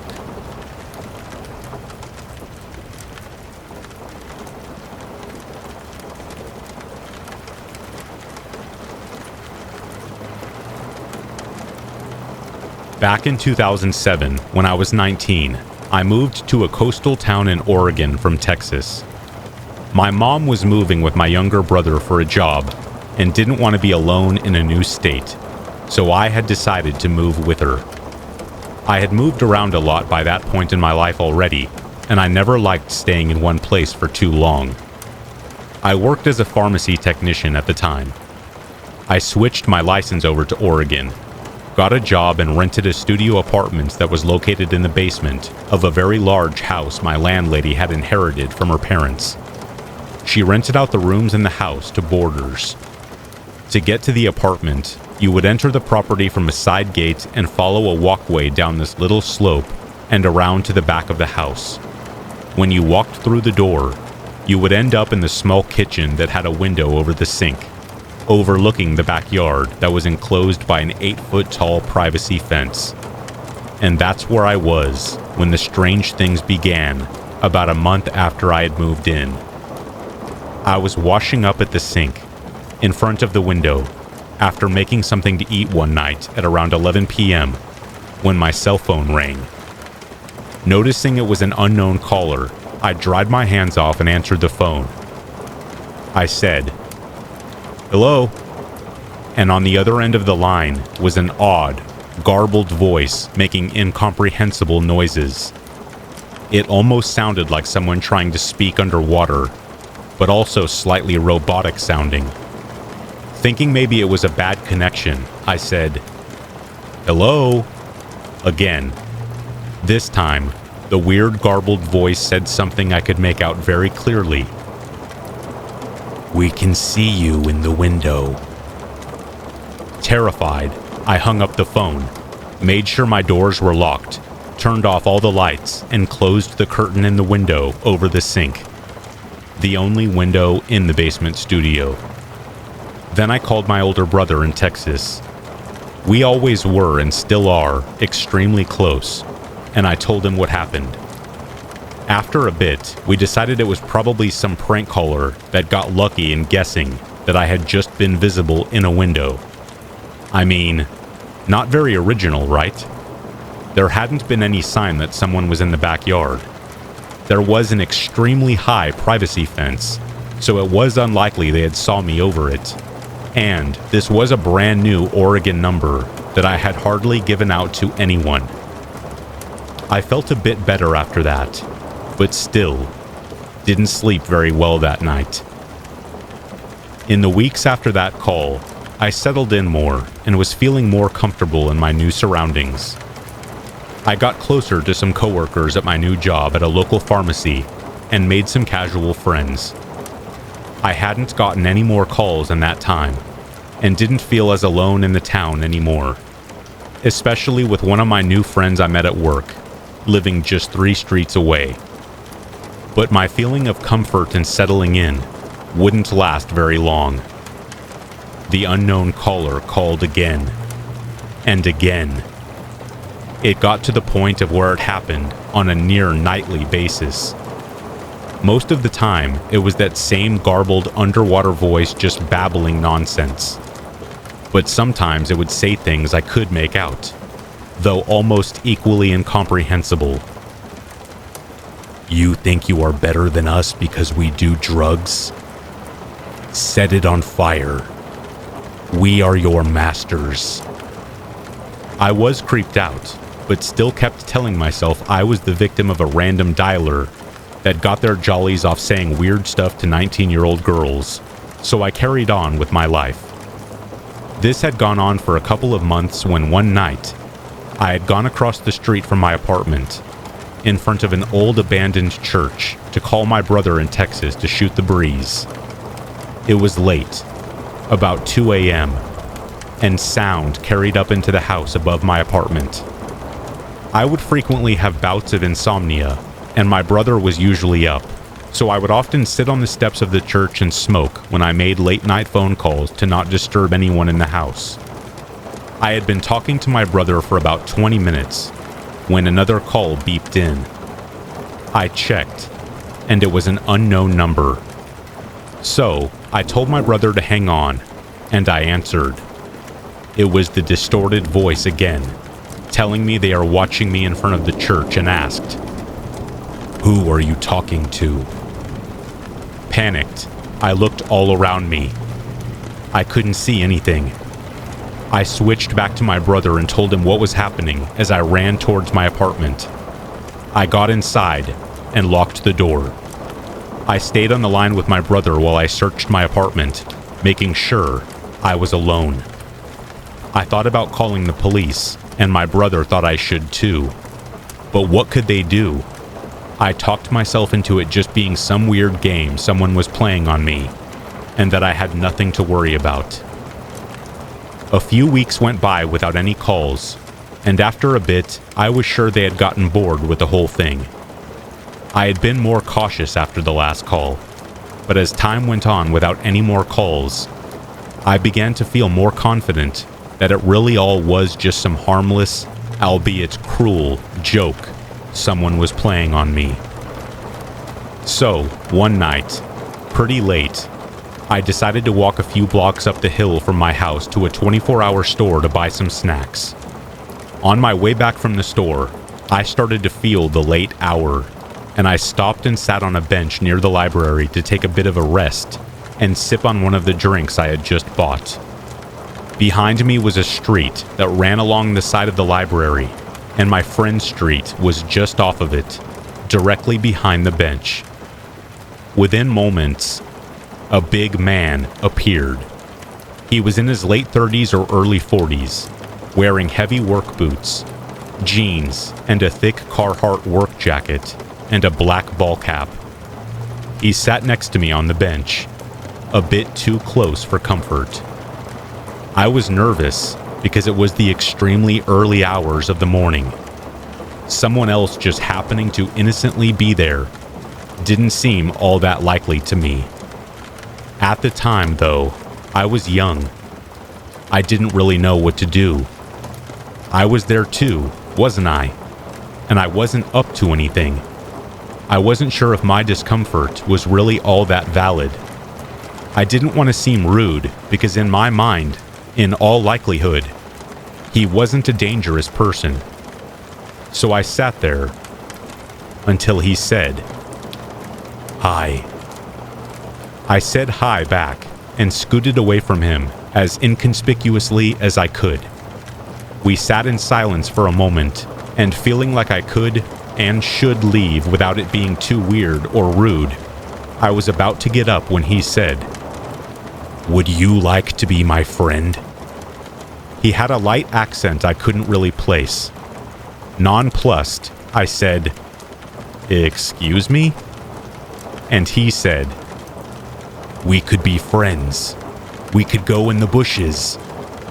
And he gestured towards this trail that ran behind the library that leads to a park on the other side of the building. It was enclosed on both sides by bushes that ran the whole length. At this point, I was getting really nervous and was trying to decide if I should just run for it and which direction I should go. My friend's street ran behind me, but his house was at the very end of the street, and it was all uphill. I have never been very athletic, so I couldn't decide if that was easier, or my apartment, which was downhill. I could go faster, but I didn't want him to know where I lived if he followed me. What he said next made me realize it was a pointless concern. He already knew where I lived. I missed you. I haven't seen you since the church. This is the guy that had been calling me.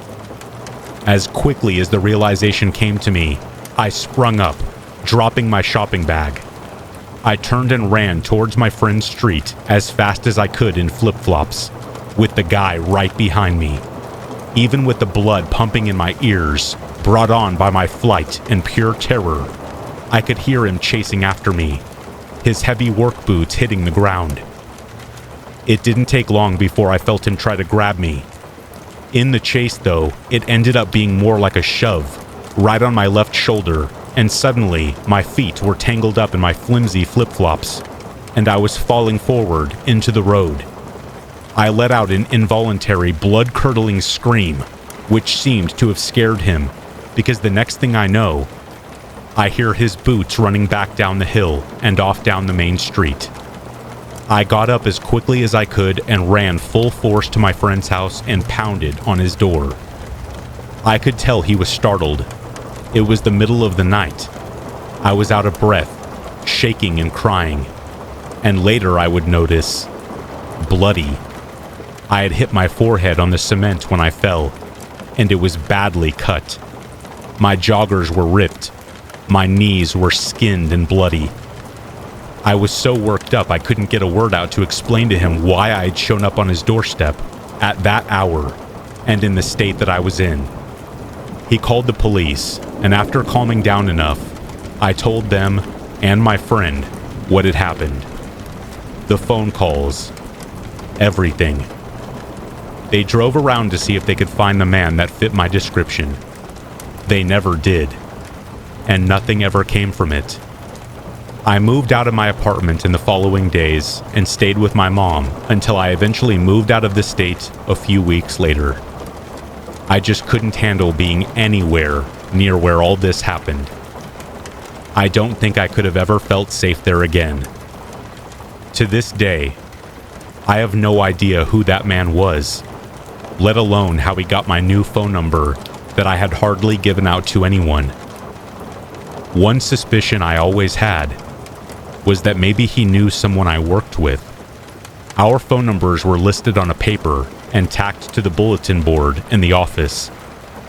When this theory came to me, I realized the unknown caller always said, "we." Was it him and one of the other people I worked with? Is that why he said "we" when he called me? At one point, I even suspected the friend I had ran to that night of being in on it. Was it just a coincidence that the man approached me so close to his house? I was a mess afterward and had all kinds of suspicions. Either way, I didn't see the man in town again before I left, and I never received another call from him.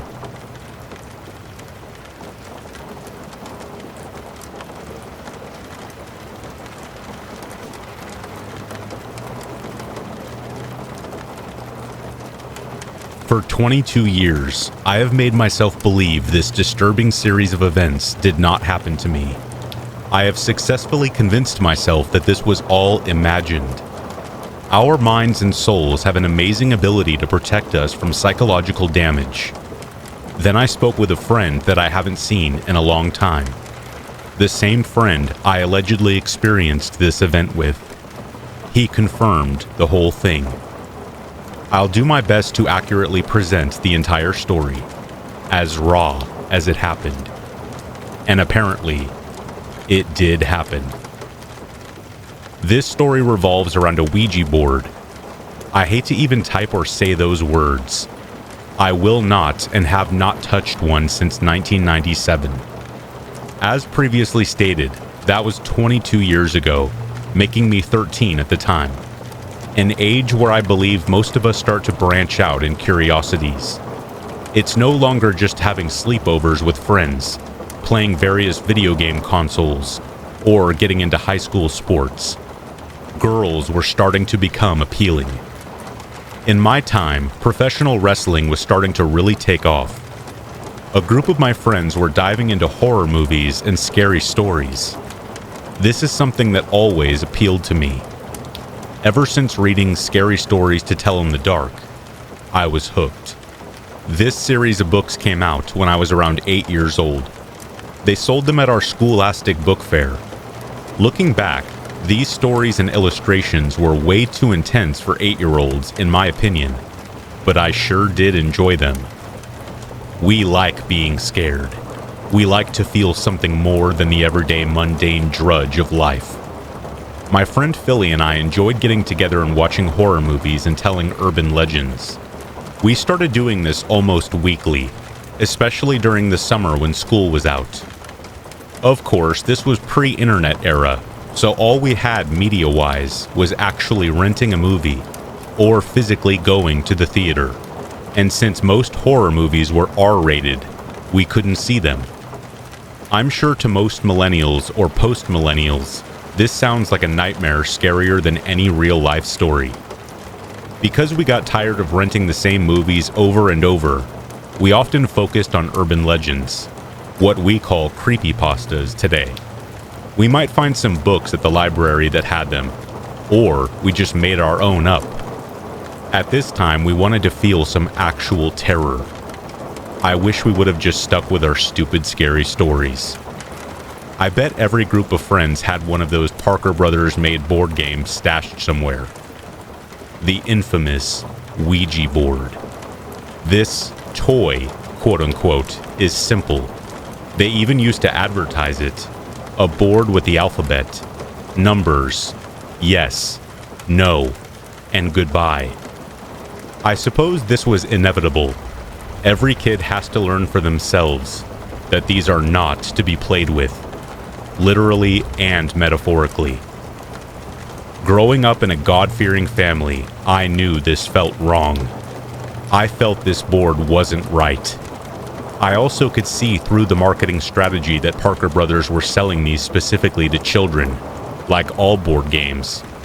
But this was different. They wanted kids to play this only, not adults. You played Monopoly and Chutes and Ladders with your parents. You sure didn't play the Ouija with them.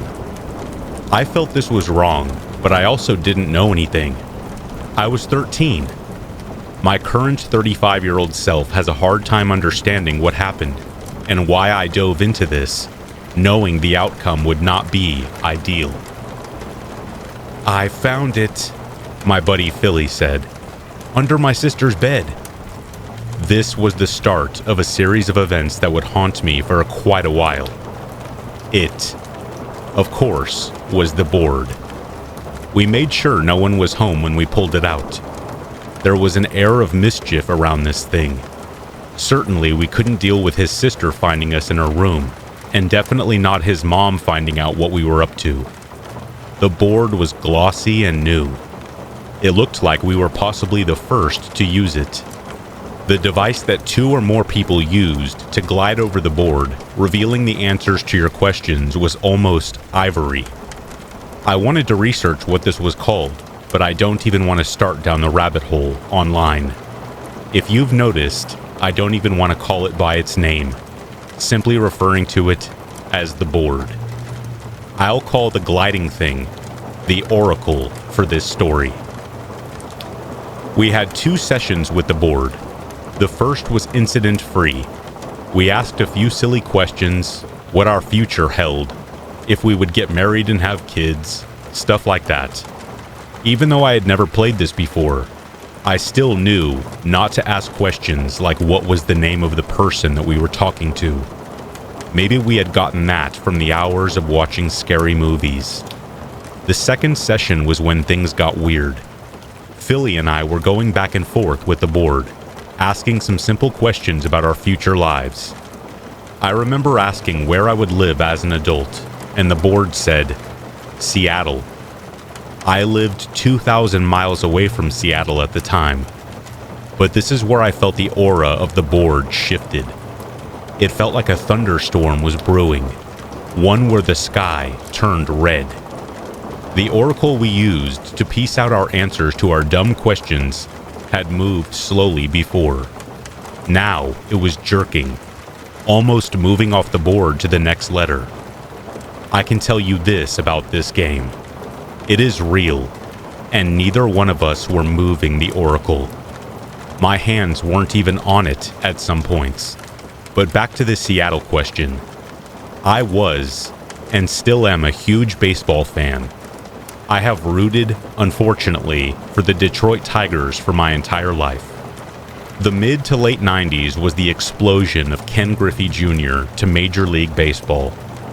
I loved watching him play. I got his jerseys for a couple Christmases and birthdays. I'm sure most know that Griffey played for the Seattle Mariners. I loved how that nautical S looked on that teal uniform.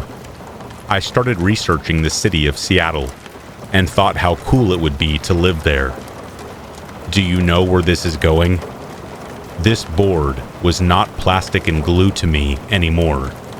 There was something controlling it. Something powerful and dark that knew I had this particular city on my mind at this time. I didn't let on to my buddy what I was feeling. He didn't seem to let on that he was afraid either. So, we kept on. The next segment of questions is a blur to me. All I remember is the oracle going mostly to no when we asked a question, even if it wasn't a yes or no answer that was required. Then I asked the last question that I would ever ask the Ouija. Don't get your hopes up. It was nothing profound or deep at all. This is what I asked. Would the Detroit Tigers ever win another World Series? The oracle moved so fast to goodbye, I thought a tiny trail of fire would be on the board. I'll never forget looking at Philly and seeing what I'm sure was the exact same bulging eyes, mouth-open expression that I had on my face. We knew that one of the rules of this game was when the board said goodbye, you put it away immediately. I think we even read that on the instructions. We threw the board into its box, hustled to his sister's room, as fast as two Hostess cupcake and Mountain Dew-filled teenagers could. Philly chucked the board under her bed like nothing happened. After a few breathless moments, we finally started to let out tiny little laughs, lighting up into belly laughs as we hit the floor rolling.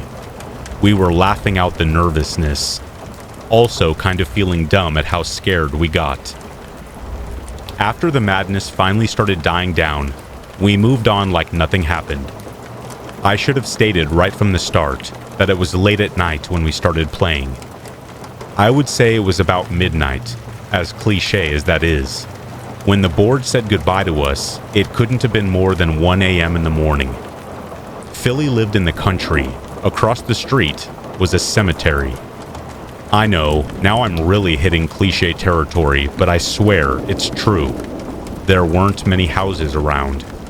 If you wanted to walk to your next door neighbor, you better plan for a good 20-minute hike. Finally, all mania was shed, and tired from playing video games, we decided to step outside. We looked at the graveyard, noting how calm the night was. Philly had a large section of his yard covered with rose bushes. They were pretty wild and were not kept up. Needless to say, nothing would be able to get into those bushes and not get completely diced. We heard rustling.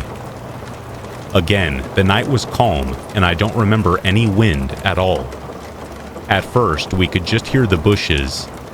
Then, movement. To this day, I do not know and don't care to know what it was. It could have been a small animal, but I highly doubt it. We knew something wasn't right and bolted for his house. Even writing this, I can feel an eerie presence. We both knew this was related to the board. Philly suggested we make it a night and try to get some sleep. I wish that was the end of this story. A few short hours later, we were woken up to a series of faint knocking noises. I could not determine what they were coming from, but it sounded like it was somewhere outside his house. We both cautiously got up and moved to the kitchen, where his front door was. and saw something that made my heart drop into my stomach. A man, slight build, wearing all denim, was standing right outside the door. The man also had creepy-looking horn-rimmed glasses on, outdated even for the late 90s. Philly had a porch in the front that was raised about 5 steps from the ground, and the man was on the ground. So when we saw him, we were actually looking slightly down at him, seeing him from the top of his head down. It is an image that is burned into my mind. He didn't move. He just stood there. We once again fled to his room and shut the door. We didn't call the police or his mom. We just sat in his room, not sure what to do. After a few moments, we stupidly decided to see if he was still there. He was gone. I successfully convinced myself that there was no man on the side of the house. I just couldn't handle what was happening on this night. Philly did the same. Finally, day broke, and we dismissed the disturbing events of the previous night. I don't even think we discussed what happened. About a week later, I got a call from Philly. He said he had a dream that we were playing the board, and a hand came out and attempted to pull his head down. He awoke sweating and in a small amount of pain from where the force had grabbed him. I hated to say that I had a similar dream. Right there, we decided to meet up and do something about this board. My mom dropped me off at his house a few days later to sleep over for the night. When I arrived, I could not find him in his house. This was before cell phones, so I did not have the option to simply call him and see where he was. I checked out back where his garage was. There stood Philly, with the board sitting atop a pile of kindling in a burning barrel. His mischievous grin told me what his plan was. We lit that sucker on fire. Nothing happened. Now, I was really freaking out. We have all heard the stories of people attempting to burn a Ouija with no success. Philly wasn't fazed, though. We pulled out a jerry can full of gasoline and doused it. The board lit up and quickly evaporated into nothing. It was over. As far as I can remember, nothing happened after that. We didn't speak of anything we experienced that night. Over the years, I chalked it all up to an overactive teenage imagination. I may have told a handful of people over the years, mainly just to tell a scary story. I know I've said this a few times, but I have completely treated this like it never happened. This, to me, was all imagined. We did play the game, but the rustling bush, the man, none of that happened. Over the years, I moved quite a distance away from Philly. We kept in touch a few times a year, even making the almost 1,000-mile drive to see him about 10 years ago. Fast forward 10 more years, and I decided to make the trip one last time to see my hometown and get together with Philly.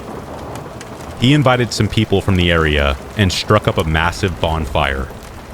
In between bites of pizza and swigs of beer, I recounted the story of that night.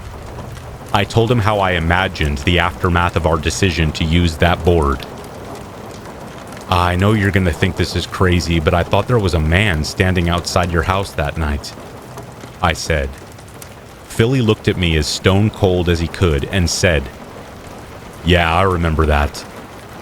My blood never went colder. My friend confirmed exactly what happened that night. It was like we were both there again, 22 years ago. I repressed that Ouija board so hard, I made myself believe it never happened. The Ouija is nothing to be played with. I haven't touched or looked at one in over 2 decades. How a piece of cardboard can summon some kind of evil from another realm is beyond me.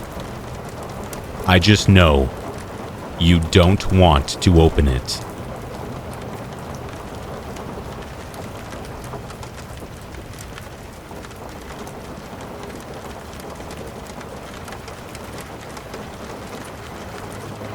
Last year, my family and I were driving back from my grandparents' house over 7 hours away. It had been a long trip as traffic had been bad, and we had to make frequent stops for food and let our family dog out to go to the bathroom. Finally, we were on the freeway closest to my house, and the trip was almost over. My mom, brother, and I were all so relieved to almost be home. My dad had been on a business trip and unable to join us, which sucked, but ultimately left a little more leg room in the packed car. Everything was smooth sailing with my brother and I in La La Land, watching YouTube or playing games and keeping my mom awake. Suddenly, the cars in front of us began to slow down and come to a stop. We naturally followed suit, slowing down and keeping an eye out for what traffic or accident was up ahead. We saw some cars begin to swerve and drive away down another lane, fast. Odd, we thought, but nothing to be worried about. That's when I realized of the two lanes on our side of the road, only the one closest to the median was stopped. We weren't sure exactly what happened, so we stayed in the stopped lane. That's when my mom suddenly locked all the doors to the car. I looked at her confused and wondering what she saw. My brother in the back seat had begun looking around confused and worried. I realized my mom must have seen something further up the road than I could see. I asked what was going on, but my mom didn't need to answer. The car in front began to try to pull away but wasn't able to. That's when I saw him. A random man in the middle of the freeway banging and trying to open people's doors to their cars. My eyes were fixated on the man, and my heart began to race. My mom began to make the move to get out of there, but it was too late. The man ran from the car in front of us to my mom's door. He looked scruffy and disheveled. He began slamming on my mom's window, begging for us to let him in. My mom began yelling at the man to go away through the closed windows as she tried to pull away. My brother and I were frozen in fear, unaware what this man wanted to do to us. My mom managed to pull away a few feet before the man then jumped onto the hood of our car and began slamming his fists into the windshield. My mom screamed, and I just sat there horrified. I had never felt this type of fear before. We all like to think that when fight or flight kicks in, that we'll be the hero. But I sat there helpless as this man threatened my family. The man demanded incoherently that we drive with him on our hood. My mom then saw multiple cop cars pull up behind us, with 2 officers running up to apprehend the man. He jumped from our hood and hopped the 5-foot median. We saw the police draw their weapons and subdue him on the other side of the median, as my mom slammed on the gas and sped away. We were in shock, and I couldn't believe what had just happened. I listened to Being Scared, Let's Read, and other true scary stories, and never thought I would be face to face with a situation straight from a nightmare. It was only several miles later that my mom felt safe enough to pull off to the side of the road and called my dad, and then the police to report what happened. The officers were incredibly kind and told us that the man was in police custody and asked if we were okay. My dad, however, was panicked. Everything he loved was in that car, he told us, and he was so glad that we were safe. That's when we realized, had this man had a weapon, he most likely would have tried to use it. I began to tear up, realizing that we may have narrowly escaped a crazed man with our lives. My mom got a call the next day from the officer that had ran up from behind us and stopped the man. We were so incredibly grateful.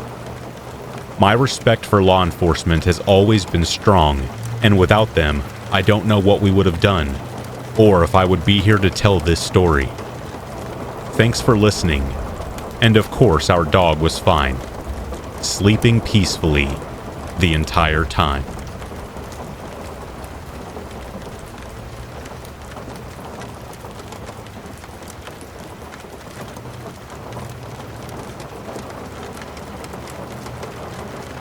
I would like to start by saying that all the names in this story have been changed. Last year in 2021, I was living in a townhouse in New Mexico with my twin sister. We'll call her Carrie. And our 2 childhood best friends, Robbie and Izzy. The time in that house was full of your typical young adult ups and downs, but amplified by the turmoil of the pandemic. That house was full of good, bad, and ugly times, but I wouldn't trade it for the world. However, the last few months were absolutely terrible before I ended up leaving the state. Let me start with a little backstory. Carrie had been in a relationship with a man who we will call Jay. Jay and Carrie had a very unhealthy relationship, which ended with him being kicked out of our house after an altercation between him and Carrie. Police were called, and we thought that would be the end of it. Let's just say he didn't take being thrown out of the house and dumped too well. One day, on the off chance that I had a day off from work, I was in the kitchen most of the day doing some deep cleaning and self-care. While I was able to do the first part with ease, I could not for the life of me shake the feeling of being watched. I have struggled with anxiety symptoms due to PTSD, so I wrote this off as me just having a bad day. That was until Robbie came home, throwing the door open and shouting, "Tell me why I saw Jay circling our block." I was in shock. I ran to the window looking over our street, and sure enough, Jay's car was speeding off. We told Carrie about it as soon as she got home from work that day, and she then revealed to myself, Robbie, and Izzy that Jay had been stalking her. I was not surprised given the details of this situation, as Carrie then told us about this next situation, which shook me to my core. One night, I want to say this story was about 2 weeks prior to him circling the block, Jay had been watching Carrie from afar while she went out with friends. Carrie must have forgot to lock the door when she came home. She says she woke up from a deep sleep and could have sworn that she saw someone standing over her bed. She said she didn't want to tell us right away because she had first assumed that she was dreaming or even having an episode of sleep paralysis. She would later receive a message from Jay scolding her for not talking to him when he came to the house the other night. That other night in question being the same night Carrie had come home. I started locking the doors even when everyone was home after Carrie told me that story. He was in the house while we were all sleeping sound in our beds, unaware that someone who we all didn't want anywhere near us was just sulking in the corner of my sister's bedroom. Watching over her, he could have done anything, but he chose to just watch her. That was deeply unsettling for all of us. Now, I had already made the decision that once my lease was over, I was going to be moving in with my partner in a different state. At this point, we had all been packing up our things and preparing to move, go our separate ways. For more context, the landlord had installed a security system. Nothing high-tech by any means, but anytime a door or window was open, the alarm would say in a robotic monotone voice, "Side door open," or "Back office window closed." Things like that. One night, I was home alone. Carrie was at dinner with Robbie and Robbie's mom, and I had no idea where Izzy was until this series of events happened. I was in my bedroom when suddenly I heard what sounded like tapping on my window. I figured it was the branches tapping like they usually did when there was even a small gust of wind, but the tapping was constant, timed almost. I still shrugged it off again, trying not to make myself anxious while I was alone in the house. It was then that I heard the security system go off. Back sliding door open. From the other room. Weird. We all usually come in through this side door when the kitchen and living room meet, as our front door was next to impossible to open from the outside. I brushed it off, thinking maybe Carrie and Robbie had forgotten their keys and just came in through the back door. I called out from my bedroom. "Carrie? Robbie? How was dinner?" No response. As soon as the words left my mouth, The silence was deafening. I walked out to the hallways where all of the bedrooms led and called out again. Carrie? Robbie? Izzy? Again, nothing. I'm getting a bit freaked out now, but I'm thinking that they maybe didn't hear me. But that silence. I will never in my life forget the silence that rang through that house as I inched closer to the living room. As I'm finally standing in the living room, the only sounds I had heard in the span of a few minutes was my own heart beating out of my chest, my footsteps, and the AC kicking on. I finally reached the living room, and I had checked Find My Friends. To my horror, Carrie and Robbie were still at the restaurant with Robbie's mom. Izzy's phone had broken during this time too, so I had no clue where she was still. Knowing what I know at that moment, I called out one last time, but I couldn't bring myself to turn the corner and go into the kitchen. Izzy? Are you home? Silence again. I figured maybe I was just hearing things at that point. Then I heard it. Ugh. Came a hushed whisper from the kitchen, followed by the most hurried footsteps behind me, going out the back door. I froze. Who was that? It all made sense at that point. The tapping on the window, the door opening with no noise from whoever opened it, and now this. I knew at that moment that I was not alone. Something came over me, and I snapped out of this frozen reaction. You better get out of my house! I screamed at the top of my lungs. I grabbed the baseball bat that I kept in the hall closet and started shouting that same sentence in 10 different ways, opening all the doors and switching on all the lights, making sure that whoever this was had left. I finally made it to the kitchen and found out the sliding glass door was left wide open by whoever came into it. As soon as the adrenaline had worn off, the shock then set in. I booked it out of the house, locking the doors before throwing open my car door and ripping out the driveway without putting on my seatbelt. I called all my roommates, whose phones still worked. I later found out that Izzy had actually left town for the weekend, and I had missed that conversation. So I know whoever was in the house was not my sister or either of my other 2 roommates. Robbie called the police as soon as we got off the phone. Of course, there wasn't much they could do because nothing was stolen, and I didn't see who was in my home uninvited. I drove to my coworker's house, and I broke down telling her what happened, and I waited for her to update me on what she and Carrie were going to do.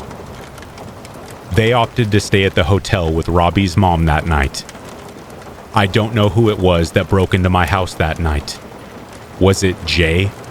Some drunk college kid who stumbled into our yard thinking it was their place?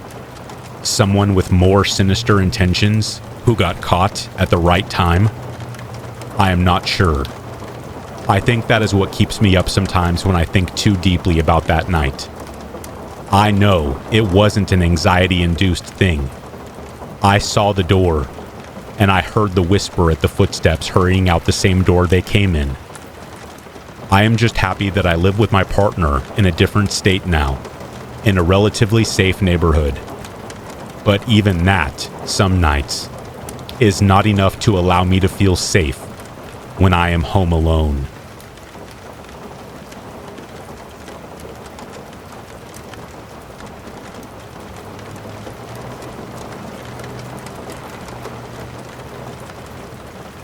I work for a special unit with the Sheriff's Department. The official designation is the Electronic Monitoring Unit. We install, monitor, and enforce all rules and policies designated when given a GPS tether. I am sure when I say ankle monitor, most people will understand that a little clearer. Most of the time is spent tracking people, making sure they are within their court-ordered curfew, etc. Like all police work, nothing is routine. but it's not exactly all PD Live or whatever true cop show you can think of.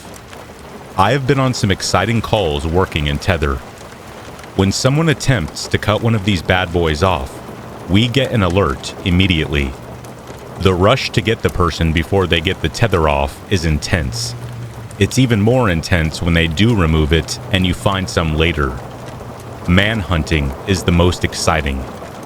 I'm sure you've all read The Most Dangerous Game. I have been on some strange calls too. Every police officer has one or two stories bordering on paranormal. Back in my early days working the jail, I used to hear noises during midnight shift when I was ordered over to work, and not inmate noises. Those I was used to. I mean banging sounds coming from the hallway closets where linen and toilet paper is kept. Once I passed a door and heard what I thought was a weapon going off inside. I probably had to change my uniform after that. It was really like someone kicking the door from the inside as hard as they could. It took a minute, but I did check inside, to find nothing, of course. Back in 1993, our department lost a sergeant in the line of duty. He was making normal security rounds in one of the old jails downtown, when an inmate took him hostage with a weapon. You can imagine how terrifying this would be for anyone, but you are not supposed to face anyone with a weapon inside of the jail. It is still not known how that weapon came into the jail. Most think the inmate somehow got it fished to him from the outside, or it was an officer that brought the weapon in for the inmate. That is a possibility that I hate to consider. One day I was working that jail, doing normal security rounds. I remember seeing a shadow walking down the long concrete hallway. I did not think much of it at the time, until I remembered that the hallway didn't have any outlets, left or right, meaning that I saw this man walking down the hall. I looked down, and when I looked back, he was gone. I went to look for him, and he was nowhere to be found. It took me a while to put the pieces together. I asked my partner what floor had the sergeant been killed on. The one we are on right now, is what he said. The jail is one thing, but having some creepy stuff happen out in the outside world is another. I go through a lot of houses in my job. You could not believe how people live out here. Think about how you were raised and look around your home. It is not the same where I work. I will not say where, but it is a major U.S. city with major U.S. problems. Poor problems, racial problems, and awful sports teams to boot. Let me set up this call for you. My partner and I are in the office, monitoring and maintaining our population on Tether, which is well into the 1000s. We have more people on GPS than in all of our jails combined. My partner gets an alert that someone on his caseload has a low battery. These devices are solid. The battery life lasts about 3 to 4 days if you charge it for 2 hours. Compared to our cell phones, that seems reasonable, but you just can't get some of these people to follow the rules, which is why they are in this situation in the first place. My partner goes through the process of trying to get his guy to start charging. Calling will not work. Can't get a hold of any of his friends or family either. The last resort is calling the actual device on his leg. The company we use that develops the GPS tethers has a monitoring center, open 24 hours. We can call them and be patched through to the device. Finally, we get a hold of him. "Just charge your tether, man," my partner yells into the phone. It's hard to hear the subject's response, but it sounds like he acknowledges it. He is staying at a friend's house right now in the southwest part of the city, which of course we can see. He of course lost his charge cord for the device. My partner decides, since we are pretty close to him, why don't we just run another out to him? Sounds like a plan, I think, and start getting my gear on. There was nothing strange about the house when we pulled up. Normal looking 2-story corner house with crap all over the overgrown yard. and several cars in various states of decay. I checked an app on my county-issued cell phone that shows me where the GPS points are on anyone that wears one. I just wanted to make sure it was still communicating and that he's still at this house. It looked like a yes for both. My partner gets to the door, knocks, and asks for Mike. I'm at the side of the house watching the side door, but also keeping my eyes on my partner. I hear a female voice call for Mike. Another male voice is speaking to my partner too.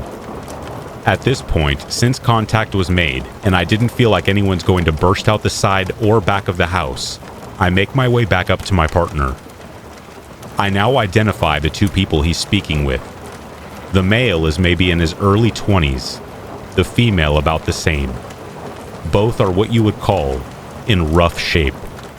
Had something of a zombie vibe to them. Strung out, if you get me. As I'm walking up, I can also surmise that the guy is telling my partner something to the effect that the guy known as Mike is not in fact at his home. My partner calmly tells him that we know he's here. We just saw his last tracking point, which puts him right on top of us. Literally, so to speak. I believe he was upstairs. If he's not here, why did the female call for him? Again, we are just here to give him a charge cord. No one was in trouble. This kid starts to get shifty. Here go the eyes peeking around, the rubbing of the hands, and the flat-out lies. Look, he was here maybe 10 minutes ago, but he ain't here now. I don't let dopers in my home. Okay, bullcrap aside, we still have to figure this out. I want to go back to our vehicle, look at the tracking, see what's going on. It is possible that we could have just missed him. The tether calls out a location every 5 minutes. It's not live tracking. He may have just left when we pulled up. However unlikely, it was possible. All I had to do was wait for his next point. Ding. The point is in. Let's see where this low charger is. Well, he is still at the house. Again, we go to the front. And again, the kid says he's not here. That he just left. I look at my phone, now getting more frustrated. What the... I say out loud. Now there is a strap tamper alert for Mike. This means that our guy may have started to cut the tether off. I'm confused at how all of this had gone. My partner starts grilling the kid again. Look, cut the crap. Where is he? Still, the kid gives nothing up. I look around the area. Maybe this idiot did cut it off and throw it around the porch, and the alert just came in too late. I don't see anything though, and I would have heard the alarm if he did cut it off. It's louder than some ambulance sirens. Something feels strange about this whole thing. The kid invites us in to look around, and we take him up on his offer. Nothing better than a consent to search a home. Once we get in, I'm immediately taken back by the piss and cat feces smell of the home. There's literal trash in all rooms, like the doors can't even close because they are blocked by trash. This is going to be a nightmare to search through. I can tell you right now, I didn't go through any of those trash rooms. My partner and I cleared the bottom floor as best we could and started moving upstairs. This is where things get eerie. The staircase twisted. Odd for this type of home in this area. Like I said, I go through a lot of houses. It's just something you don't see that often. Once we reach the top, we are all of a sudden in the Stanley Hotel. In Stephen King's The Shining, it was known as the Overlook Hotel. The hallway stretched for an impossible length. The carpet was red with yellow triangles. I don't think there was carpet downstairs anywhere. The hairs are starting to stand up now. A feeling of unease is thick as the hallway juts in and out. There's a room every 5 feet or so. and there must have been 6 to 7 rooms up there. That is just not possible for a house like that, and every single door was padlocked from the outside. I was beyond done trying to make anything add up with this situation. I told my partner to hold the downstairs so no one came up behind us. Since the doors were locked, I was not bothering with them. Once I got to the end of the hall, I gave up and turned around. I called my partner back to game plan. "I think we are about done," I said. "I don't know what's going on with this guy's device. Maybe he cut it and smashed it. Either way, I think we needed to get out of that house as soon as possible." As we are heading for the winding stairs, we both hear a low thump. We look at each other with that, "Did you hear that?" facial expression. While we both stand still, I hear scratching noises, followed with another thumping. I don't believe either of us could tell which direction it was coming from. Weird, but could be anything at this point. I am still leaving, and as I'm passing a door, my heart stops. First, I see movement out of the corner of my eye. Slowly turning to my left, I'm looking directly into someone's eyeball, peering between the slightly opened door. 10 dirty fingers start poking out, trying to open the door. Imagine the lead character from the movie I mentioned earlier. "Here's Mikey." This guy did not look like the person we were looking for. "Who are you?" I asked, embarrassed I couldn't tone down how shocked I was. "That's him," my partner said. Once I snapped back to reality, I didn't think, just acted. I blasted that door Spartan style, sending our pal Mike across the room. After being taken into custody, we questioned him, and he said he got scared when he heard police were at the door. He hid and stupidly tried to cut the device off his leg. Pretty simple and thankfully safe outcome. After having some choice words with the kid we first dealt with, we brought our guy to jail, and that was that. But I'll never forget seeing that hallway for the first time. All those strange padlocked doors, and the eyeball staring at me from the darkness.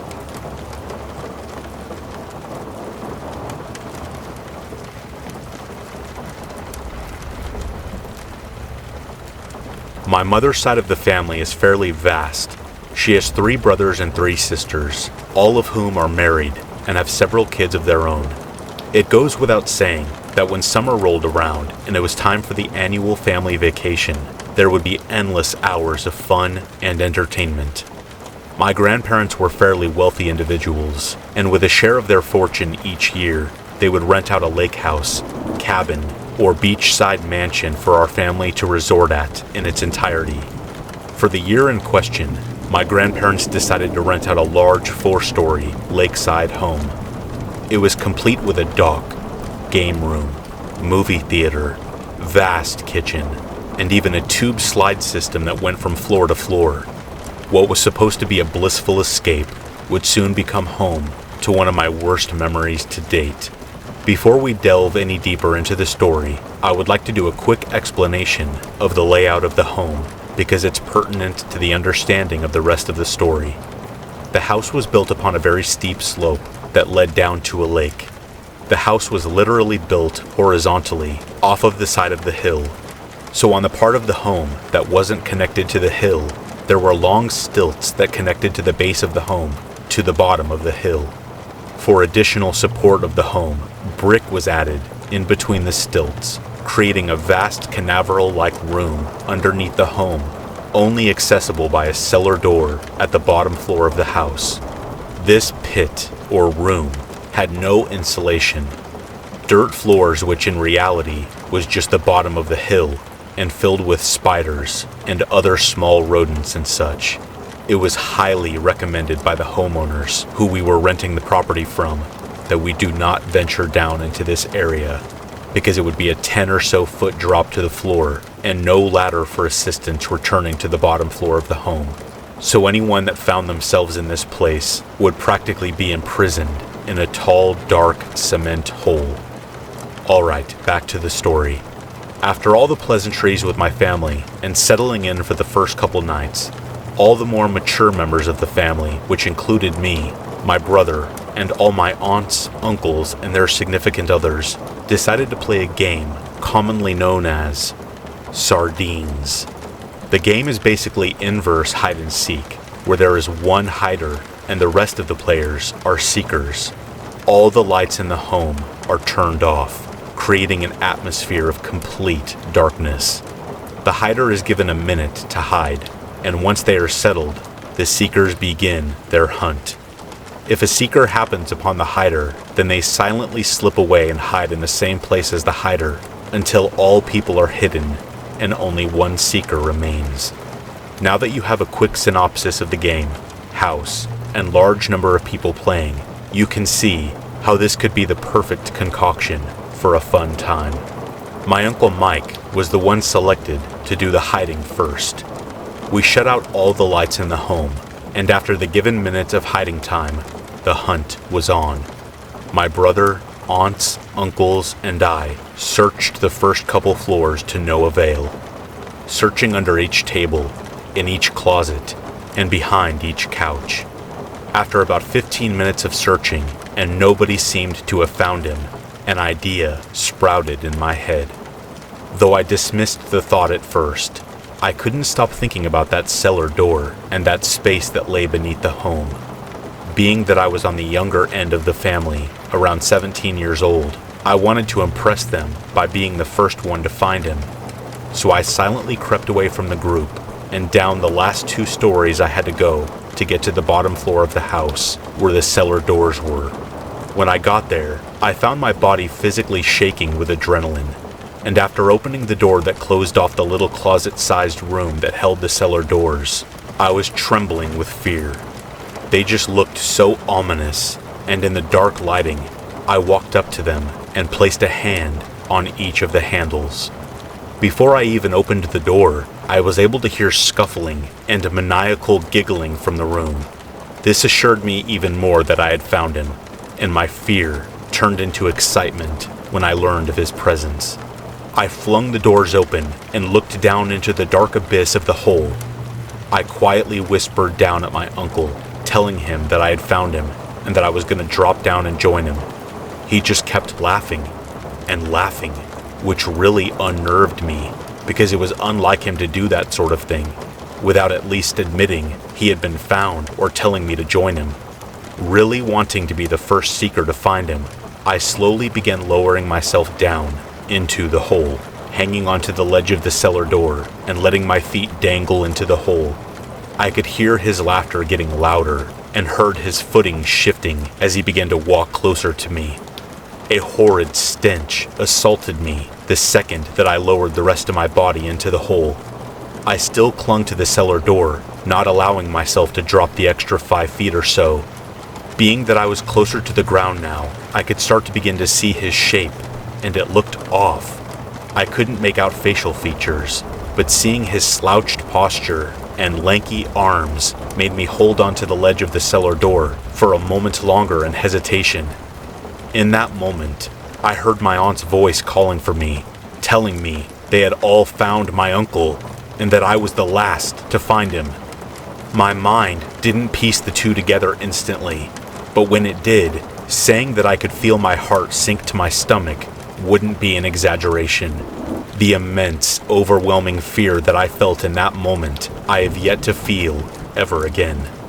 Without a moment's hesitation, I pulled myself up out of the hole and instantly ran to my aunt, calling for help, screaming about the man underneath the house.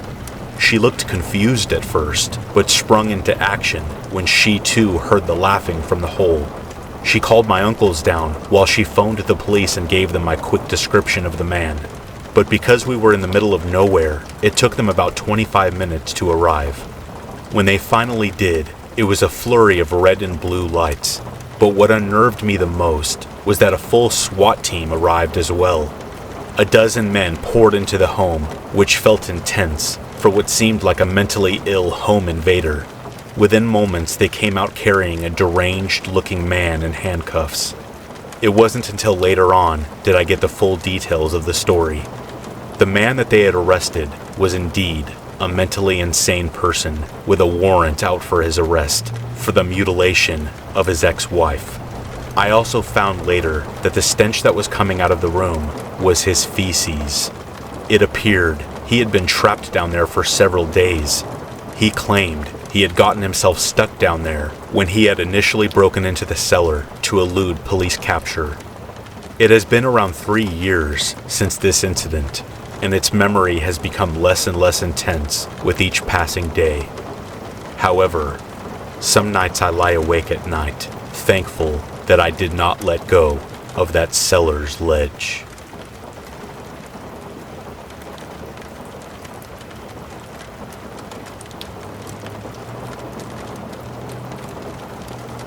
I don't fly anymore. I used to, a lot, actually. It was a big part of my job to fly around the country to pitch investment prospects at meetings held for wealthy hedge fund managers. It was a cushy job. I mean, it paid far, far more than it was worth. But now I work from home, and I drive everywhere. I'm talking everywhere. I live in New York City, but my parents live down in Florida since they retired. And yep, I drive down there to see them, 3 times a year sometimes. It's pretty bad, but I'd rather drive all that way and get stomach flu from bad roadside tacos than fly. And now I'll tell you why. It was a regular flight from LaGuardia down to Houston, another business trip to finance flirt with oil-rich investors down in Texas. I was sat in a window seat in business class. Takeoff was pretty normal. Everything was peachy. Nothing I hadn't done 100 times before as I thumbed through the in-flight magazine and browsed the drinks menu. I had to get up at like 5:30 in order to make the flight, and I have never been a morning person. So as soon as I was able, I shut the window flap next to me, closed my eyes, and tried to catch a few Z's so I would be as fresh as possible for the afternoon meeting. Then, just as I'm about to drift off, I heard a loud pop noise. In my weary state, I actually thought it was some champagne bottle being opened by some celebratory suit who was opting for the fizz breakfast. I look around, and no one has a bottle. There's no attendant with an ice bucket. Nothing like that. Then, some horrible idea pops into my head, and in order to belay my seemingly irrational fears, I slide open to check on the plane's left wing engine. I remember expecting it to be fine. Nothing had ever happened on a flight before, even though I had had those little flashes of fear previously. But it was not fine. The popping sound had been exactly what I had feared. There was smoke billowing from the engine, a thick stream of dark vapor that trailed along as we flew. I grabbed an attendant and silently pointed out the window, not wanting to raise too much of a panic. When she looked, she turned pale, then rushed up the aisle in the direction of the cockpit. Moments later, others were noticing what I had seen. Cries of panic sounding from all along the plane as more and more people noticed the danger we were in. People were rushing over to the left side of the plane, looking out the windows and screaming. All while, the air hostesses aboard were trying everything they could to both keep calm, as well as keeping the passengers calm. Right before the terror reached a fever pitch, the pilot comes over the intercom. I think that was the weirdest, most surreal moment of my life, when people were losing their minds, but the captain was calm to the point of seeming bored. I suppose that's just the level of training they receive. The captain tells everyone to keep calm, to go back to their seats, and that the plane will be making an emergency landing at the nearest airport, which by that time was an airport in Virginia. We actually landed just fine, and the only remotely bad thing to really happen that day was that I had to rearrange the investment meeting. But I swear, part of me thought that plane was about to become a fireball as the engine exploded and we plummeted towards the earth at like 500 miles an hour. It was probably the most terrifying experience I have ever endured, and despite me trying to, I was never able to get on a plane ever again. So like I said, I drive everywhere now. And as much as it sucks, it's better than getting the cold sweats and panic attacks from sitting on a runway somewhere, just waiting for the engines to go up in flames.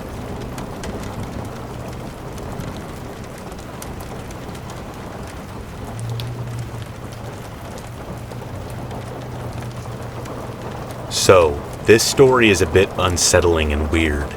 The events of this night I didn't really consider scary until years later when I really reflected on what truly happened. I am 30 years old now, but was only 15 during the events of this story. The evening started fairly normal. A bunch of my friends and I just hanging out, thinking we were cool because we were at the state fair without any adults. It was a group of about 10 of us, if I remember correctly. We decided to post up towards the back of the fairgrounds where all the rides were. We were just talking, telling jokes, and trying to impress the girls that would occasionally walk by. During our time hanging out in the back, we were approached by a very strange-looking person. He was an average height, a little thick in the belly, bald, but was sporting some hair on the sides. He approached us with great confidence and said in a stern voice, "You guys waiting for the ship as well?" Thinking this was more comical than scary, we kind of just laughed and responded with, the ship? What are you talking about?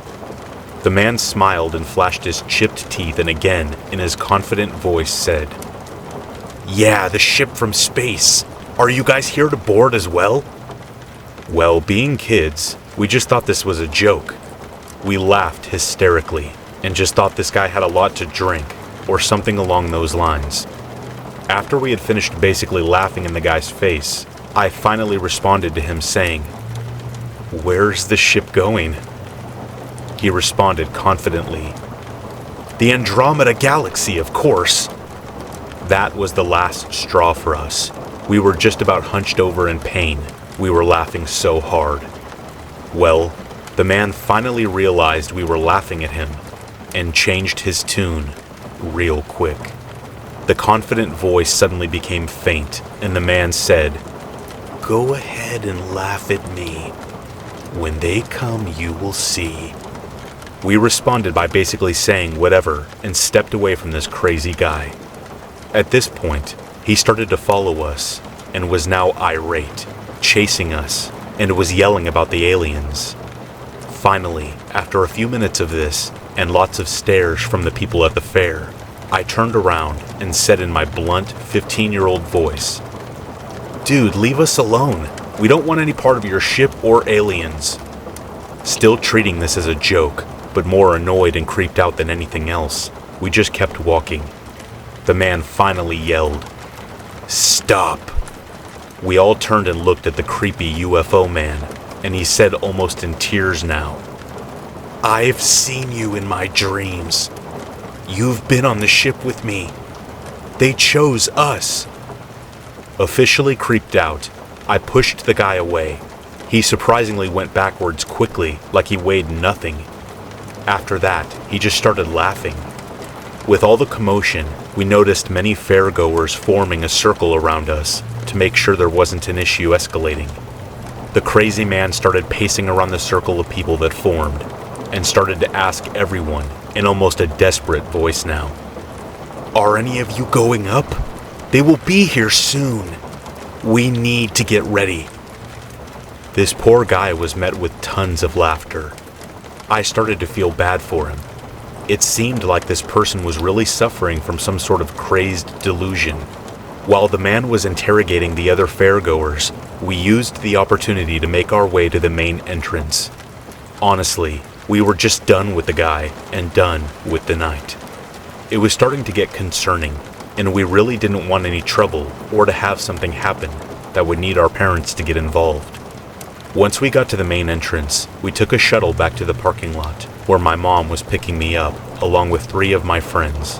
We got to the lot, and she was not there yet, so we just waited by the entrance to the lot until my mom got there.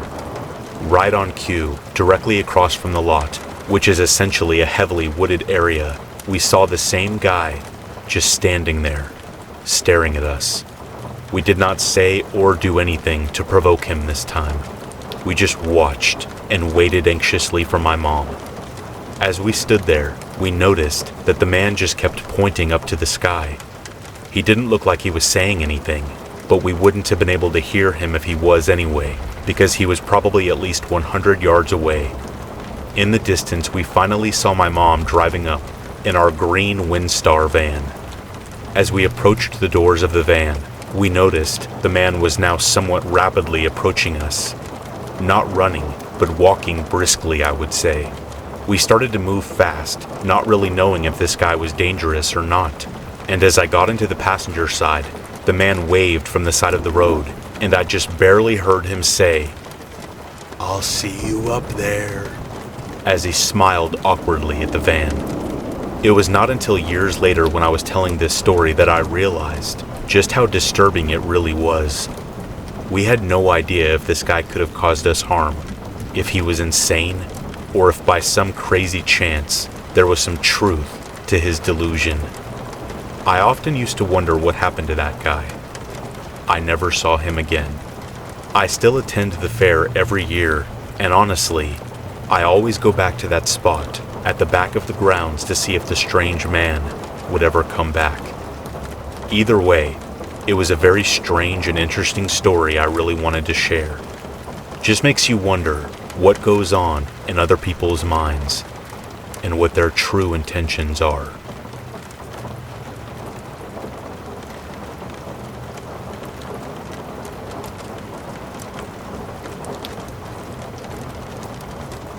This story takes place 2 years ago when I was living in the same house as my 2 younger sisters and my father. We lived in a neighborhood that wasn't necessarily unsafe, but wasn't the best neighborhood for people to live in. I can recall some neighbors getting arrested for selling drugs when I was maybe 5, but this story is not about them. In the summer of 2018, my sisters and I would stay up late into the night, sometimes only going to bed after the sun had risen. I was 17, and my sisters were 15 and 13. My father would go to bed early, as he was a responsible adult. To explain the situation best, I need to describe what my house looked like. It was a 1-story home, with 4 doors on the front of my house, 3 of which opened to our living room, and 1 of which opened to my bedroom. Our backyard fence had been knocked down by a storm recently, and we had 2 doors on the back of the house, one that opened to the kitchen and one that opened to my father's room. One night, around 12:30 a.m., I was doing what I usually did. I was listening to scary stories on my phone as I made art on my iPad. I didn't use earbuds because I've always been paranoid that something might happen while I'm using them. My sisters, who shared a room down the hall from me, were doing whatever they did at night. It didn't really concern me. My father was fast asleep in his room. Now, I don't know about all of you, but I always end up very on edge while I'm listening to scary stories, so I'm hyper aware of what's going on around me. You can imagine how hard I jumped when I heard a sharp pounding on our front door. 4 hard thuds could be heard throughout the house, and I could hear the front door shake with the strength of each knock. I held my breath, hoping that I had heard wrong. I really didn't want to think someone was at my front door. At this moment, my middle sister, Jen, came running into my room, trying to keep her steps silent. She looked at me, eyes wild. "You heard that too, right?" she asked, voice trembling. I swallowed and nodded, heart pounding in my chest. "We need to go wake Dad up," I responded, and started towards my father's bedroom. She followed diligently behind me. On our way to our dad's room, my youngest sister, Ness, peeked her head out from her room. She, too, looked scared. I opened my dad's door and shook him awake, trembling slightly. One of my worst fears is someone breaking into our house.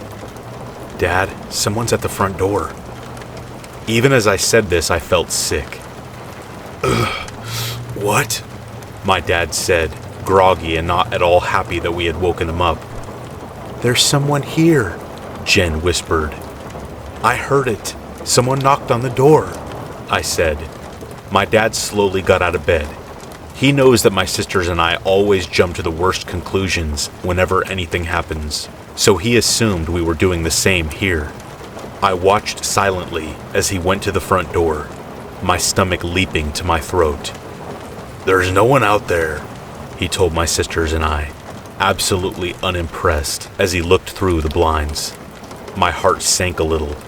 I kind of started to doubt myself, but my sisters had heard the knocking too, so I knew I wasn't alone in this. We tried to reason with him before he went back to bed, but he didn't believe us, too tired to really care about what we were saying. Dejected but scared, I ended up taking my mattress off my bed and sleeping in my sister's room for the night, taking a baseball bat and laying it next to my mattress. My overactive imagination had me thinking that whoever was at the door was out to hurt us, and I knew I would have to defend my younger sisters against any danger that dared to enter our house. The next day passed just fine. My sisters and I knew that we had heard something, and our dad brushed off our attempts to explain it. He thought we were sleep deprived, or perhaps that a large bug had hit our door, which was ridiculous.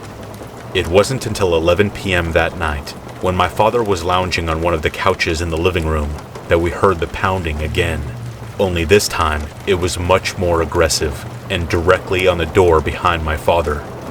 My father let out a loud, "What the?" and charged towards the front door. I had been standing in the living room when the pounding occurred again, and my sisters had rushed to stand next to me after hearing my father shout.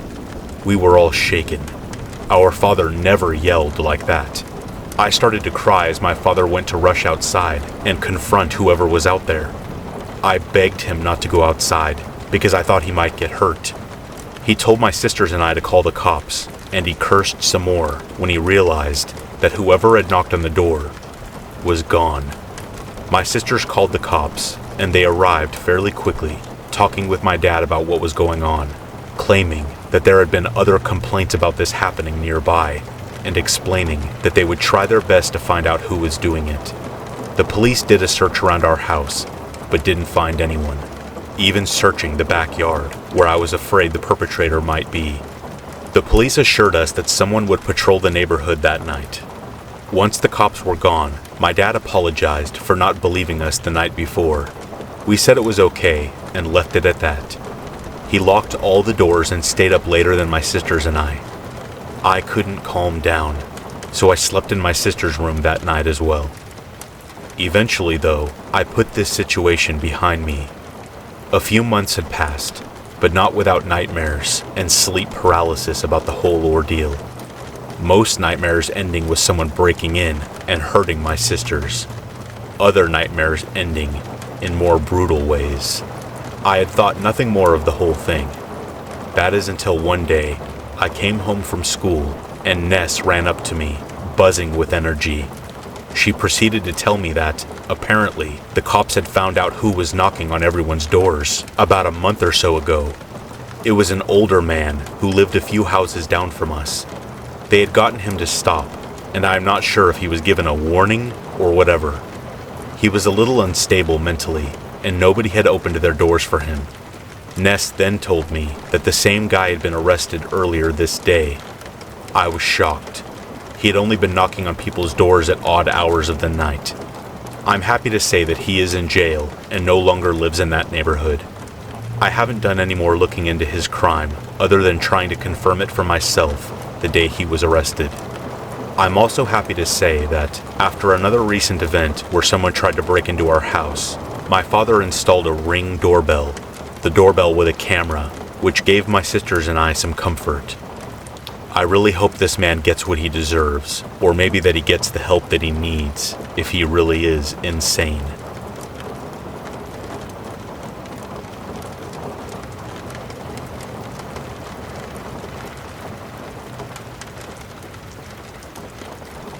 Former funeral director here.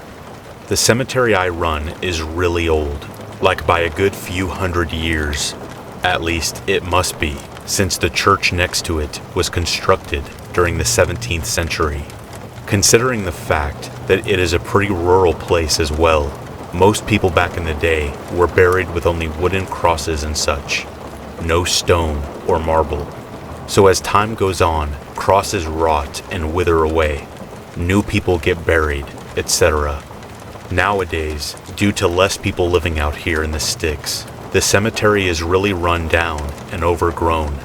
So as some of you can imagine, when you keep burying bodies in the same small patch of dirt for that many centuries, eventually the soil has been worked over dozens and dozens of times. So in the end, it consists mainly of bone meal. You can't even rake over the flower beds there without accidentally uncovering some teeth or finger bones or something equally grim. It's nothing but fragmented skeletons all the way down under the thin turf. The soil sort of resembles the kind of dirt you would see near sandy beaches, except on closer examination, all the light-colored parts are just bone fragments rather than crushed seashells. Not really scary or unexpected, just super eerie until you eventually get used to it. You learn to treat anything recognizable as human remains with respect, and just tuck it away out of sight under the plant or whatever else you were putting there. Anyway, so someone was taking care of their relative's grave and decided to expand the area around the grave. For some reason, the people around here are not particularly fond of grass, rather preferring a well-leveled ground with Zen garden lines made with a rake. The person removed the grass and was sprucing up the place with a rake when they pulled up a bunch of snow-white hair from the dirt. They must have freaked out and ran out of there, leaving the cemetery attendant to stumble across what is essentially hair coming out of the ground. She reported it to the church and supposedly they reburied the remains. Even with all my years as an undertaker, I'm not entirely sure how there could have been a body so close to the surface. But there's another incident that sticks with me even more than that one. My business partner and I had just gotten back to the funeral home from a house call for a 27-year-old woman who tragically passed away. As we were moving her body from the cot to the embalming table, we heard an audible click, and the radio across the room turned on full volume of static. It's one of those old radios where you turn the volume dial until it clicks to turn on. We both looked at each other, pale as ghosts. He happened to be an extremely religious man, and this event visibly shook him. He found an excuse to leave early, not long after the incident. I shut the radio off as I typically used my iPhone to listen to music while doing embalming work.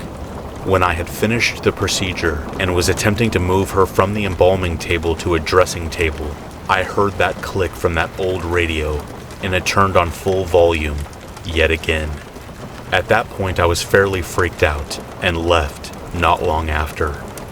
My partner and I never spoke of it again, and nothing like that ever occurred to my knowledge, before or after.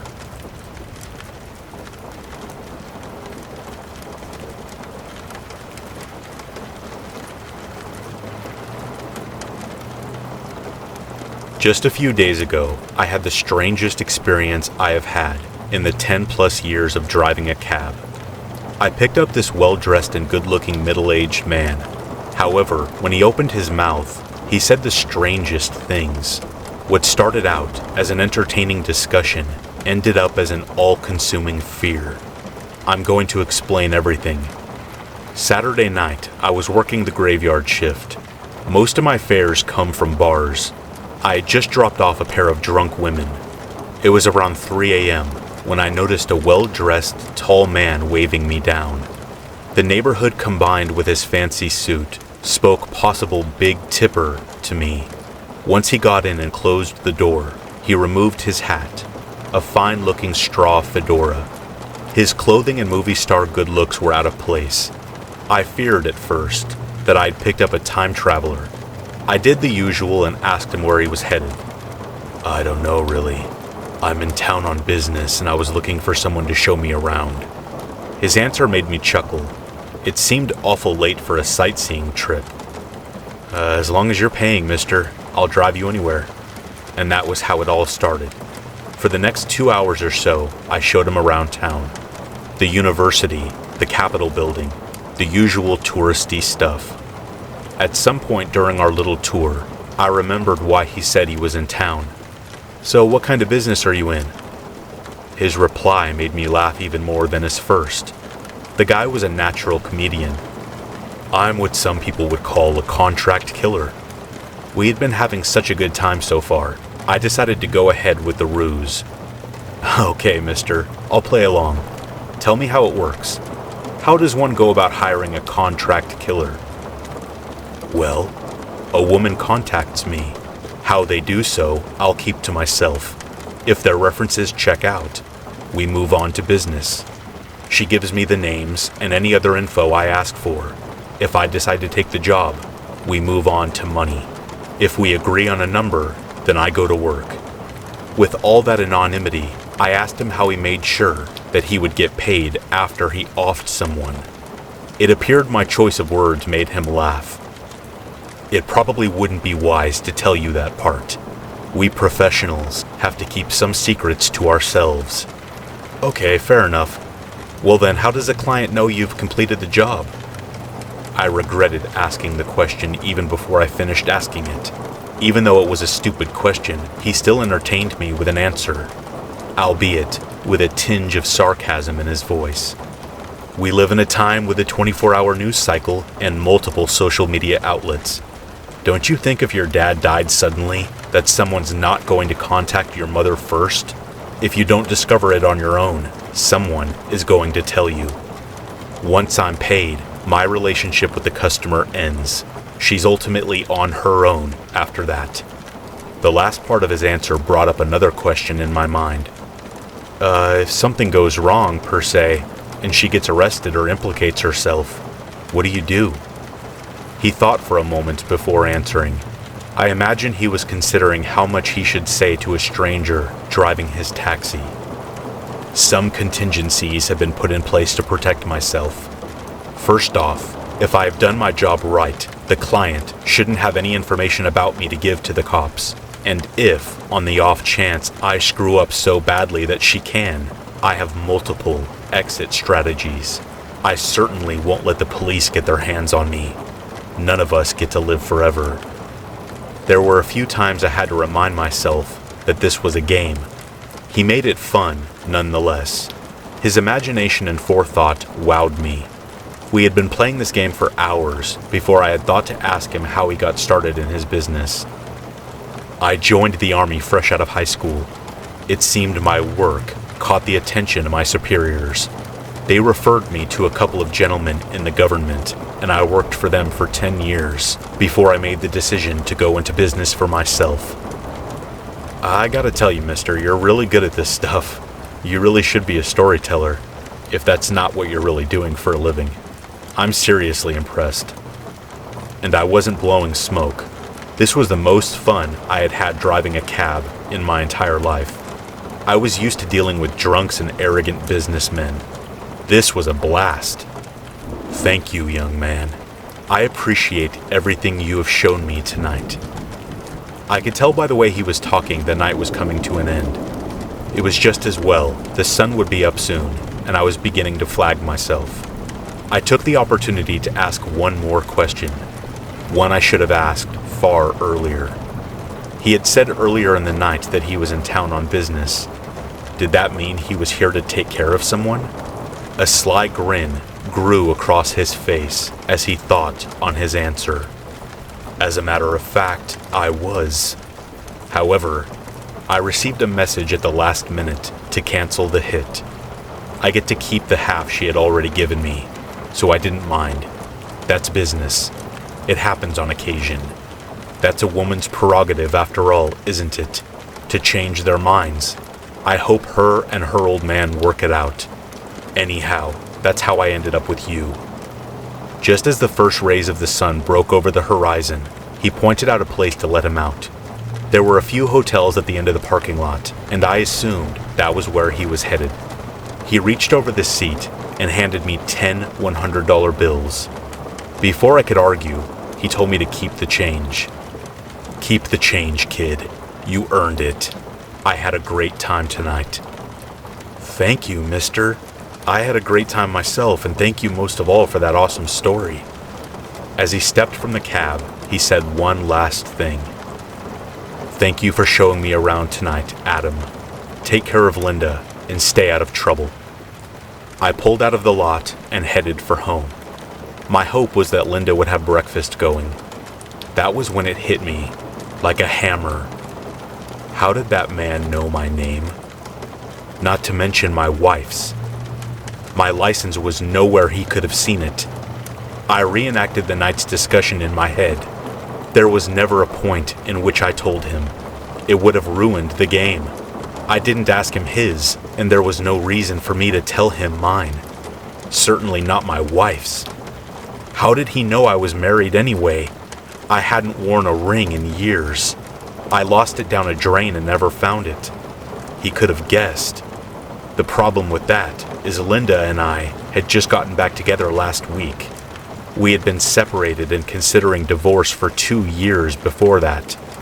When I pulled into the driveway of my house, a terrible idea came into my mind. Was there a possibility that guy wasn't making up a story? No one would dare tell someone, even a stranger, in such a bold and frank way, that he was a hitman. If he was serious, the fact he knew my name and my wife's could only mean one thing. Even if it was true, I wasn't ready to accept it. While Linda and I sat and ate that morning, I couldn't stop myself from watching her. I was terrified that my wife had wanted me dead. Even if she had changed her mind, there was no way she would admit it. If I did ask, either answer would most likely destroy the fragile peace we have built between us. I need to know. You listening, what do you think? Am I crazy? Or is this really happening?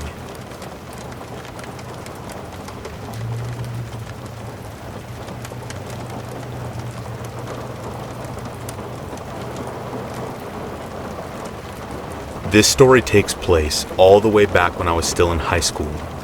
In order to earn money to fund my video game addiction, I regularly tutored this 11-year-old girl. We actually got along so well that the parents ended up asking me to babysit her and her little brother a couple times.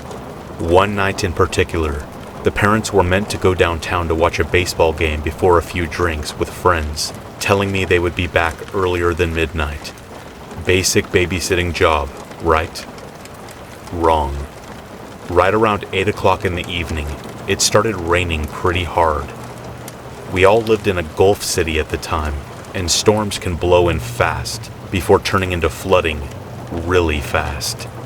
Once it became horrifyingly clear we were in for one big storm, the parents tried to get home as quickly and safely as possible, but the streets had already started to flood, and apparently they ended up trapped in a parking lot.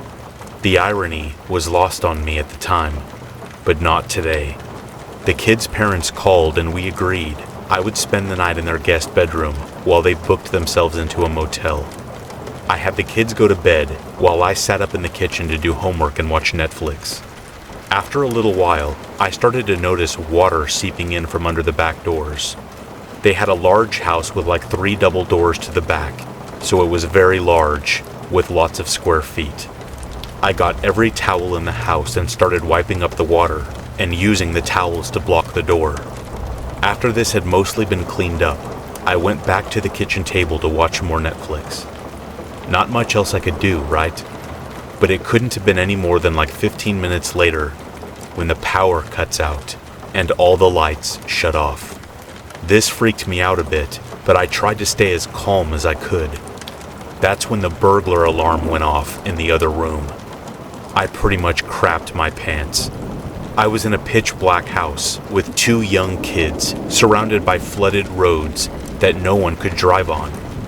After a minute or so of almost blind panic, I realized, to my horror, I was the closest thing in the house to an adult. There was no one looking after me. In fact, I was directly responsible for those kids. So I grabbed the biggest, sharpest kitchen knife I could find, then went to go check all the doors. They were all still closed, and no one was in the house. So I called the parents.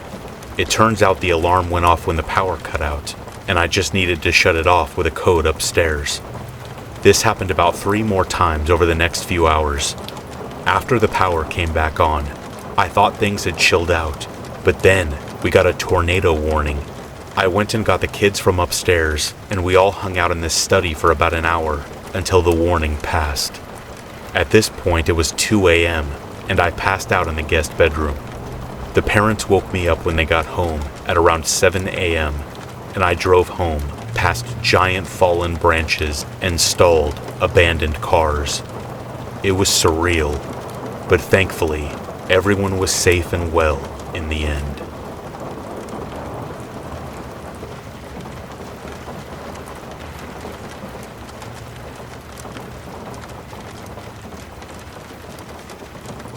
I have heard countless stories about other people's experiences with sleep paralysis, and I thought I would share my scariest ones.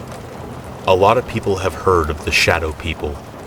I have had an unknown black force pin me down in bed, suffocating me. However, the other two instances I have had are more bizarre, and I still think about them quite often. About 4 years ago, I was 24. I still lived with my mom since I was in my second year of nursing school, and it was just easier to live at home while going to school. Going to bed one night, all seemed well until I woke up for no reason. I couldn't move or talk. I heard almost static mumbling sounds on my left. Completely terrified, I listen as I try desperately to move. Slowly, the static starts to get clearer, and I hear young voices. Children's voices. They began chanting, "You're going to die," and giggling after each chant. It was like they were singing a nursery rhyme. They chanted the same thing over and over again. My heart was pounding out of my chest. Logically in my head, I was telling myself this wasn't real. For all those that aren't religious, this may not seem like it makes sense, but I decided to pray in my head to make it stop. It was like I was screaming in my head because I couldn't physically speak. It felt like an eternity before it went away and I was able to move again. I rushed out of my room to my mom and told her everything. I didn't go back into my room that night. She looked at me with disbelief. I don't know if she truly believed me or understands sleep paralysis. Regardless, it's something I will never forget. My second story was around the same year. When sleep paralysis becomes a recurring theme every night, or every other night, I just started to sleep with the lights on. For added comfort, my cats would sleep on my bed and cuddle with me until I fell asleep. For a while, no instances of sleep paralysis occurred, so I just assumed this is what I needed to do each night. Like usual, I went to bed with the lights on, and one of my cats, Salem, curled up in my arm while I slept. I woke up with a feeling of all too familiar dread. I couldn't believe what was happening. I felt like I was being watched. To my horror, I can't make this up if I wanted to, disturbingly saw a white figure on the right side of my bed, standing very close to me. My heart felt like it dropped into my stomach. I see piercing, bright blue eyes staring at me. I glanced down at my cat, seemingly unaware of the figure and sleeping soundly. This eased me up a bit. Seeing this made me remind myself that this wasn't real. After a few moments, the figure disappeared. Even with the lights on, I did not feel safe. I don't experience sleep paralysis as much as I used to, thankfully, but those are two instances I will never forget. And if you suffer from sleep paralysis, you know exactly what I went through and how horrible it truly is.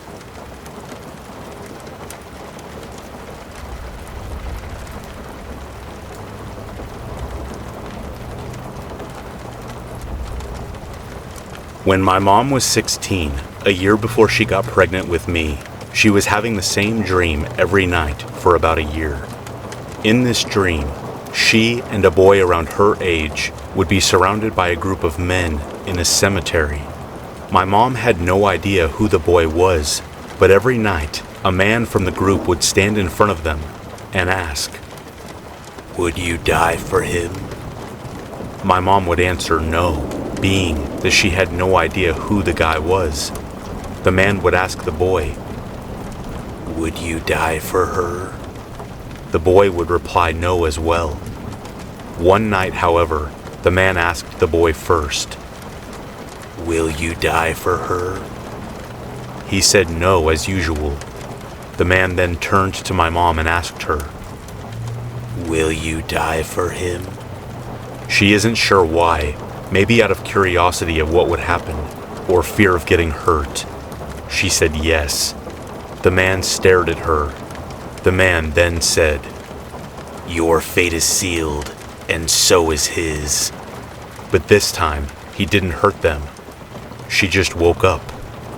My mom was a model, and on this specific day, she had a fashion show that she would be doing in another nearby city. Her aunt had come to drive and accompany her to the show, along with my mom's best friend. Everything was fine that morning. My mom got dressed, her friend came over, her aunt arrived, and they piled into the car, ready for the 3 to 4 hour drive. While on the highway, my mom noticed she had forgotten something at home. They were only about 10 minutes out at this point, with plenty of time to spare, so they turned around to go grab it. Just as they turned around, listening to music and singing along, my mom's friend asked to turn the music down. "Do you hear that?" she asked.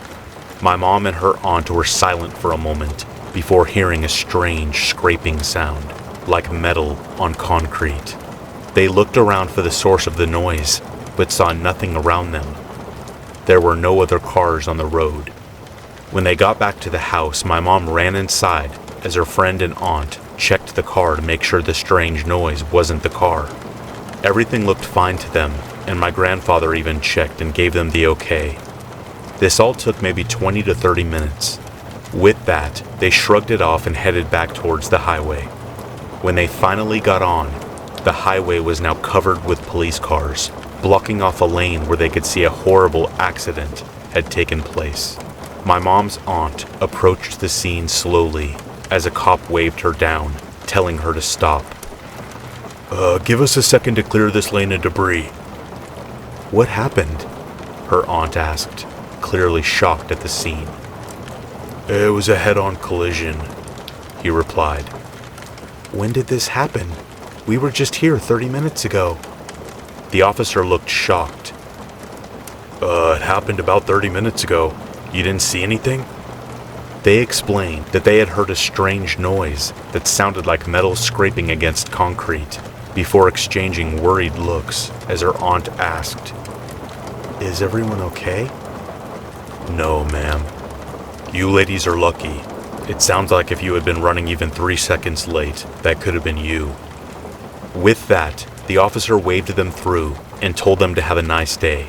But as they passed the wreckage, my mom looked out the window to see them removing a body from the car. Her heart sank when she realized it was the boy from her dream. She never had that dream again.